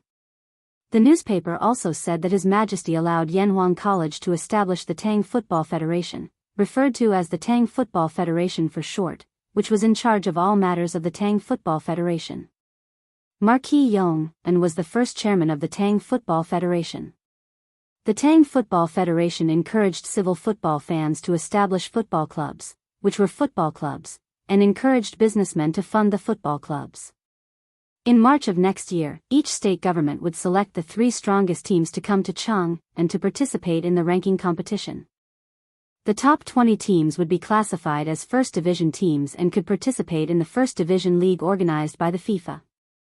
The 20th to 50th teams would be classified as Second Division teams and could only participate in the Second Division League in the future. From the end of August to May of the following year, each team would participate in the corresponding league tournament according to their own team's level. The champion of League 1 would be awarded with a trophy and a prize of 5,000 strings of cash by the Tang Football Association. The runner-up would be awarded 3,000 strings of cash, and the runner-up would be awarded 1,000 strings of cash. At that time, the players of the top 3 teams would enjoy the privilege of traveling around Cheng and in special carriages. At the end of every season, the bottom 3 First Division teams would automatically be relegated to the Second Division League of the following year, while the top 3 teams of the Second Division League would be promoted to the First Division League of the following year. Marquis Yong and plans to hold a championship league at the end of July next year. The top 10 teams of First Division teams would be able to participate. The champion would be awarded 10,000 strings of cash, the runner-up would be awarded 5,000 strings of cash, and the runner-up would be awarded 3,000 strings of cash. They would also be able to enjoy the privilege of being paraded through the streets. In the future, a championship league would be held every year, and the prize money would increase year by year. When this news came out, it was no different from a sudden clap of thunder that shocked everyone. Hiss. 10,000 strings of cash. Did I hear wrongly just now? Are you crazy? You can make money by playing football? Isn't this nonsense? Isn't that obvious? If football doesn't earn money, where did the sky-high transfer fees come from? Many businessmen were tempted when they saw the news. Only then did they realize that there was such a huge business opportunity in football. Should they form a team to try their luck? Those rich young masters' faces darkened when they heard this. If they did that, it would attract even more people to go to the Strange Taste Pavilion to snatch the football. Then, their chances of getting it would be even lower. However, they thought about it again. According to what the newspaper said, wouldn't there be a lot of football matches to watch in the future? Wonderful. It's simply wonderful. Hey, don't worry, it's not over yet. The newspaper also said that in the future, all football teams in the Tang Empire must be registered and recorded by the FIFA. The registered teams can directly receive a football from the FIFA at a discounted price of 50 strings of cash. There's no need to rush to buy it. In addition, the Strange Taste Pavilion will provide a batch of football for rental. The rental is about 100 copper coins a day, and they must be returned on time. If they are lost, they will be compensated at the original price. In 2 days, the FIFA will announce the detailed football rules, management system, and league system. If you need it, you can buy it from the Strange Taste Pavilion. The main reason for introducing these two systems was that Li Zishuan wanted to promote football to every place in the Tang Empire as soon as possible. Although the raw materials for football were not easy to obtain, he also wanted to let the majority of people be able to afford football. Besides, now that he had the support of the rubber supply from Zhenlan Piao, he had the confidence to mass-produce a batch of football. By then, they would be able to watch football matches. Moreover, football could also stimulate the local economy. This was a great thing that would benefit millions of people. Sure enough, after hearing the news, many people cheered. When the rich kids heard that they could directly receive a football from the FIFA, they were immediately tempted. In their opinion, how much could it cost to raise a football team? Not only could they directly receive a football, but the team could also bring them some entertainment. If they were lucky enough to become a League One team, they would be very proud. They could also brag to their friends when they went out, right? Hey! Don't miss this opportunity. My young master wants to form a football team to participate in the ranking competition in March next year. Those who are below 30 years old and above 12 years old who can play football can come and sign up. As long as you are chosen by my young master, your monthly salary will be at least 500 copper coins. Come and sign up. As a matter of fact, some of the more quick-witted people had already instructed their servants to start recruiting people on the streets. Strike first and gain the upper hand. Hey, isn't this Master Chen's servant? His young master wants to form a football team? Hey! That's a good place to go. Unfortunately, I don't know how to play football. Tisk TSK, 500 copper coins a month. You don't have to do anything except play football every day. This is a great job. I want to sign up. For a moment, there was a craze for forming a football team in Chang'an City.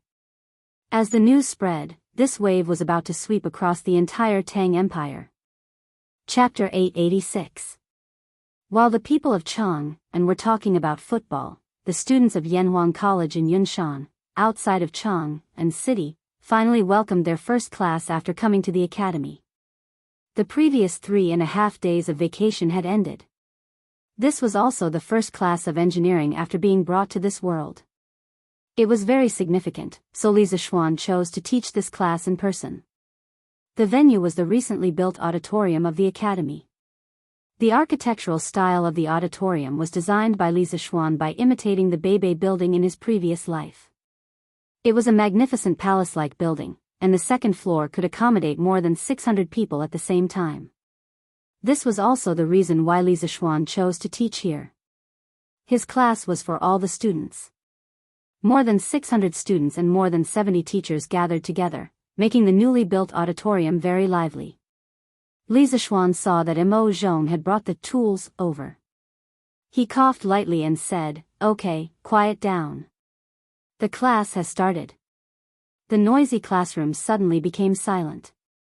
Currently, in the academy, no one dared to challenge Li Zishuan's prestige. Li Zishuan stood on the podium and looked at the more than 600 students below. After a moment of silence, he said, "From the day you decided to enter Yanhuang College, I believe you already have some understanding of engineering. But that was just a simple introduction I made on Datong Daily. What you understood was just the literal things. Today, I will let you see what real engineering is like with your own eyes.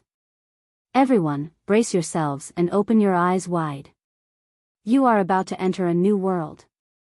Seeing that Li Zishuan was so serious, the students all raised their spirits and stared at the podium without blinking, afraid that they would miss some magical phenomenon. The teachers of the academy also looked at Li Zishuan curiously. Today, they came to listen mainly because they wanted to learn from Li Zishuan's teaching style. According to the rules, the academy would have a title evaluation at the end of the year. Who didn't want to improve their title quickly? On the podium, Li Zishuan smiled unhurriedly and asked first, everyone here has learned mathematics. Do you know what the ancestral ratio is? If you know, raise your hand and answer. Zhu Chongji was the first to calculate the value of pi to 7 decimal places in the history of mathematics in the world. This achievement was ahead of the world by nearly 1,000 years. Later generations advocated that the ratio of the circumference to the diameter of a circle be called the Zhu ratio, which was the predecessor of pi. As soon as he finished speaking, 40 to 50 students below the stage immediately raised their hands. Li Zishuan casually pointed at a skinny student and said, "This student, why don't you say something? By the way, tell me your name." Although he had the ability to remember everything he saw, he had never taught a class before. How could he know the names of all the students? When the student was pointed out by Li Zishuan, he didn't have stage fright. Instead, he was faintly excited. He stood up and saluted Li Zishuan, saying, "Student Sun Zhongji." In response to Mr.'s question, it has been recorded in the fixing technique that the ancestral rate is approximately 3.1415926 to 3.1415927. Li Zishuan nodded and continued to ask, "Not bad. Then do you know how this result is calculated?" That student's face suddenly became awkward. He thought for a moment and shook his head. Teacher, I forgot about this. Haha, it's okay. It's already very good. Sit down first." Li Zishuan comforted her with a smile, then looked at the others and asked, "Does anyone know how the ancestral rate is calculated?" After a moment of silence, a dozen students raised their hands. Li Zishuan pointed to Jia Jiayin, whom he had met several times before. She was also the fourth in the opening examination of Yanhuang College and said, "Jia Jiayin, you say something." Jia Jiayin stood up and said unhurriedly, "Sir, during the Wei and Jin dynasties, the master of arithmetic, Lu Hui, used the circle-cutting technique to calculate the ancestral rate.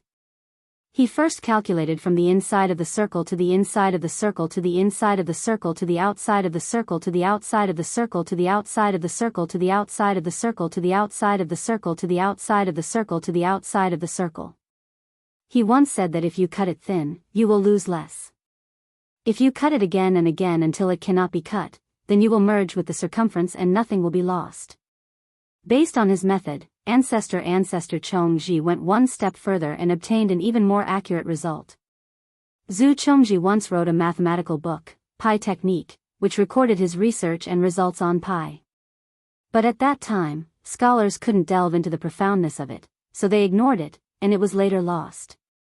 Because the Pi Technique was lost, how Zhu Chongji calculated pi to the 7th decimal place, and how he found the accurate and convenient ratio, was still a mystery until the 21st century. But many mathematicians speculated that Zhu Chongji was likely to use 12 circular cuts on the basis of the circular cutting method, using the inscribed circle and the circumscribed circle to approximate the circumference of the circle in both directions. A total of 14 square cubes were needed, and the precision of the square cubes had to be at least 14 decimal places to determine pi between 3.1415926 and 3.1415927. Li Zishuan smiled inexplicably and continued to ask, "Then do you have any other methods to obtain the ancestral rate?" Suddenly, Jia Jiayin, who was known as a child prodigy, was stumped. "I don't know, please enlighten me." Li Zishuan said, "Sit down first, let's put this matter aside first. Next, let's play a little game together." After that, Li Zishuan picked up a piece of paper from the podium. There were black lines drawn on the paper, all parallel lines, and 2 parallel lines were equidistant from each other, and then took out a box of thin needles. The length of the thin needles was equal to half the distance between the parallel lines. After doing all this, he raised his head and said, "Next, every student and teacher, come up according to the order of your seat and throw these thin needles on this piece of paper. Everyone throw once, come up quickly. Wang Meng, start with you." Everyone was confused. They didn't know what kind of trick Li Zishuan was playing. Wang Meng was the same, but he was the first in the first row. Since he was called, of course, he had to come up obediently. When he came to the podium, he took out a thin needle from the needle box and hesitated. "Yamacho, do I just throw it casually?" "Yes, just throw it casually. You can throw it with your eyes closed, as long as you can throw it on the paper," Li Zishuan said with a smile. This was an experiment that involved probability. If everyone deliberately threw the needles, it would affect the results. Wang Meng was also a joker. When he heard Li Zishuan say that, he actually closed his eyes. Shio! The thin needle fell on the paper, and then he patted his butt and went back to his seat. The students in the audience suddenly burst into laughter. Li Zishuan shook his head and said, "Next, continue." In this way, it took more than half an hour for everyone to go up and throw the thin needles one by one. The students and teachers who returned to their seats all looked at the podium. They saw Li Zishuan with his head down as if he was counting something. Although they were curious, they didn't disturb him. The whole classroom was so quiet that you could hear a pin drop. Not long after, Li Zishuan raised his head. He picked up the chalk and wrote on the blackboard as he said, "I just calculated the results of your needles. The total number of times you threw the needles is 713, and the number of times you intersected with the black line is 227. The ratio of the total number to the number of times you intersected with the black line is 3,1496. At this point, he deliberately paused for a moment, and then said coolly, "This is the approximate value of the ancestral rate." Chapter 887. Boom! Li Zishuan raised his hands and made a gesture of embracing the world. His posture was extremely dashing. However, what he had just said was tantamount to dropping a deep-water bomb, causing everyone in the auditorium to lose their composure. The ancestral rate. This was the ancestral rate that had troubled the ancestors for who knew how many years. Even now, there were very few people who could accurately calculate the ancestral rate. However, Li Zishuan had easily obtained an approximate value of the ancestral rate just by playing a small game with everyone. This was simply a miracle. How is this possible? It should be a coincidence, right? But Yamacho mentioned the ancestral rate to us first. If it really is a coincidence, then wouldn't all the things that Yamacho said before be in vain? It's definitely not a coincidence. Yamacho's expression was that of certainty from the beginning to the end. How can it be a coincidence? The students discussed animatedly below the stage, all of them feeling incredulous. In fact, it wasn't just them. The academy teachers present also felt incredulous. How could the ancestral rate, one of the biggest problems in the field of mathematics, be calculated so casually? Li Zishuan thought to himself. No one guessed correctly. Because the answer he got was both a coincidence and not a coincidence at the same time. This experiment was the famous Buffon needle-throwing experiment in his previous life. On a day in 1777 AD, the French scientist Buffon invited guests to do the same experiment that Li Zishuan had done previously at home. In the end, the guests threw in a total of 2,212 needles, of which the needles intersected with parallel lines 704 times. The ratio of the total 2,212 needles to the number of intersections 704 was 3,142. He said loudly to the guests, "Gentlemen, this is the approximate value of pi." The guests were in an uproar, and there were doubts for a while. Everyone was baffled. Pi? This game has nothing to do with circles at all. The appearance of pi on such a chaotic occasion was really unexpected, but it was absolutely true. Since the problem of the needle-throwing experiment was first proposed by Mr. Buffon, it was called the Buffon problem in the history of mathematics. The general result obtained by Buffon was, if the distance between two parallel lines on the paper was d, the length of the small needle was l, and the number of times the needle was thrown in was n, so the number of times the needle intersected with the parallel lines was m. Then, when n was relatively large, it was, pi is almost equal to 2 ln dm. The needle length L used here was exactly half of the distance d between parallel lines, so substituting the above formula was simplified to be, pi is almost equal to nm. This formula could be completely proven using the knowledge of probability and geometry, so I won't go into detail here for the time being.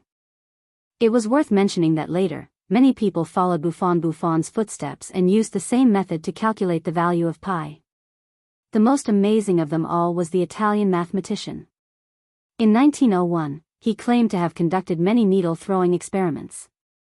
The number of needles thrown in each experiment was 3,408 times, and the average number of intersections was 1,808 times. Substituting it into the Buffon formula, he got pi is almost equal to 3.1415929. The needle length L he used was not equal to half of the distance d between parallel lines.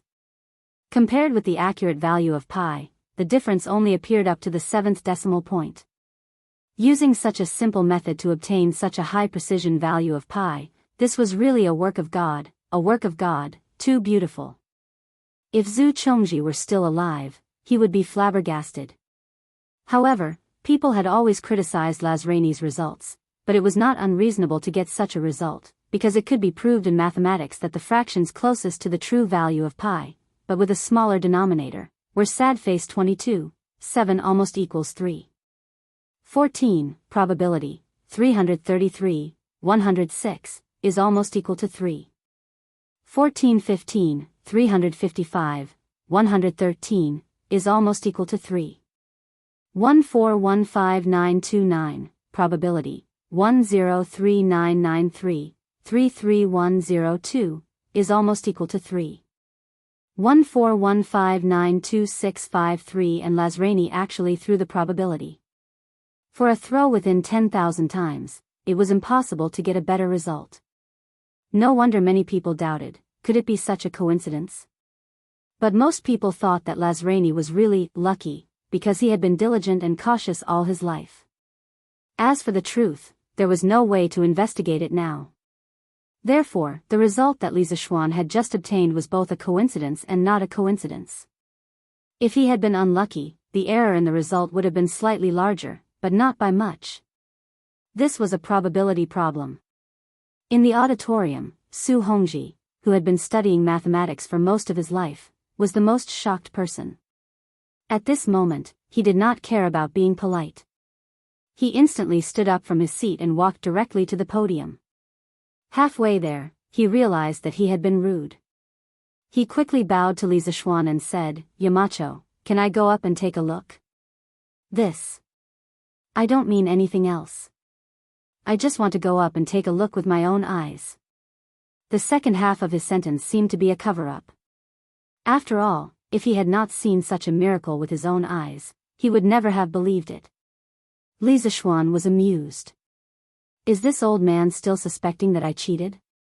So he laughed and said, "Mr. Su, if you want to take a look, please come up and take a look. Not only that, other teachers or students who have doubts can also come up and take a look. Be careful not to touch the podium and mess up the position of the thin needles." "Thank you, Yamacho." As soon as he finished speaking, a few people immediately came up from below. There were students and teachers from the academy. Li Tai was also among them. Several doubters quickly came to the podium and began to count the thin needles that fell on the parallel lines on the paper. 1, 2, 3, 225, 226, 227. There are exactly 227 thin needles on the black line. After a quarter of an hour, 4 or 5 doubters walked up to the podium and counted the numbers. They could not help but exclaim. Su Hongji was completely convinced at this moment, but he still could not understand how a simple game could be related to the ancestral rate.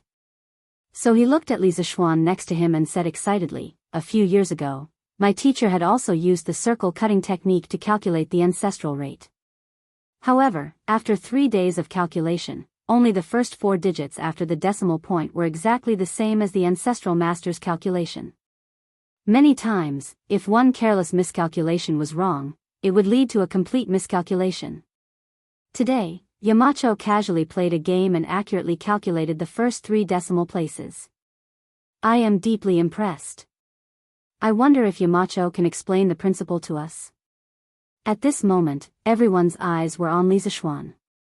Obviously, they also wanted to know the theory behind this. However, Li Zixuan smiled and said, "Everyone, please go back to your seats first. Let's put this question aside for the time being. I will play a small game with you. F***ck your game. We want to hear the truth." When everyone heard this, they almost vomited blood. They were all going crazy in their hearts. However, Li Zixuan was the one who spoke. If he did not want to say it, they could not find someone to beat him up and force him to say it, right? Who in the auditorium had the guts to do that? Besides, who could beat him?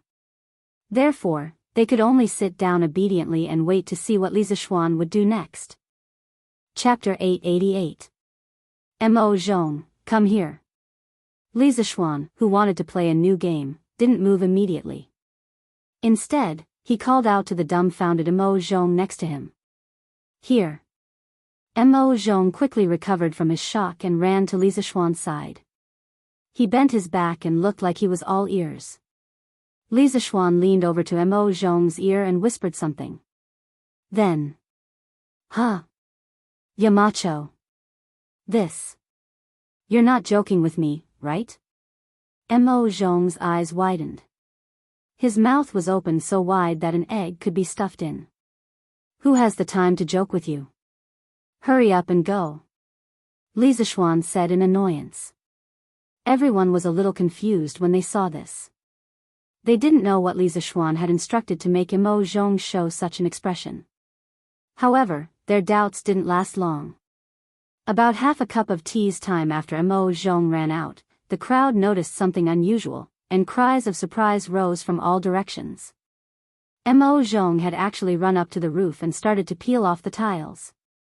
There was a saying that went, "If you don't teach me a lesson for 3 days, I'll peel the tiles off the roof." The teachers and students in the audience couldn't help but wonder in their hearts. Did Mo Zhong lose his mind? He actually dared to go up to the roof and peel off the tiles? "Yamacho, do you think it's okay to peel off this tile?" Mo Zhong, who was on the roof, leaned over and shouted to the people below. It was only then that the students and teachers in the auditorium understood that Li Zixuan had instructed Mo Zhong to peel the tiles off the roof. They couldn't figure out what Li Zixuan meant by this and couldn't help but discuss it among themselves below. "No. Move it a little further back." Li Zixuan glanced sideways and then replied, "Yes." Mo Zhong, who was on the roof, had no choice but to cover the tile that had been peeled off. He then peeled off another tile and asked, "Yamacho, is this okay?" "It's okay." Then I'll go down." "Stay up there first. I'll need you later." The strange conversation between the two shocked everyone. Fortunately, after saying this, Li Zixuan finally became normal. He took out a piece of bright triangular glass from a box on the podium and said to the people in the audience, "This is the first time I've heard of your name. I've heard of your name before. Does anyone know what color the sun is?" The Academy's first volume of physics textbooks didn't cover optics. Do you still need to ask? Of course, the sun is white.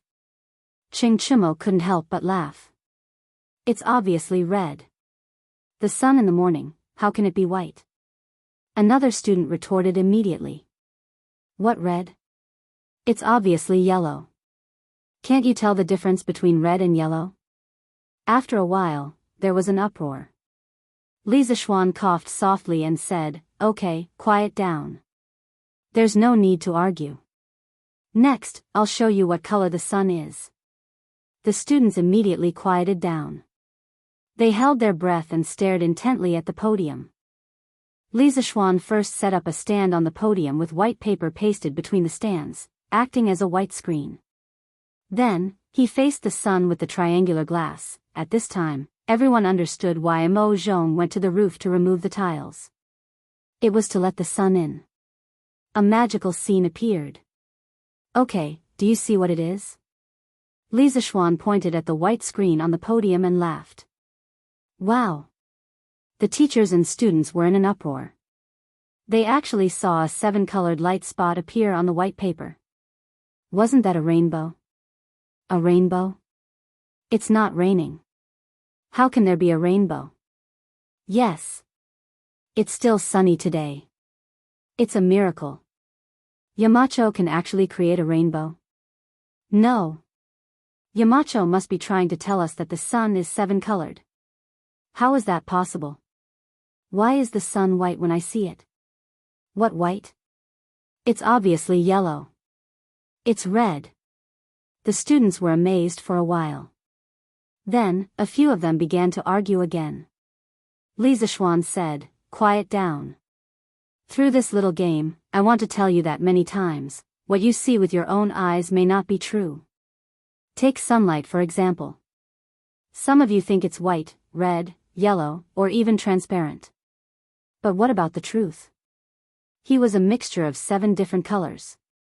Another example, have you ever thought about what kind of substance light is? Is it as illusory as sound, or is it like the rice and flour that we eat? Is it a substance that exists?" When everyone heard this, they all fell into deep thought. After a while, a skinny student stood up and asked, "My name is Li Yan. I'm Yamacho. What is light?" "Li Yan, this is Li Chuanfeng's son." Li Zishuan's heart skipped a beat. He had seen Li Yan on the entrance exams report card and knew that this kid was Li Chuanfeng's son. However, this was the first time he had met Li Yan. But, hee. That's a good question. But let's put this question aside for now. Next, I'll play a little game with you. It was Li Zishuan who revealed a mysterious smile again, and then said with a cheap tone. Li Yan, even as a Taoist, Li Yan, who had been cultivating his body and mind for many years, could not help but jump up and down at this moment. He opened his mouth, wanting to curse, but after thinking about it, he sat back down. If he was like this, the rest of the students would be even worse. "Yamacho, please explain it to us first." "That's right. Explain it clearly before we play the game." *CK, this again. You only know how to play games. Play your sister's game. This was what Li Tai, the king of younger sisters, muttered in private. Li Zishuan's face turned serious as he gestured with his hand and said, "Quiet down. A good meal isn't afraid of being late. Haste makes waste. What's the hurry? All of you, take a good look and learn." Seeing that Li Zishuan was about to explode, the students wisely shut their mouths. "Mo Yun, pass this to Mo Zhong." Li Zishuan took out a wooden board, there was a small hole in the board, and passed it to Mo Yun as he ordered. Then, he ordered the students to close all the curtains. There were glass windows in this hall. At this time, Mo Yun had already brought the wooden board to the roof and passed it to Mo Zhong.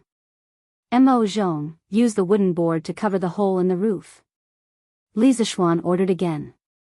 Mo Zhong did as he was told. Suddenly, the entire hall was plunged into darkness. Only Li Zishuan's side had a very thin beam of light, which looked very conspicuous. Then, everyone heard Li Zishuan say, "I'm holding a piece of paper in my hand now. There are 2 narrow slits on the paper that are very close to each other.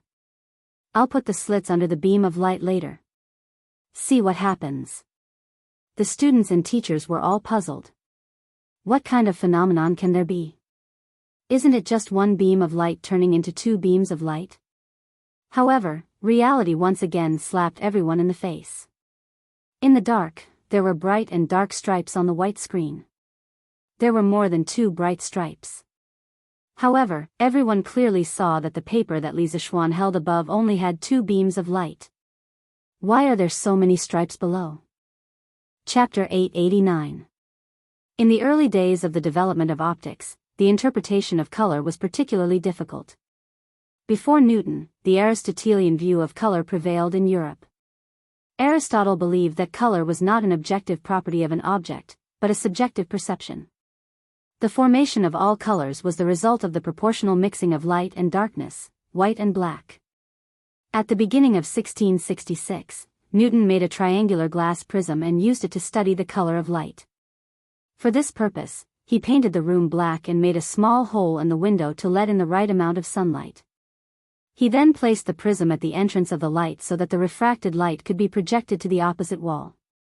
Through this experiment, he obtained a colored spot on the wall. The arrangement of the colors was red, orange, yellow, green, blue, indigo, and violet. Newton called this color spot the spectrum. Later generations called this experiment the dispersion of light experiment. In 1830, the British doctor and physicist Thomas Young made a small hole in the window to let light pass through and used a mirror to reflect the light that passed through. Then he used a piece of paper about 130 inches thick to split the light into two beams. The result was that he saw the intersecting light and shadow. This was the famous Young's double-slit experiment, which showed that two beams of light could interfere with each other like waves. This experiment also played a crucial role in the creation of quantum science a century later. Li Zhishuan moved these two experiments to the Tang dynasty to let the students of the academy understand that the sunlight they saw every day was not as simple as it seemed. Light was a very mysterious substance. Understanding its inner workings would give rise to many amazing things. At this moment, the curtains in the auditorium were drawn, but most people were still in a daze. They could not understand why there were only two beams of light, but it seemed like there were many beams of light shining on the paper. How did Li Zhishuan do it? Yamacho, how did that just? A student could not help but stand up to ask the truth, but halfway through, he stopped because he felt that Li Zhishuan would definitely beat around the bush like before.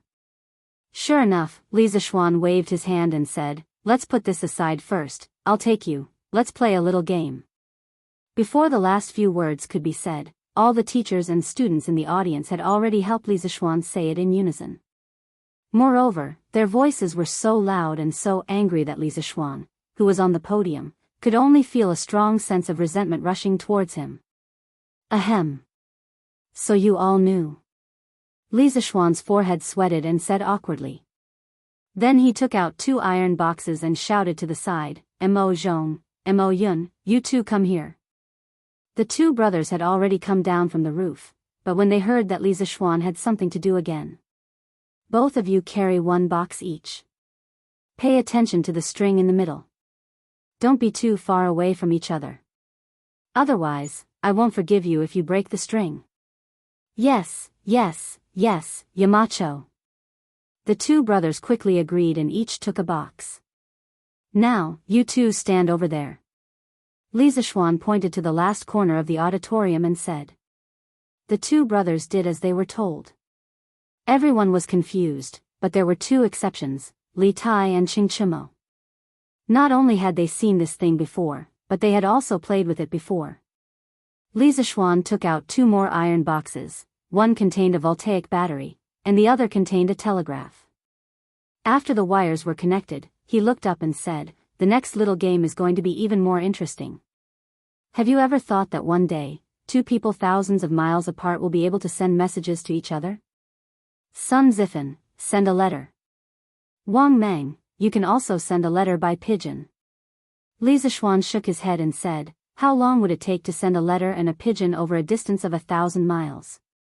The two things you see today will be able to instantly send messages across 1,000 miles in the future." Wow! How is this possible? Instantly sending messages across 1,000 miles?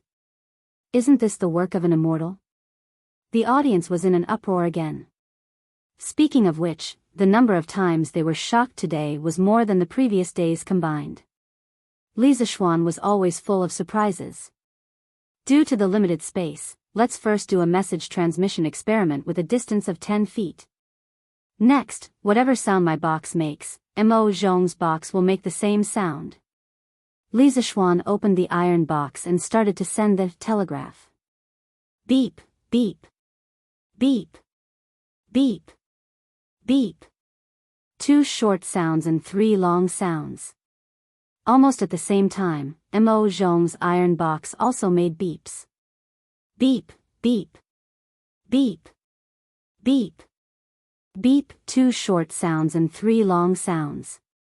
Although the students and teachers felt that it was very magical, most of them could not understand it. Yamacho, how do we send messages with these beeps? A student stood up and asked. Good question. Student, think carefully about the sounds you heard just now. Are there long and short sounds? That student frowned and thought for a moment before replying, yes, Yamacho. Then think about it again. If I combine these long and short sounds with each other, and each combination corresponds to a word. For example, the 2 short and 3 long sounds correspond to the word li. Then, can I send a message through this? As soon as he finished speaking, exclamations of surprise rang out everywhere. Wow, why didn't I think of that? Yamacho's idea is really amazing. I just don't know how far this thing can be transmitted. Li Zishuan said again, according to my current preliminary tests, this thing can transmit messages within a distance of 15 kilometers. If it's improved in the future, it won't be a dream to transmit messages across 1,000 miles. Wow, more than 15 kilometers? That's amazing. Amazing. Too amazing. An iron box can transmit messages across 1,000 miles. The auditorium was once again in an uproar. The older generation of teachers from the academy looked at each other in shock. At this moment, they really felt that they were old and could not keep up with the times. Okay, let's put this aside for now. There's more to come. Mo Zhong, Mo Yun, please tidy up these things. Li Zishuan once again revealed a mysterious smile and ordered. It was impossible for him to explain the principle of the telegraph machine in detail now. The students all had an, as expected, expression on their faces. However, they were too lazy to complain now, so they remained silent and watched Li Zishuan's performance quietly. Li Zishuan brought a basin of water from under the lectern, then took out a box and 2 tubes of colored glass. Then, he looked at the crowd and said with a smile, next, it's time to witness a miracle. You will see the real meaning of making something out of nothing. Chapter 890. Creating something out of nothing? Why does it sound like a magic trick? But then again, everything that Li Zishuan said in class today made the students feel like he was performing a magic trick. The casting of needles, the splitting of sunlight, the double slit turning into stripes, and the iron box message just now made them feel like they were dreaming. It was very unreal. At this moment, Li Zishuan put the wire from the iron box into the basin. This basin was not made of wood, but of glass, then filled the 2 thin glass tubes with water, pressed the mouth of the tubes, and put them into the basin upside down. Then, Li Zishuan inserted the 2 enameled wires into the 2 glass tubes. Everyone, look carefully, there will be some interesting phenomena in a while. Li Zishuan raised his head and smiled. Then he called Mo Zhong over and whispered a few words in his ear. Mo Zhong obeyed and went out. Li Zishuan pressed a button on the iron box next to him. Suddenly, the students in the auditorium found that the enameled wires in the glass tubes began to bubble. Hey!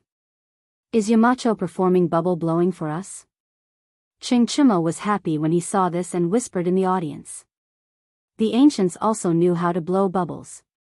Soak the honey locust in water and cut a thin piece of bamboo, and you can play with bubbles. However, honey locust was too expensive, and not many parents would let their naughty children waste natural resources like this. However, Chengchimo played with it a lot when he was a child. After about 10 breaths of time, the water in one of the glass tubes in the basin had been completely drained. This tube was filled with hydrogen, but the other glass tube was still half full. Li Zishuan ignored it and let the gas in the glass tube overflow. When the water in the other glass tube was completely drained, Li Zishuan pressed the button on the iron box again, and the enameled wires in the basin stopped bubbling. Yamacho, is this electrolyzed water? Someone in the audience stood up and asked. It was Wang Ji. The experiment of electrolyzing water was mentioned in the first volume of Chemistry of the Academy. However, he had only read the description in the book and had never seen a real person demonstrating it. He had never done it himself because he didn't know where to get electricity. Therefore, it was only now that he felt that he looked somewhat familiar. Mr. Wang, you have a good eye. This is the water electrolysis experiment. Li Zishuan praised, and then said to the students, the gas in the 2 glass tubes in my hand was formed by the water I just used. It's different from the air you breathe every day. Tisk, what's the difference? The students shook their heads in disbelief. In their eyes, the 2 glass tubes in Li Zishuan's hands were colorless. Weren't they just filled with air? What was so strange about it? Li Zishuan didn't make any more excuses. At this time, Mo Zhong came in with a brazier. Wherever he went, the students all avoided him because it was hot. Li Zishuan didn't mind the heat. He went forward and wrapped his left hand with a wet cloth. He pulled out a red thin iron wire from the brazier, and then put his right hand into the brazier. He held the glass tube filled with gas with his thumb and took it out. He said, now it's time to witness a miracle. Hearing this, the students all widened their eyes and stared at him. They saw Li Zishuan's right hand releasing his thumb from the glass tube, and his left hand quickly put the red-hot iron wire into it. Tisk, tisk. The red iron wire suddenly burned in the glass tube and emitted a bright fire. Damn, iron can also burn? Am I seeing things? Ching Chumo shouted. The other students were also shocked and felt that it was incredible.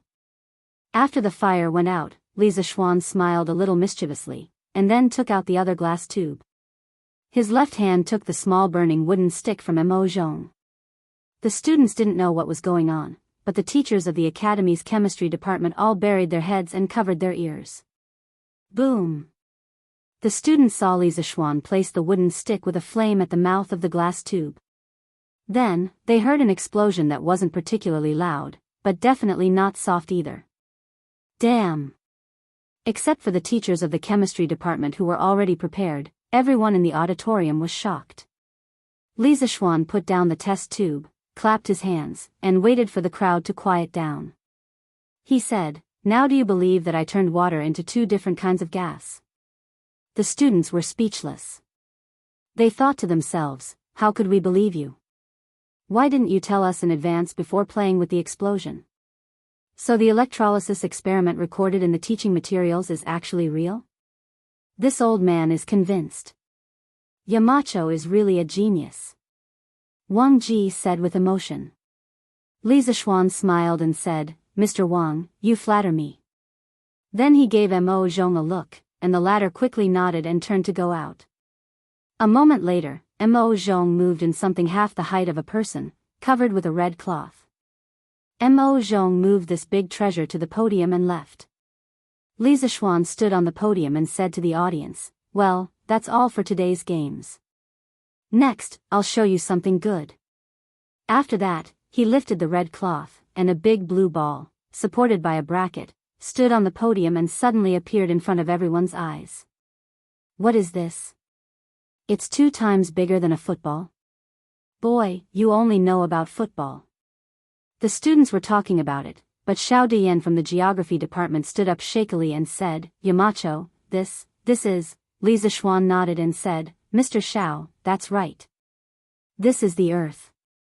It should be said that it's a model of the Earth. I call it a globe. After that, he looked at the students and said loudly, students, the Earth under our feet is not flat. The saying that the sky is round and the Earth is round is nonsense. We all live on a big ball like this. As for the details, your teacher will tell you later. From now on, I will put this globe in front of Guanghua building. Every time you pass by, you must take a good look at it and see the world we live in. This is definitely a new world that you have never known before. Also, the little games that I played with you earlier had a deep meaning. Don't ask me about the specific principles. I hope that by the time you graduate from the Yanhuang Academy, you will be able to fully understand these questions. Then, the painstaking efforts that I and the teachers of the Academy have put in for you will not be in vain. Okay, class dismissed. Go and rest. Today's class is over. Clap, clap, clap, clap. At this moment, all the teachers and students couldn't help but stand up and applaud Li Zishuan. Today's class was destined to go down in history. Moreover, this class had given them too much shock. It made them feel extremely lucky that they chose Yanhuang College in the first place. Otherwise, where would they go to learn such advanced knowledge? Chapter 891. This was the students' first class after entering Yanhuang College, and it would be the class that would leave the deepest impression in their lives. Li Zishuan chose some of the more classic experiments from mathematics, physics, chemistry, and geography. These experiments opened the door to a new world for these students who had been influenced by Confucianism for many years. The charm of engineering was displayed incisively and vividly. At the same time, Li Zishuan's teaching style had given all the teachers in the academy a great inspiration. They realized that when Li Zishuan was teaching, all the students' attention was focused on Li Zishuan. After half a day of class, there was not even a single person who went to the toilet, let alone someone who was absent. Did the students not want to go to the toilet? Obviously not, because after Li Zishuan announced the end of class, the toilets in the auditorium, oh, no, the toilets in the auditorium were all overcrowded. Many students had no choice but to rush to the school building to use the toilets. What did this mean? It meant that the students were unwilling to miss a single bit of Li Zishuan's teaching. This could be called a miracle in the history of teaching. Most of the teachers in the academy used to be teachers in local government schools or schools in the countryside. But what was the situation like when they taught students? Other than a few students who really wanted to excel through studying and listening attentively, the rest of the students were either absent-minded or sleeping. They were all hoping that the class would end early. Compared to Li Zishuan's class, the effect of their teaching was like the bottom of the abyss, while the other was above the clouds. Therefore, after Li Zishuan's class, Yan Silu, who was in charge of teaching in the academy, did not even eat lunch. He immediately gathered all the teachers in the academy and held a teaching method improvement and learning meeting. He asked all the teachers in the 5 academic departments to reflect on their teaching methods and improve them within a time limit. The teaching team of the academy would organize teachers to take turns attending classes every week. At the end of the semester, the teacher's teaching ability would play a large role in the final evaluation. Therefore, no one would ignore this matter. Of course, Li Zishuan also sat in on the meeting, but he didn't say a word from beginning to end.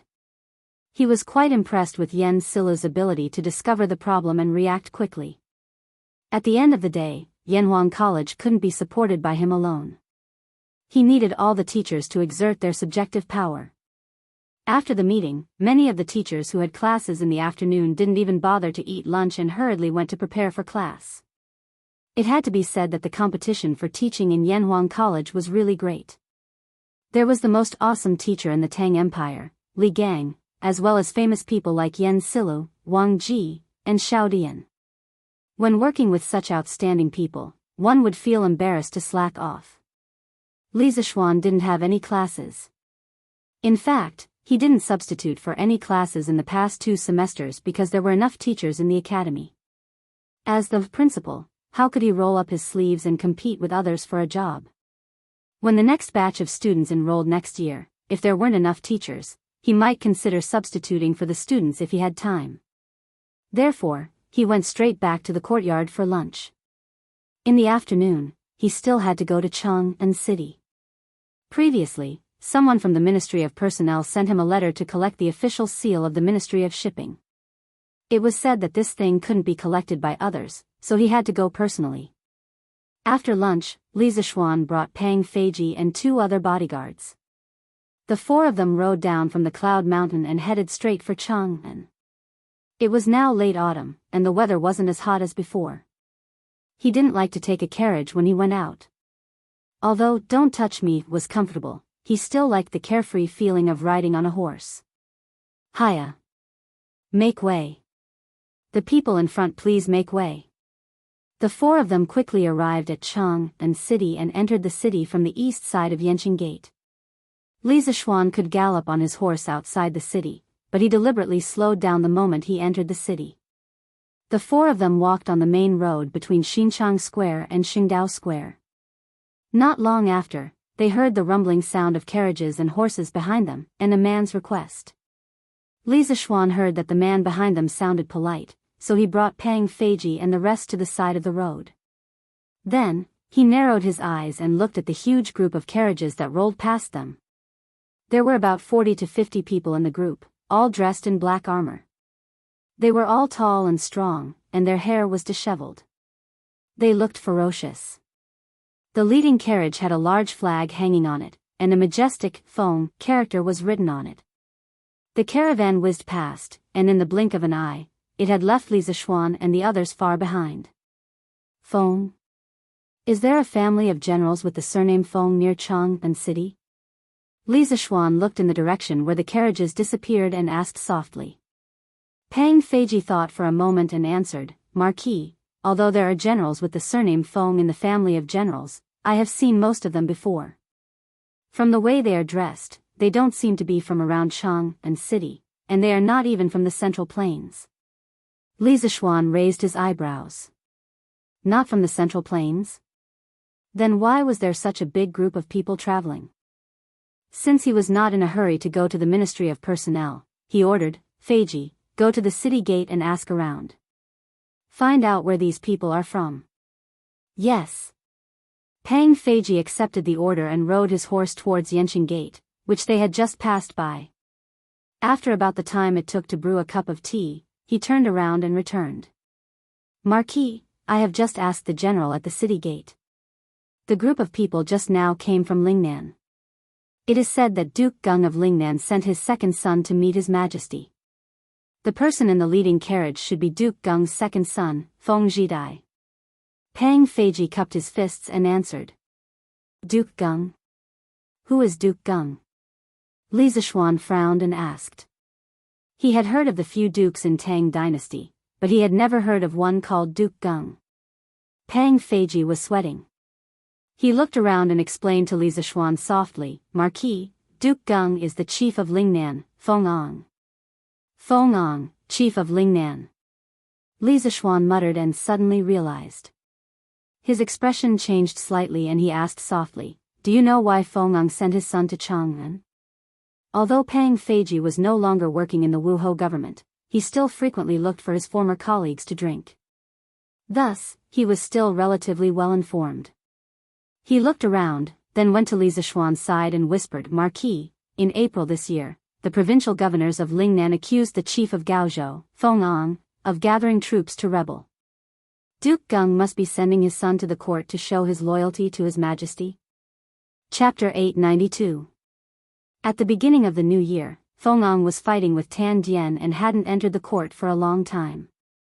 The various prefectures reported Feng Ang's rebellion more than 10 times.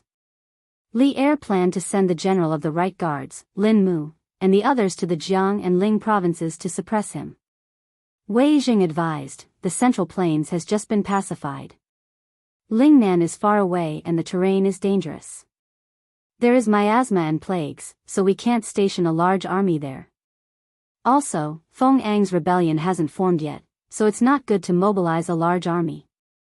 Li Er said, there is an endless stream of people reporting Feng Ang's rebellion. How can you say that the rebellion hasn't formed yet? Wei Jing replied, if Feng Ang rebelled, he would have split up his troops to occupy the strategic areas and attack the neighboring provinces. It's been a few years since he's been reported, but the Feng troops haven't left the country yet. There are no signs of rebellion. The various prefectures already suspect that the Feng family is rebelling, but His Majesty hasn't sent an envoy to appease them. The Feng family is afraid of death, so they don't dare to come to the court.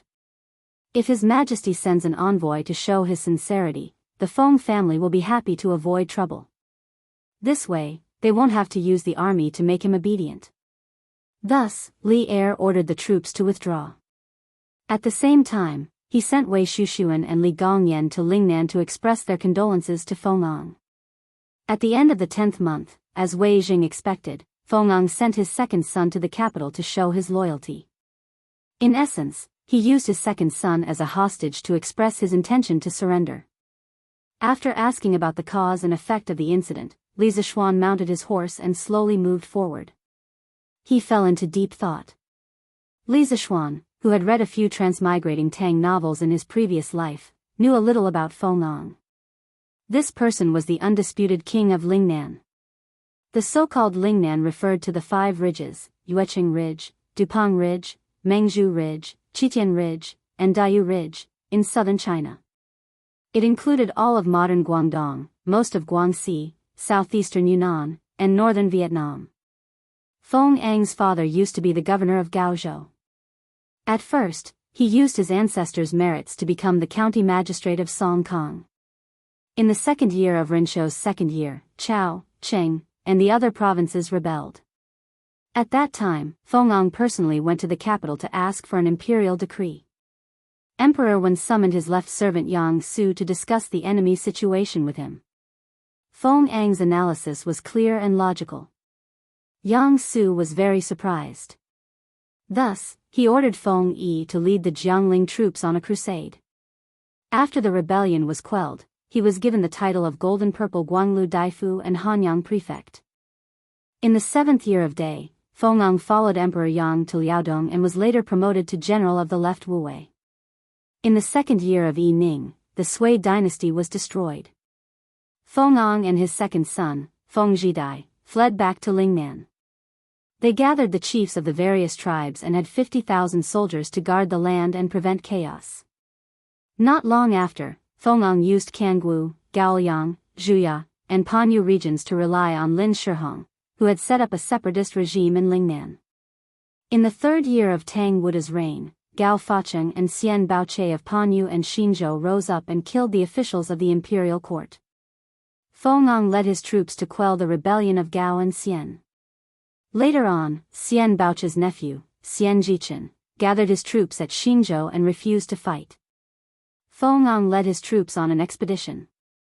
During the battle, Feng took off his armor and shouted, "Do you know me?" When Xian Jichen's soldiers saw that it was the famous Feng, they immediately put down their weapons and knelt down to surrender. Xian Baoche, Xian Jichen, and the others were all captured by Feng. From then on, from Panyu to Jianghu, Guangxi Wuzhou, to Zhuya, Liezhou Peninsula and Hainan Island, they all submitted to Feng. Feng proclaimed himself to be the chief steward. He ruled over 20 prefectures and thousands of li of land.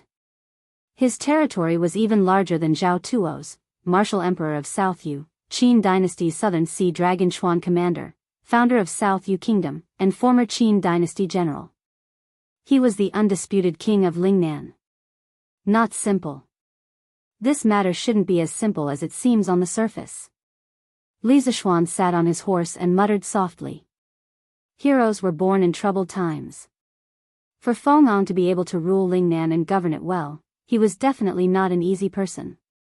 It was not an exaggeration to call him a hero of a generation. Li Zishuan believed that such a person would not be as cowardly as Wei Zheng said to Li Zishuan. Li Zishuan did not believe that Madame Feng was afraid of death and did not dare to come to the imperial court. This time, when Feng sent Feng Zhidai to the capital, in the eyes of others, it might be Feng showing his loyalty to Li Er by sending his son over as a hostage. However, in Li Zishuan's eyes, this move might not be without the intention of spying on the imperial court. Li Zishuan had always disdained those who sent their sons to the capital as hostages to show their loyalty. A few hundred years later, Zhu Di sent his sons to Jinling as hostages to the Jiangwen emperor. Was that enough to show his loyalty? In the end, he still usurped the throne. If someone really wanted to rebel, they would not stop just because their sons were in someone else's hands. Moreover, Li Zishuan had heard that Feng had more than 30 sons. If he really wanted to rebel against the imperial court, would he give up his throne for a son? Obviously not. Li Zishuan was not measuring the stature of a gentleman with his own yardstick. It was just that in this feudal era, he felt that there were very few people in the world who had no ambition like him. There were even fewer people who had great power but no ambition. Lingnan was a dangerous place, and the emperor was far away. Li Zishuan did not believe that Feng did not have the slightest bit of ambition in his heart. "Your Majesty, Feng has sent his second son to Chang'an." He is now outside the palace and asking for an audience. In Ganlu Palace, Li Er had just finished his afternoon nap. Zhao Song hurried in and bowed before he could even warm his seat on the dragon bed. Li Er was shocked. He narrowed his eyes and muttered to himself, "They're finally here." Feng Zhichen and his men had to pass through more than 10 prefectures from Lingnan to Chang'an. As the supreme ruler of the world, there was no way that Li Er did not receive the news in advance. Summon. After a few breaths, Li Er came back to his senses and ordered. "Yes, Your Majesty." After a while, a bronze-skinned, tall, and strong young man walked in. Although he was tall and strong, his clothes and hair accessories made him look like a Han Chinese scholar. Apart from being bold and strong, there was also a hint of elegance. "Your subject, Feng Zhichen, pays his respects to Your Majesty." The young man walked up to Li Er, bowed deeply, and said respectfully. Li Er looked at Feng Zhichen for a while before smiling. At ease. "Tianxi must be tired from the journey. Why don't you rest at the inn for a few days before coming to see me?" Feng Zhichen, courtesy named Tianxi, courtesy named Fu Yuan. Feng Zhichen immediately bowed and said very sincerely, "Your Majesty, my father is being attacked by scoundrels. As a son, there is no time that I do not want to help my father clear his name as soon as possible so that Your Majesty will not be suspicious. Therefore, I rushed all the way here to ask for forgiveness on behalf of my father. How would I dare to rest at the inn? Here is a letter written by my father. It explains the situation in Lingnan in detail. I hope Your Majesty can read it." At this point, Feng Zhichen took out a painted letter from his sleeve and raised it above his head with both hands in a very respectful manner. Chapter 893. In the Ganlu Palace. Zhao Song took the letter from Feng Zhidai and used his internal energy to check it. After confirming that there was no problem, he handed it to Li Er. Li Er opened the envelope, calmed himself down, and began to read it carefully. The palace fell into silence. Even the sound of a pin dropping could be heard. Half an hour later, Li Er put down the letter and raised his head to look at Feng Zhidai. With a kind smile, he said, "I've finished reading Duke Geng's letter. As for the matter of the provinces accusing your father, I'll have someone investigate it thoroughly and give your family an explanation." In fact, the content of the letter was not important.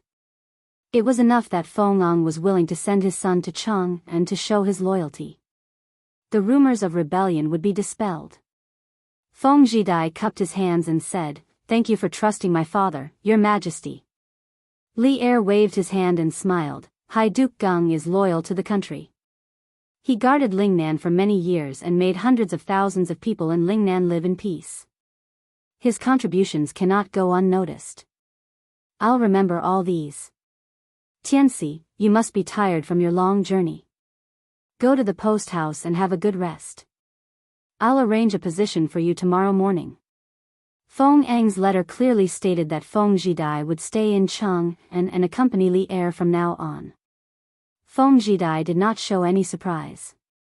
Obviously, he already knew about Feng Ang's arrangement. He quickly cupped his hands and said, "Thank you for your concern, Your Majesty. I'll take my leave." He took the official seal from the Ministry of Personnel Affairs and asked someone to send the Kung Fu/non-Kung Fu football management rules that Li Er asked him to write to the palace. According to the type of game, there were strict rules on the behavior of the players. Anyone who violated the rules would be severely punished. It was considered a regulation of the Tang Empire's football to reduce malicious behavior on the football field. When he returned to the academy, the bearded man reported, "Yamacho, after the Datong Daily was sent out today, 28 people came to register their teams and received their football." Li Zishuan had asked Zhang Zhongjian, the PE teacher of the academy, to manage the affairs of the football association. This bearded man looked rough and uncouth, but if one talked to him in detail, one would find that he was not only uncouth, but also proficient in the art of war and strategy. Which uncouth from Jianghu could be better than him? Li Zishuan personally poured a cup of wine for the bearded man because he knew that the bearded man did not like to drink tea like himself. In comparison, the old man preferred to drink strong alcohol like drunken immortal. However, where would Li Zishuan's office have such a thing? The bearded guest took the wine glass. Li Zishuan then said, I didn't expect so many people to have formed their teams today. The bearded man grinned and said disdainfully, hey, from what I see, these people are most likely here for the football. They formed a team, came here to take the football at a cheap price, and then took it out to sell. They can make at least 50 strings of cash. Then they can just find a reason to disband the team. Wouldn't they be making 50 strings of cash for nothing? Yamacho, I see that your method doesn't seem to work. You should change it. Otherwise, wouldn't you be benefiting those villains for nothing? Scalpers. When the bearded man said this, Li Zishuan instantly thought of the scalpers in his previous life. He did not expect that there would be such annoying people in ancient times. 50 strings of cash for a football.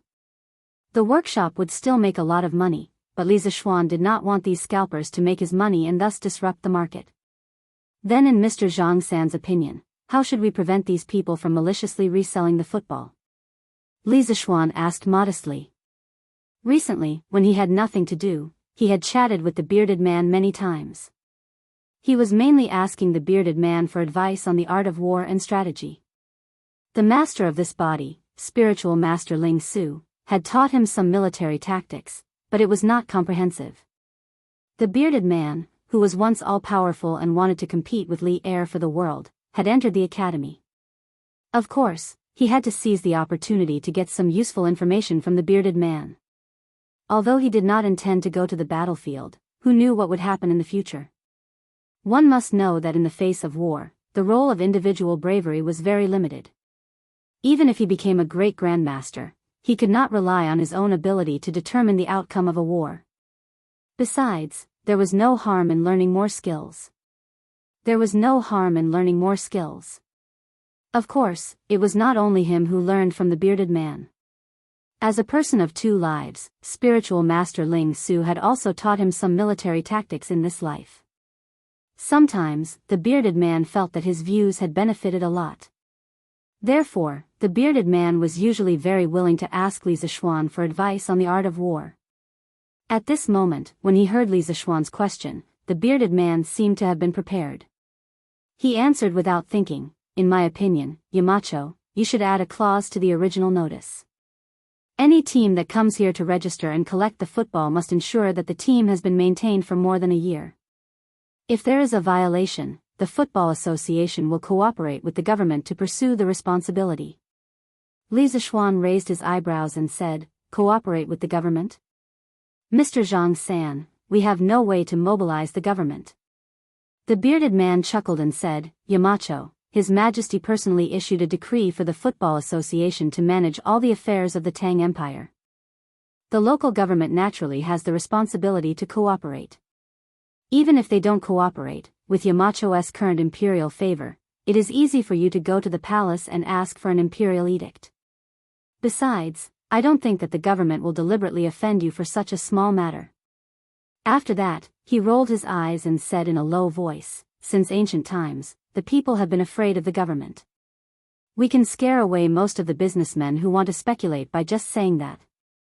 The deterrent power of this notice is greater than its meaning. Li Zishuan suddenly understood. He secretly thought that this old man was indeed full of guts. A small notice could make him play psychological warfare.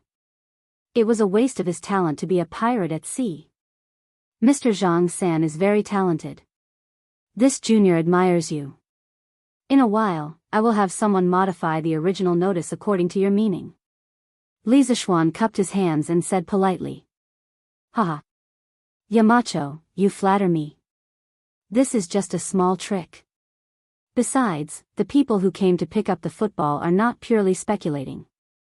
I reckon that there are many who sincerely want to start a football team. After all, Yamacho, this football you made is really interesting. A few of my little bastards came to me today to ask for a football to play with, but I kicked them away.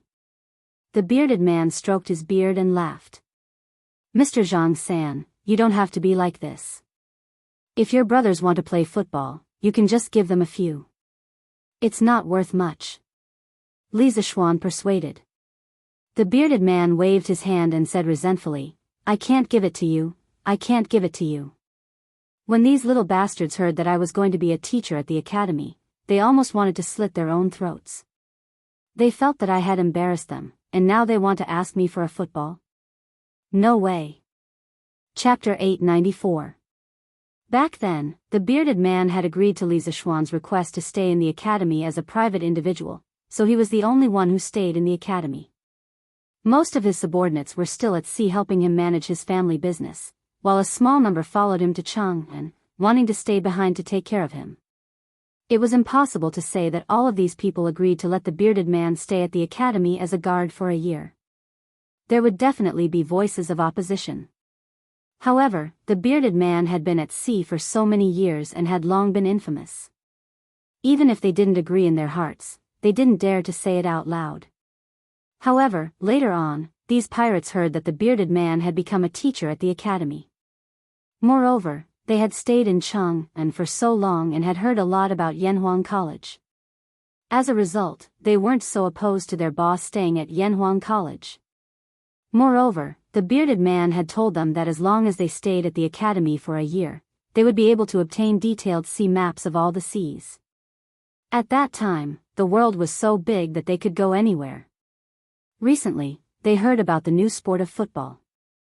Moreover, the bearded man was a manager of the football association, so they thought of coming over to ask for a football to play with. After all, they were new here and were unfamiliar with the place. Even if they were to line up at the Strange Interest Pavilion, they reckoned that they wouldn't be able to find the right door. Even if they found the right door, they wouldn't be able to line up faster than those rich young masters with membership cards. However, they never expected that after their boss found out about the situation, he actually chased them out without saying a word. The affairs of the world were truly unpredictable. Then I wonder how Mr. Zhang Sen feels about his life at the academy? Li Zishuan asked tentatively. The bearded man looked deeply at Li Zishuan and then laughed loudly. Haha. Yamacho, don't try to test me. Since I, Zhang Zhongjian, have agreed to stay at the academy for a year, then I will definitely fulfill my responsibilities within this year. Yamacho, if you want me to go east, I definitely won't go west. Besides, I have good wine to drink and fresh meat to eat in the academy. My days here can be considered carefree and happy.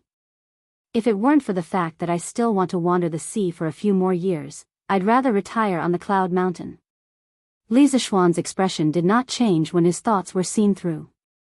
He smiled and said, well, when Mr. Zhang San is tired of life at sea, the academy will always welcome you back.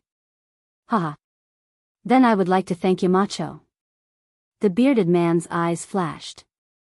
He raised his wine cup and saluted Li Zishuan from afar. Then, he laughed loudly. He wasn't kidding when he said that he wanted to retire at Yanhuang College. He had long known that Li Zishuan was an extraordinary person. Yanhuang College would one day become the holy land of learning in Tang Empire. He would have no regrets if he could retire at such a place. Your Majesty, is there something on your mind? At midnight, in the west court of the Imperial Palace, the Empress bedroom. Empress Jiangsun, who had rested for more than 2 hours, inadvertently woke up. She found that Li Er, who was lying beside her, was still awake. His dark eyes reflected the light of the fire outside the bedroom, looking particularly bright. She was moved and asked aloud. Oh. Maid Guanyin, why are you awake now? Is it because I... No, Your Majesty. I woke up by myself. Empress Jiangsun hurriedly explained without waiting for Li Er to finish. Oh. Li Er leaned against the headboard and sighed faintly. After a while, he said, today, Feng'ang sent his son to the capital. I met his son in the afternoon. Like father, like son. Empress Jiangsun was also a quick-witted person. She thought about it and understood what Li Er was worried about, so she said, Your Majesty, are you worried about Lingnan? But since Feng'ang is willing to send his son to the capital, it means that he has no disloyalty to Your Majesty. Why are you still worried? Li Er shook his head and said in a dull voice, Feng'ang would rather send his most valued son to Jianghu and as a hostage than to personally come to Chang and to see me. I feel uneasy. Just because he is a hostage doesn't mean that he has no ambition. In the past, Qin Shi Huang's father Qin Zhuangxiang, Qin Shi Huang's great-grandfather Qin Zhaoxiang, and Yan Crown Prince Dan of the Warring States period were all hostages. But what happened later proved that all of them were ambitious people. It's really hard to guess what Feng is thinking. Empress Zhangsun was silent for a while and then comforted, "Your Majesty, why are you so worried? At present, my great Tang's treasury is abundant, and we have produced many talented people. We also have no shortage of brave and skilled generals. Even if Feng is disloyal and decides to take the risk, this servant is confident that he is no match for the imperial court. Your Highness should relax and rest early." Li Er nodded and praised, "Maid Guanyin is right.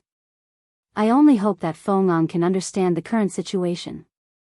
Otherwise, the Tang Empire will fall into serious internal friction." The next day, a piece of news in Datong Daily once again caused an uproar in Chang'an. It was Ma Zhou who sorted out the content of Li Zishuan's class yesterday morning. After Li Zishuan approved it, it was published on the front page of Datong Daily. The title was Engineering, New World. What? How could a small needle-throwing game calculate the approximate value of the ancestral rate? How is that possible? That's right. That's the ancestral rate. How can it be calculated so easily? The newspaper must be bragging. Yes, it's bragging. Hey, that's not right, is it? If you don't believe it, you can follow what the newspaper said and do it yourself. You didn't even do it yourself. What right do you have to say that the newspaper is bragging? That's right. If you don't believe it, you can find a few hundred people to do an experiment. Humph. Let's do it. When I return to the Imperial College, I will gather my classmates to do a needle game for you to see. After saying that, this person left with his companions. TSK, so it's from the Imperial College. When the Duke of Yong'an was teaching at the Imperial College, it was really lively there. What a pity.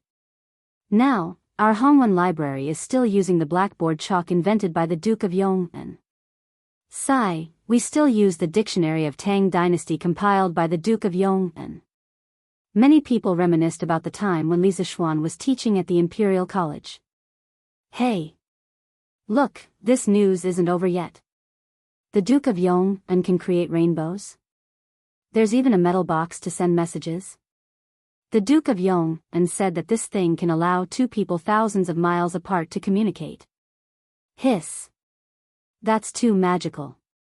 The Duke of Yong'an can even turn water into two types of gas. One can make iron burn, and the other can explode upon contact with fire. This is like magic. This piece of news, engineering, a new world, really brought everyone into a new world. The influence of engineering once again spread. Chapter 895. When the news from the Tang Daily reached the Imperial College, it caused another uproar, especially in the School of Mathematics, which caused an unprecedented shock. Li Zishuan had resigned in anger. Not only did he take all the students from the School of Mathematics, but he also poached the original teacher, Su Hongji. The School of Mathematics was once in an awkward situation where there were no teachers or students. Left with no choice, Kang Yingda personally came forward and invited the retired professor of mathematics, Lu Hongyuan, Su Hongji's mentor, to come out of seclusion once again. He also selected a group of students from the various prefectures to fill in the gaps. After all, the majority of students were still willing to go to the Imperial College these days. Although Yanhuang Academy was very famous now, its reputation among the people was still not as good as the Imperial College, the #1 official school of the Tang Empire. It was worth mentioning that the enrollment scale of the School of Mathematics this time was about 2 times larger than before. A total of 71 students were recruited. It was as if they wanted to compete with Yanhuang College in the field of mathematics. Other than the increase in students, Kang Yingda also hired 3 teaching assistants to help Lu Hongyuan teach the School of Mathematics. Therefore, the School of Mathematics was now more than 1 level higher than before in terms of both the number of students and the number of teachers. Inside the School of Mathematics. Hey, did you hear? The Marquis of Yong and made a simple needle-throwing game and was able to calculate the approximate value of the ancestral rate. It's amazing. I saw the newspaper, but I think it must be a coincidence. After all, whether the needle is thrown or not depends on luck. He was able to get such a result because of luck. I also think it's a coincidence. If he did it again, the result would definitely be different.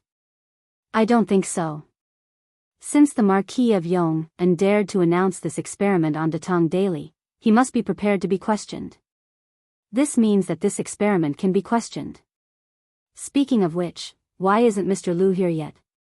In the past, he would have already arrived at this time. Mr. Lu is here, Mr. Lu is here. Just as the students were discussing, an old man in white clothes made of rough cloth came in. Together with his white hair, he looked inexplicably weathered. There were 3 middle-aged scholars following behind the old man. They all deliberately stayed half a step behind the old man to show their respect. The classroom, which had been noisy just now, suddenly became quiet. Haha. This old man heard you all talking about the needle experiment in the newspaper just now. Presumably, you all want to know whether the results in the newspaper are a coincidence or not, right? The old man stood on the podium and chuckled as he looked at the students below. This old man was Lu Hongyuan. He had already reached the age where he could enjoy the rest of his life, but he was invited back. He had stayed in the Imperial College for more than 10 years, so he was still reluctant to leave this place. No students responded. After being in the Imperial College for so long, they all knew that the majority of the teachers in the Imperial College did not like students discussing matters related to Li Zixuan. This was already an unspoken fact. Although they couldn't make a sound, the students' eyes were all shining as they looked at Lu Hongyuan. Lu Hongyuan did not have any prejudice against Li Zixuan. On the contrary, he had bought a copy of Li Zixuan's new mathematics textbook and studied it. Seeing that the students wanted to speak but did not dare to, he smiled and said, "Actually, it's not just you all who want to know. This old man also wants to know whether the results obtained by the Marquis of Yong are a coincidence." Before class, this old man prepared a piece of paper with lines drawn on it and a bag of thin needles. The distance between the lines and the length of the needles are exactly as described in the newspaper. Thus, today, our Imperial College will also conduct a needle experiment to see if the results in the newspaper are a coincidence. As Lu Hongyuan spoke, he took a gray cloth bag from an assistant teacher. Inside was a piece of paper with lines drawn on it and a bag of thin needles. The reason why he was late for class today was to prepare these 2 things. When the students heard this, they could not help but whisper among themselves. Wow! We are also going to conduct a needle experiment. Mr. Lu is really open-minded. Hey! If we can prove that the results in the newspaper are a coincidence, won't our Imperial College become famous this time? Haha. In my opinion, it is most likely a coincidence. I don't think so. Lu Hongyuan patted the table and signaled for the students to be quiet. Then, he said, there are a total of 71 students in the Imperial College of Mathematics. The number is still a little small. In order to match the total number of needles in the newspaper, you will all come up in order to cast the needles. Each of you will cast 10 times. Be careful not to use too much force and throw the thin needles out of the paper. The 3 teachers and I will help you count the number of times you cast the thin needles. Yao Yuanhe, come up. We will start with you. Then, Lu Hongyuan spread out the paper and instructed a student sitting at the door. Yes, Mr. Lu. The student responded and ran up excitedly. The other 3 assistant teachers took a pen and paper and stood behind Lu Hongyuan, ready to take notes. The verification experiment of the needle-throwing experiment was officially launched in the Imperial College of Mathematics. The whole experiment lasted for more than an hour before it was announced to be over.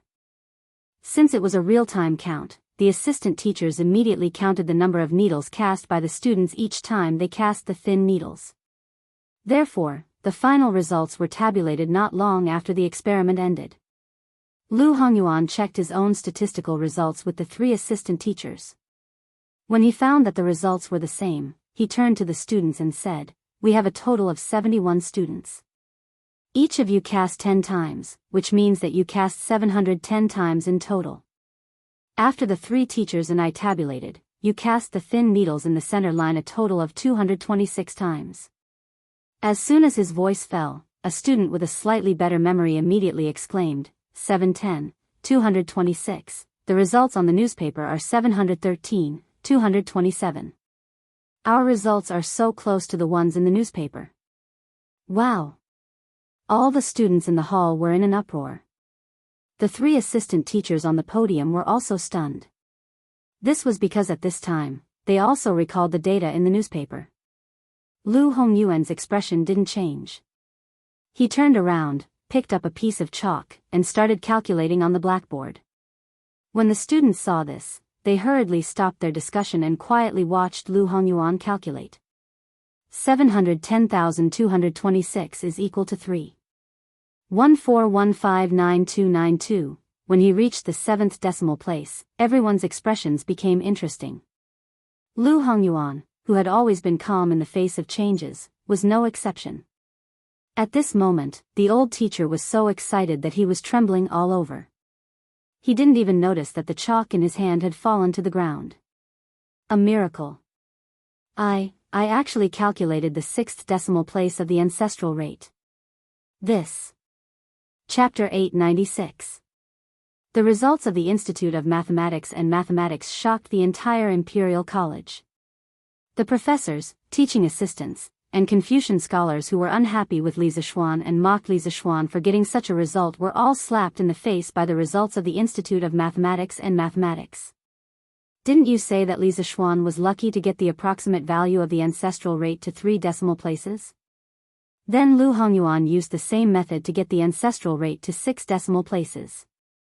What should you say? This could completely prove that Li Zishuan's calculation of the ancestral rate of the needle experiment was reasonable. Those who understood the key points were all scared silly.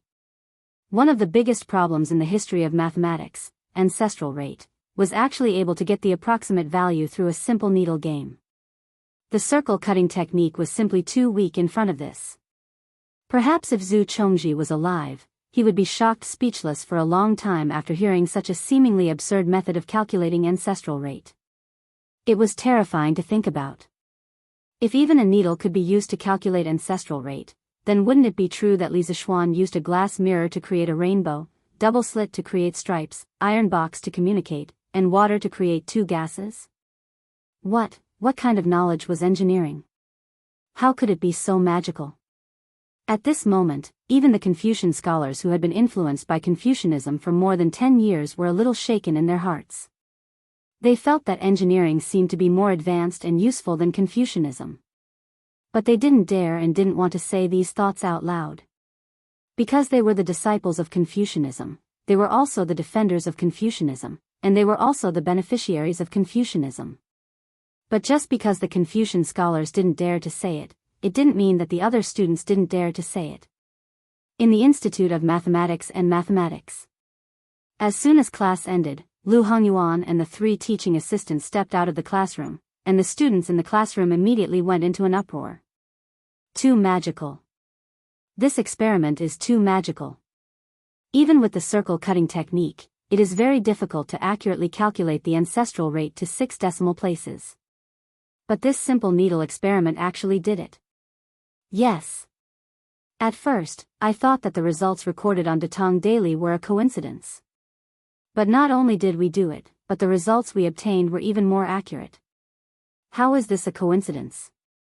This means that Marquis Yong's method can really be used to calculate the ancestral rate. This is unbelievable. The Marquis of Yong is truly a genius. I've also read his new mathematics textbook, and the content is amazing. Now, with this needle experiment, his achievements in mathematics are something that we can never hope to achieve in our lifetime. I really don't understand how the Marquis of Yong connected Zhu LV to the needle-throwing experiment. The two are completely unrelated. That's true. I didn't even see a single circle from the beginning to the end of the experiment. I don't know how the ancestral rate could be obtained through this method. I don't get it, I don't get it. The other experiments recorded in the newspaper are also very interesting. The students of Yanhuang College are so lucky. I want to go to Yanhuang College to see what the globe in the newspaper looks like. I want to go too, brother Yanghe. This break coincides with Yanhuang College's weekend. How about we go together? Haha. Let's go together. When the results of Lu Hongyuan's needle-throwing experiment were spread, it caused a huge commotion among the people. Li Zishuan's erudition and the magic of engineering once again refreshed people's understanding. Before Li Zishuan, who would have thought that a small game could solve one of the biggest problems in the history of mathematics?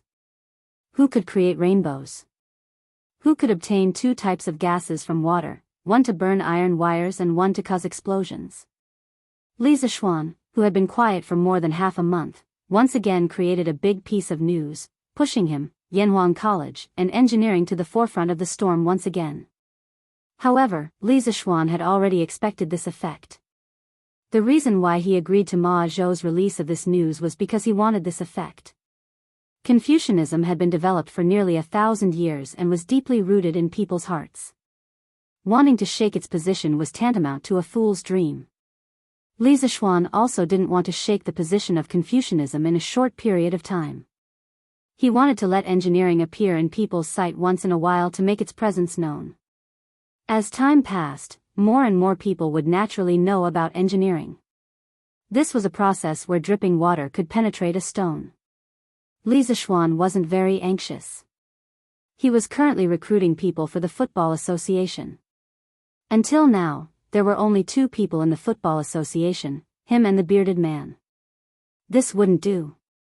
The Football Association was in charge of all the football competitions in Tang Dynasty and the rewards and punishments for players.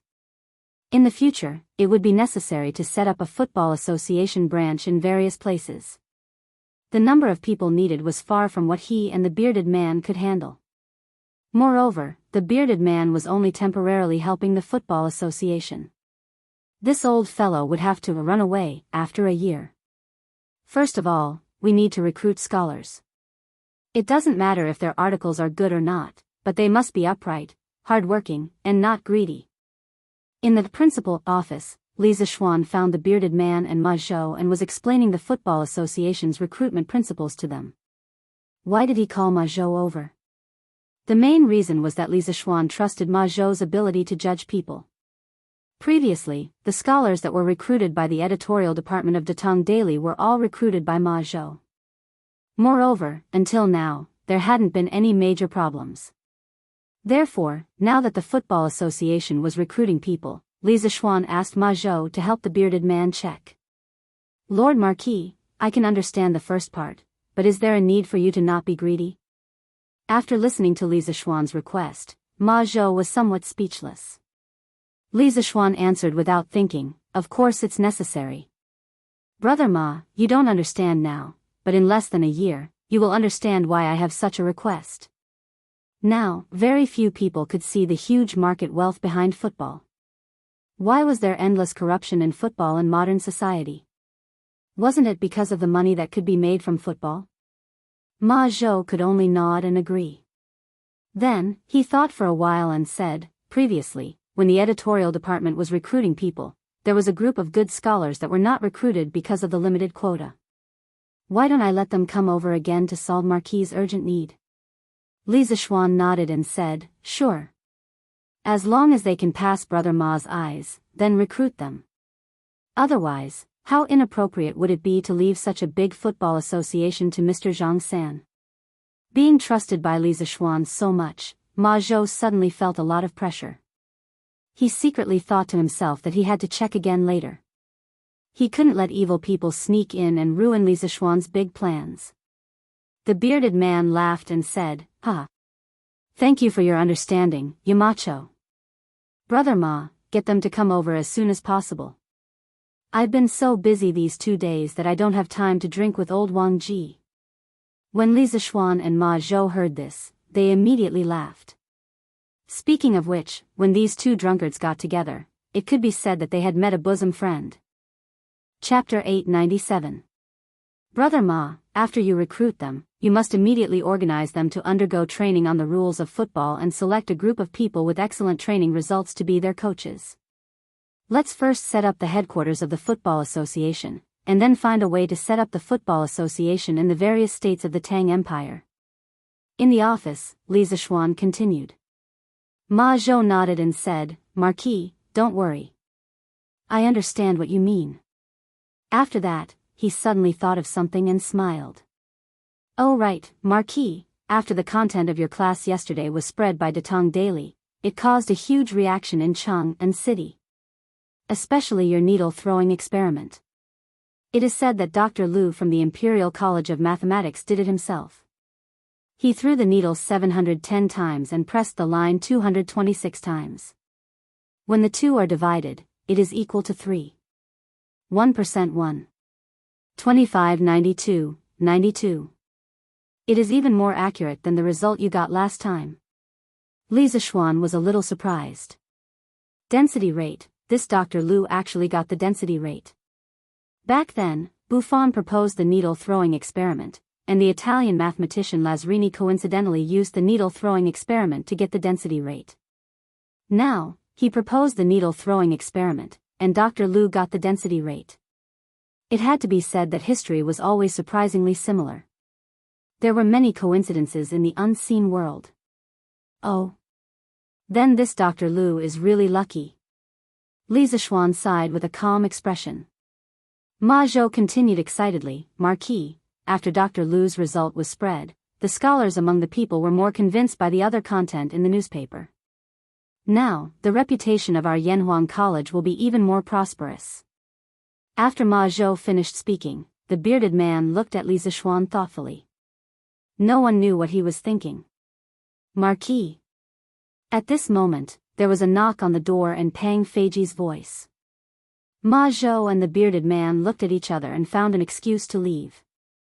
They understood that Pang Feiji did not come in directly but chose to knock on the door. It meant that he had something to talk to Li Zishuan alone. Feiji, what's the matter? After the bearded guest left with Ma Zhou, Pang Feiji walked in. Li Zishuan looked up at Brother Chicken and asked. Pang Feiji cupped his fists and said, Marquis, I've received news that Feng Zhidai was conferred the position of Vice Minister of Guards by His Majesty during the morning court meeting. He was also given a mansion.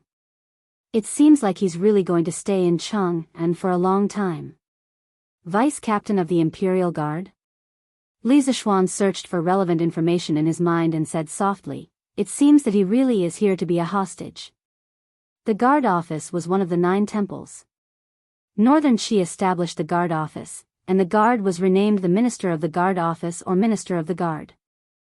The deputy was called the Vice Minister of the Guard. During the Sui and Tang dynasties, it became a non-official position. It was mainly in charge of the palace, ceremonies, and ceremonial ceremonies. It lasted until the Southern Song dynasty when it was incorporated into the Ministry of Works. Li Er gave Feng Zhidai such an easy job. Anyone with a little political brain could understand the deep meaning behind it.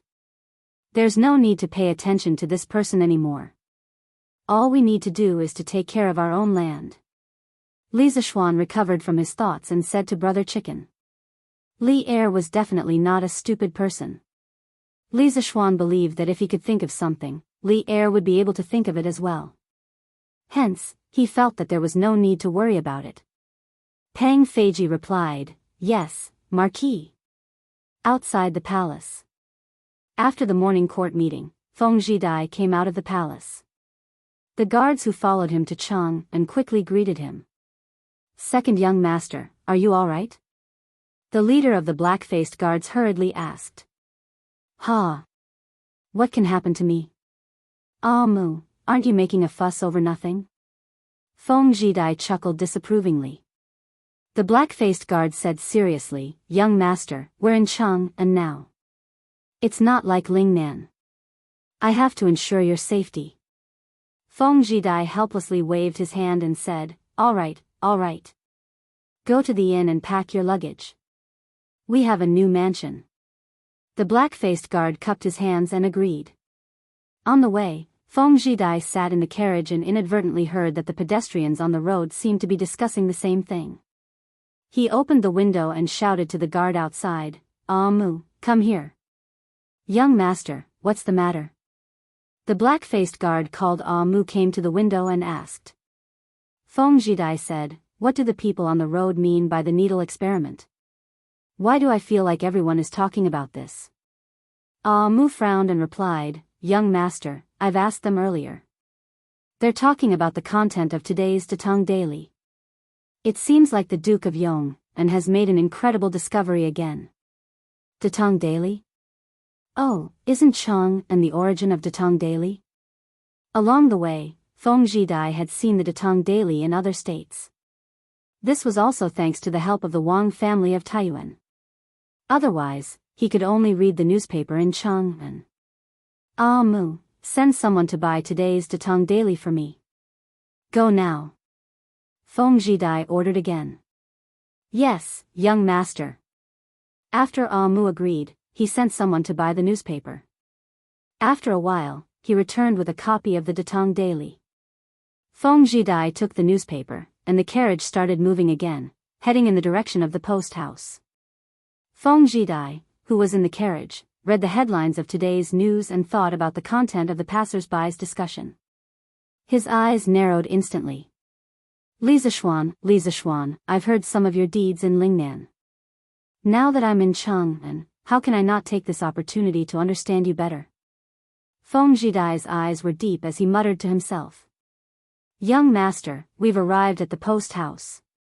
After an unknown period of time, Mu knocked on the window of the car and shouted. I know. Feng Zhidai put down the newspaper, lifted the curtain, and jumped off the carriage. Mu, come with me. Unexpectedly, Feng Zhidai was not in a hurry to enter the post house. Instead, he walked to a quiet bamboo forest and ordered. Mu hurriedly followed. Young master. Help me gather some information about the Marquis of Yong'an. As long as it's about him, I want it. The more detailed, the better. Feng Zhidai ordered with his hands behind his back. Mu's expression changed slightly as he asked, Young master, you're thinking of... Feng Zhidai turned his back to Mu and said, You don't need to know what I'm thinking. Be careful when you're trying to gather information. This is Chang'an, and His Majesty has many spies. Don't let anyone find out. Don't look for Li Zishuan's people to gather information about him. That will easily expose you, understand? Mu cupped his fists and said, I understand. Don't worry, young master. I won't cause you any trouble. Chapter 898. The mansion that Li Er gave to Feng Zhidai was located in Yongxing Square, which was in the east of the imperial city. Coincidentally, this mansion was right next to Wei Zhang's house. Feng Zhidai could be considered to be Wei Zhang's neighbor. Young master, old master has some old friends in Chang'an. When do you want to visit them? Feng Zhidai and the rest brought their luggage to the new mansion. After settling their luggage, Mu came over and asked. Feng Zhidai thought for a while and said, No need to go first. We need to be clear about our current status. Rashly making friends with the officials will only be disadvantageous to us.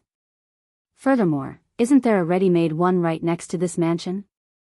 Mu, prepare the visiting card. We will visit Minister Wei in the afternoon. His current status was a hostage. As a hostage, if he frequently visited the officials, wouldn't he be looking for trouble?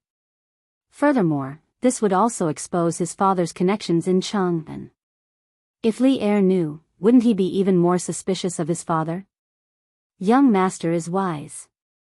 Young master, the royal prince is here. He is waiting for you in the main hall. This afternoon, Li Zishuan had just woken up from his afternoon nap when he heard Xiaoxi whispering to him. Oh. I'll be right there. Li Zishuan shook his groggy head and replied. After a while. Hee, prince, you are here? How have you been? Li Zishuan came to the main hall and saw Li Xiaogong drinking tea.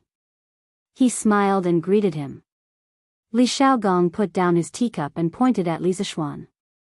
He said unhappily, You brat, if this prince didn't take the initiative to look for you, you would have already forgotten about your current position, right? Since ancient times, there was probably only one official who was as lazy as Li Zishuan, to the point that his superior had to personally come and look for him. Hee hee. How could that be? Prince, you are wronging me. I just want you to rest in the mansion for a few more days. After all, you have been out at sea for almost half a year. Li Zishuan walked to the seat next to him and sat down, grinning as he passed the buck. When Li Zishuan proposed the establishment of the Department of Shipbuilding and appointed Li Xiaogong as the head of the department, he said that since Li Xiaogong had just returned from the sea, he would allow Li Xiaogong to rest for a month before starting the establishment of the Department of Shipbuilding. That was why Li Zishuan said that. Li Xiaogong stared at him and said, "Kid, don't push the blame onto this king. It's true that this king has been out at sea for months, but do you really want this king to rest at home for a month? I'm not that delicate." He really didn't know how to appreciate good intentions. Li Er really found a good employee, but you didn't even want to give him a break. Your Highness is wholeheartedly devoted to the country. You work hard day and night and do your best. This young one admires you. Li Zishuan said as he gave a flattering reply. Facing such a slippery kid, Li Xiaogong felt helpless. He sighed and said seriously, the previous sea trade brought in a very rich income for the imperial court. His Majesty and the other officials in the imperial court are beginning to pay attention to the sea trade. Yesterday, the envoys from the Nanyang countries all left the capital. Before that, they all came to visit this king, hoping that this king can help them in the future sea trade. Saying this, Li Xiaogong paused. As if he knew what Li Zishuan was thinking, he chuckled and continued, although this king is usually a bit greedy, this king will definitely not accept this kind of money. They are trying to bribe this prince to gain more benefits for themselves in the future sea trade. However, if they gain more benefits, then the imperial court will naturally gain less benefits. This prince will definitely not do something like sacrificing the country's interests to enrich themselves. Li Zishuan stood up and cupped his hands in praise. Your Highness is righteous, this young one admires you. Li Xiaogong laughed and scolded, don't flatter me. This king is telling you this not to boast, but to remind you that as a person in this position, don't be greedy for money that you shouldn't be. Although the borders of the Tang Empire seem stable, there are actually turbulent undercurrents. Moreover, our internal affairs are not peaceful either. The imperial court can use the sea trade to save more money, and we will have more confidence in the war. Li Zishuan nodded and said, Your Highness, don't worry, this young one knows the importance. As the saying goes, every man is responsible for the rise and fall of the world. This young one hopes that the Tang Empire will always be prosperous. Every man is responsible for the rise and fall of the world. Hearing this, Li Xiaogong's eyes lit up. He praised, You're quite accomplished in the art of craftsmanship. A few days ago, the entire Chang'an city was talking about your class. I didn't expect you to be so accomplished in the art of writing as well. This sentence is well said. Haha. I don't know how spiritual Master Ling Su taught such a monster like you. That's right, Li Xiaogong could only think of the word monster to describe Li Zishuan.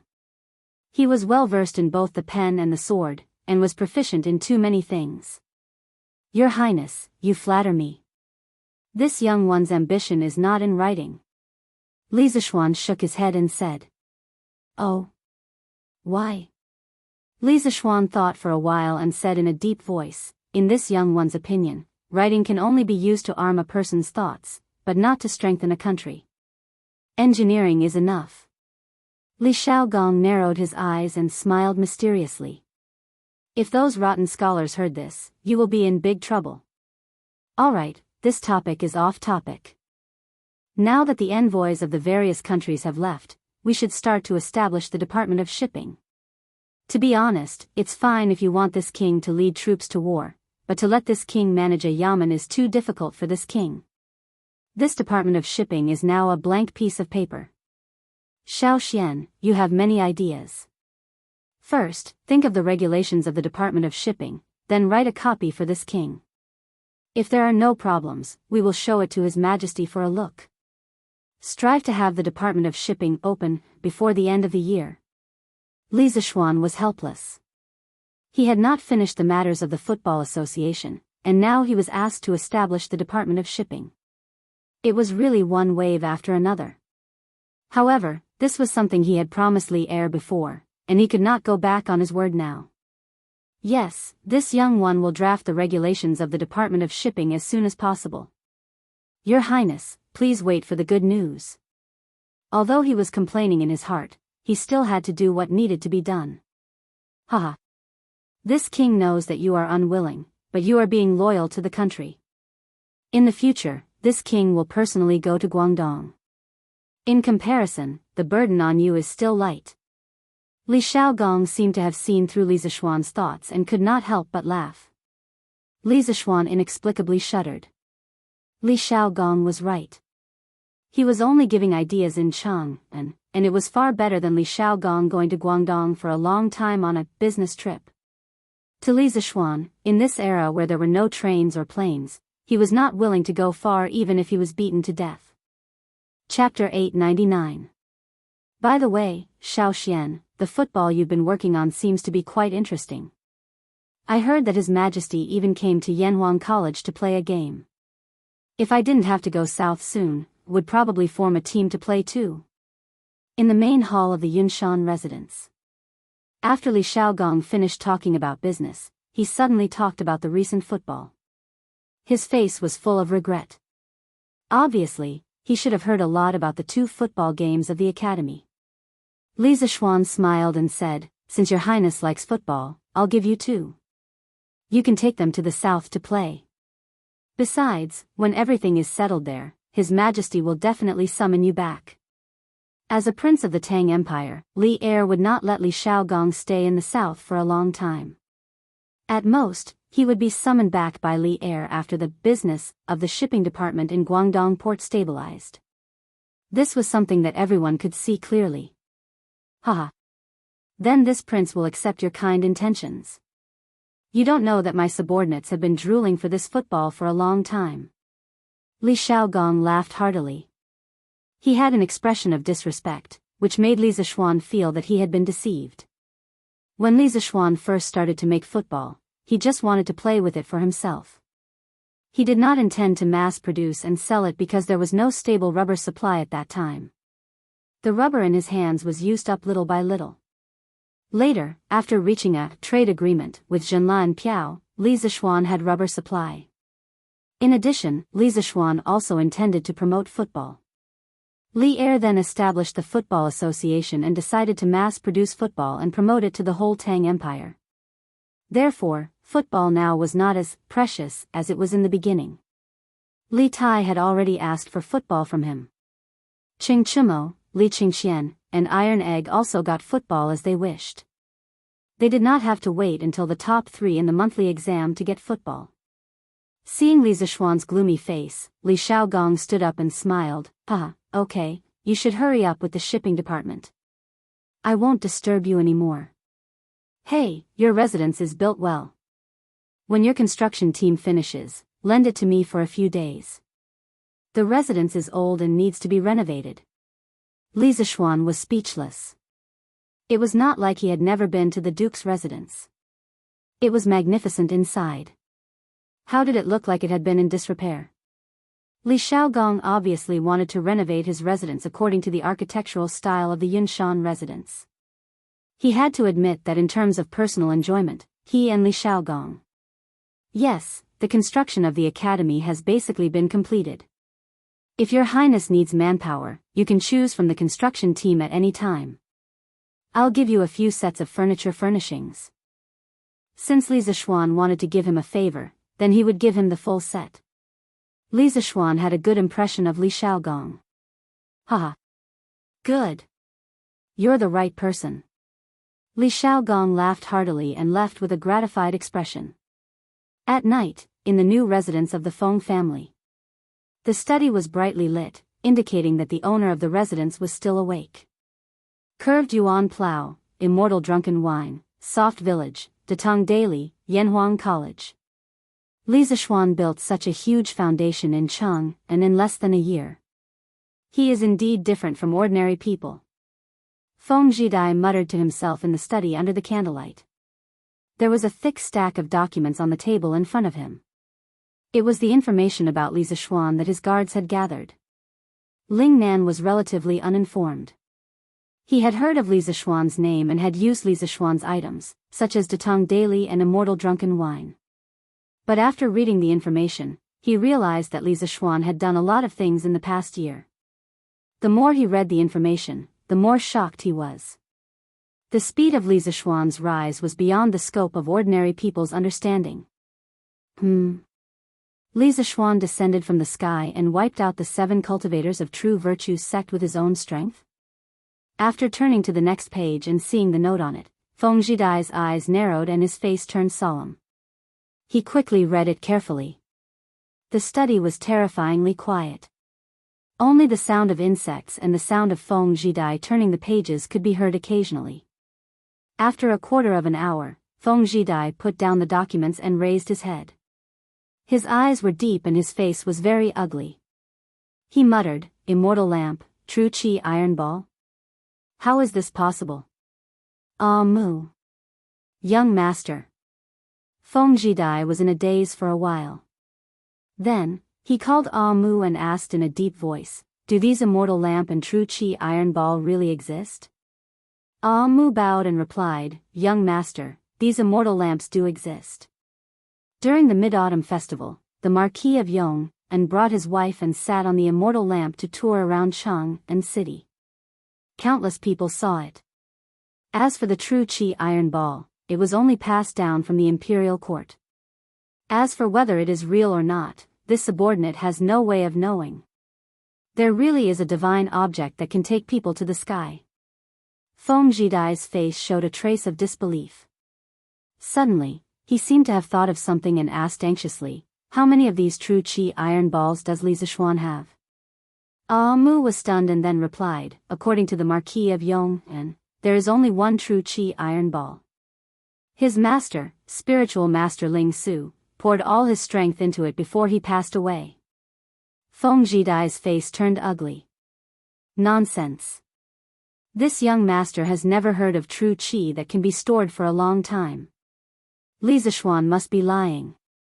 Seeing that Feng Zhidai didn't believe him, Amu added, "Young master, this subordinate heard that on the night the 7 cultivators sect was destroyed, many people saw flames soaring to the sky from the northeast of Cheng and city. There was also a loud sound of thunder.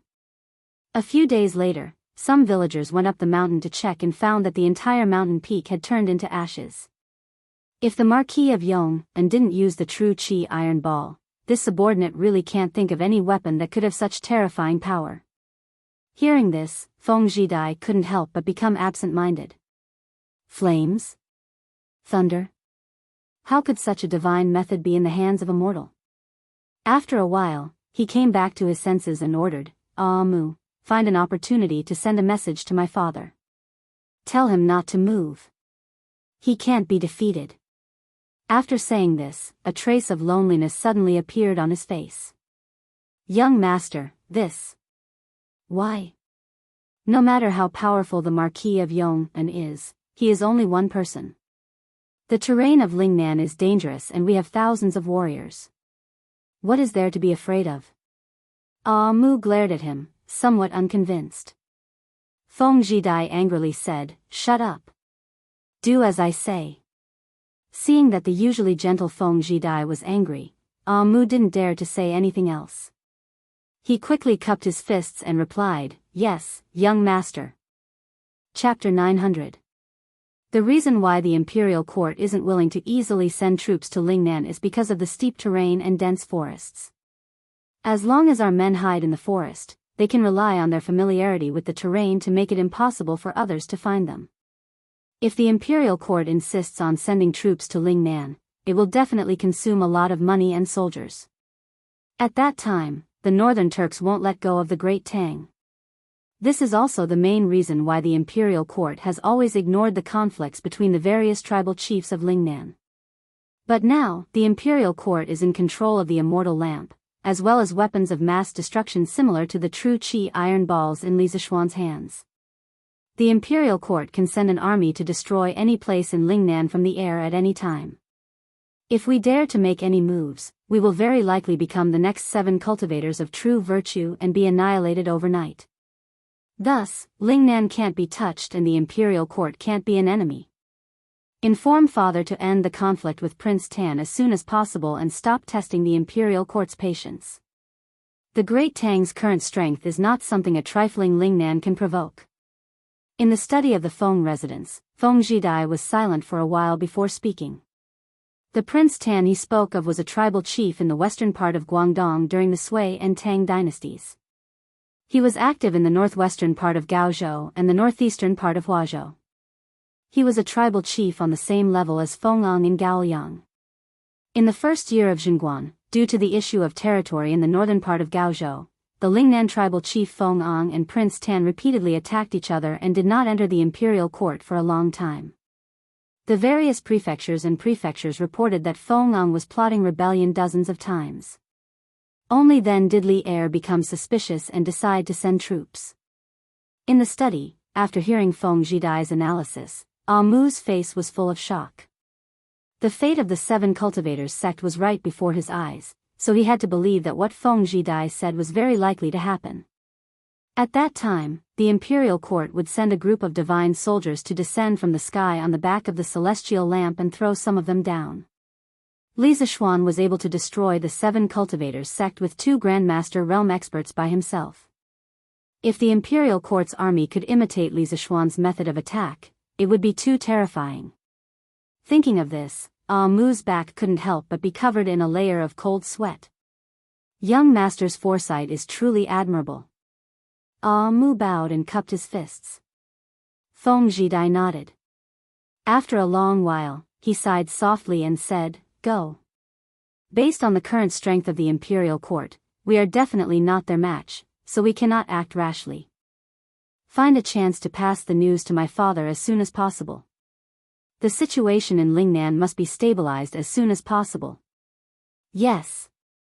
In the blink of an eye, 3 days had passed.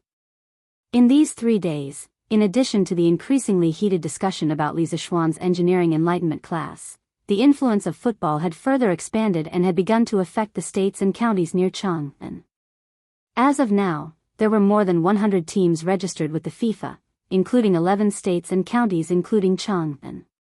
As Datong Daily gradually spread the news of football to remote areas, it was believed that more and more teams would come to sign up. Of course, how many teams would still exist after a year was another matter. After all, when the league ranking tournament was held in March next year, only 20 teams could enter League 1, 30 teams could enter League 2, and the rest could only be regarded as amateur teams. They would face the situation of no prize money and no sponsorship. It was worth mentioning that Qing Chimo also formed a team, but his team was mostly playful because the players were all second-generation Chang and rich second-generation like Yuqi Baolin, Wang Meng, Sun Zifan, Zhang Sun Chong, and even Li Tai. In fact, Li Tai himself also wanted to select a group of guards to form a professional football team, but his identity was too special. If he formed a team and no one dared to play against him, then it would be bad. Therefore, he and Li Qingxian consciously did not form their own team, but only played in Qing Chimo's team occasionally. On this day, Li Zishuan was working in the office of the academy. Previously, Li Xiaogong had asked him to draft the structure and management regulations of the Department of Shipping, and now it was basically in the final stage. It was strange to say that this guy's work efficiency was highest only in the academy, and he was too lazy to move at home. This was one of the reasons why he always liked to work in the principal's office, in Guanghua Building. As for the Department of Shipping, its function was somewhat similar to the modern customs. Therefore, Li Zishuan divided the Department of Shipping into 4 departments according to the structure of the customs and the current situation of the Tang Empire: the General Department, the Inspection Department, the Tax Department, and the Inspection Department. The General Department was jointly led by the left and right secretaries of the General Department. The Inspection Department had a General Supervisor and 2 Deputy Supervisors, who were mainly responsible for investigating the smuggling of goods or goods that were prohibited by sea. For example, the Tang Empire's curved plows, cement, celestial lamps, weapons, and other things that contained a certain amount of technical content and were extremely beneficial to the people or the army. These goods were definitely not to be sold to other countries. The tax department had a general supervisor and 2 deputy supervisors, who were mainly responsible for collecting taxes on sea trade goods. Of course, these goods included both imported and exported goods. As for the tax rate, it was different for different goods, but overall, the difference was not too big.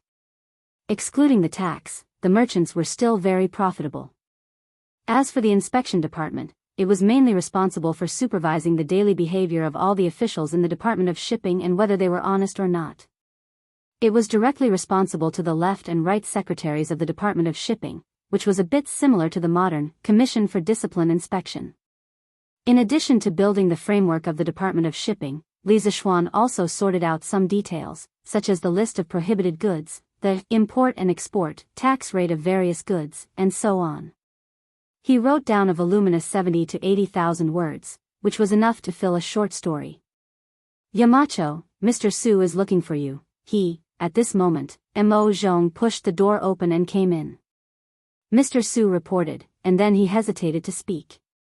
What's the matter? Li Zishuan asked casually, and then put down the pencil, tidied up the regulations of the Department of Shipping he had just finished, and put it in a file bag made of craft paper. His current office was becoming more and more like a modern office, and basically had everything. Yamacho, Mr. Su also brought Dr. Liu from the Imperial College of Mathematics. What do you think? Mo Zhong said in a low voice. Having been in the academy for so long, he knew that Li Zishuan and the Imperial College had a bit of enmity, so he was not sure whether to let Su Hongji and Dr. Liu in. Li Zishuan was startled, and then he laughed and scolded. When did you learn to be tactful? Quickly invite the 2 gentlemen in.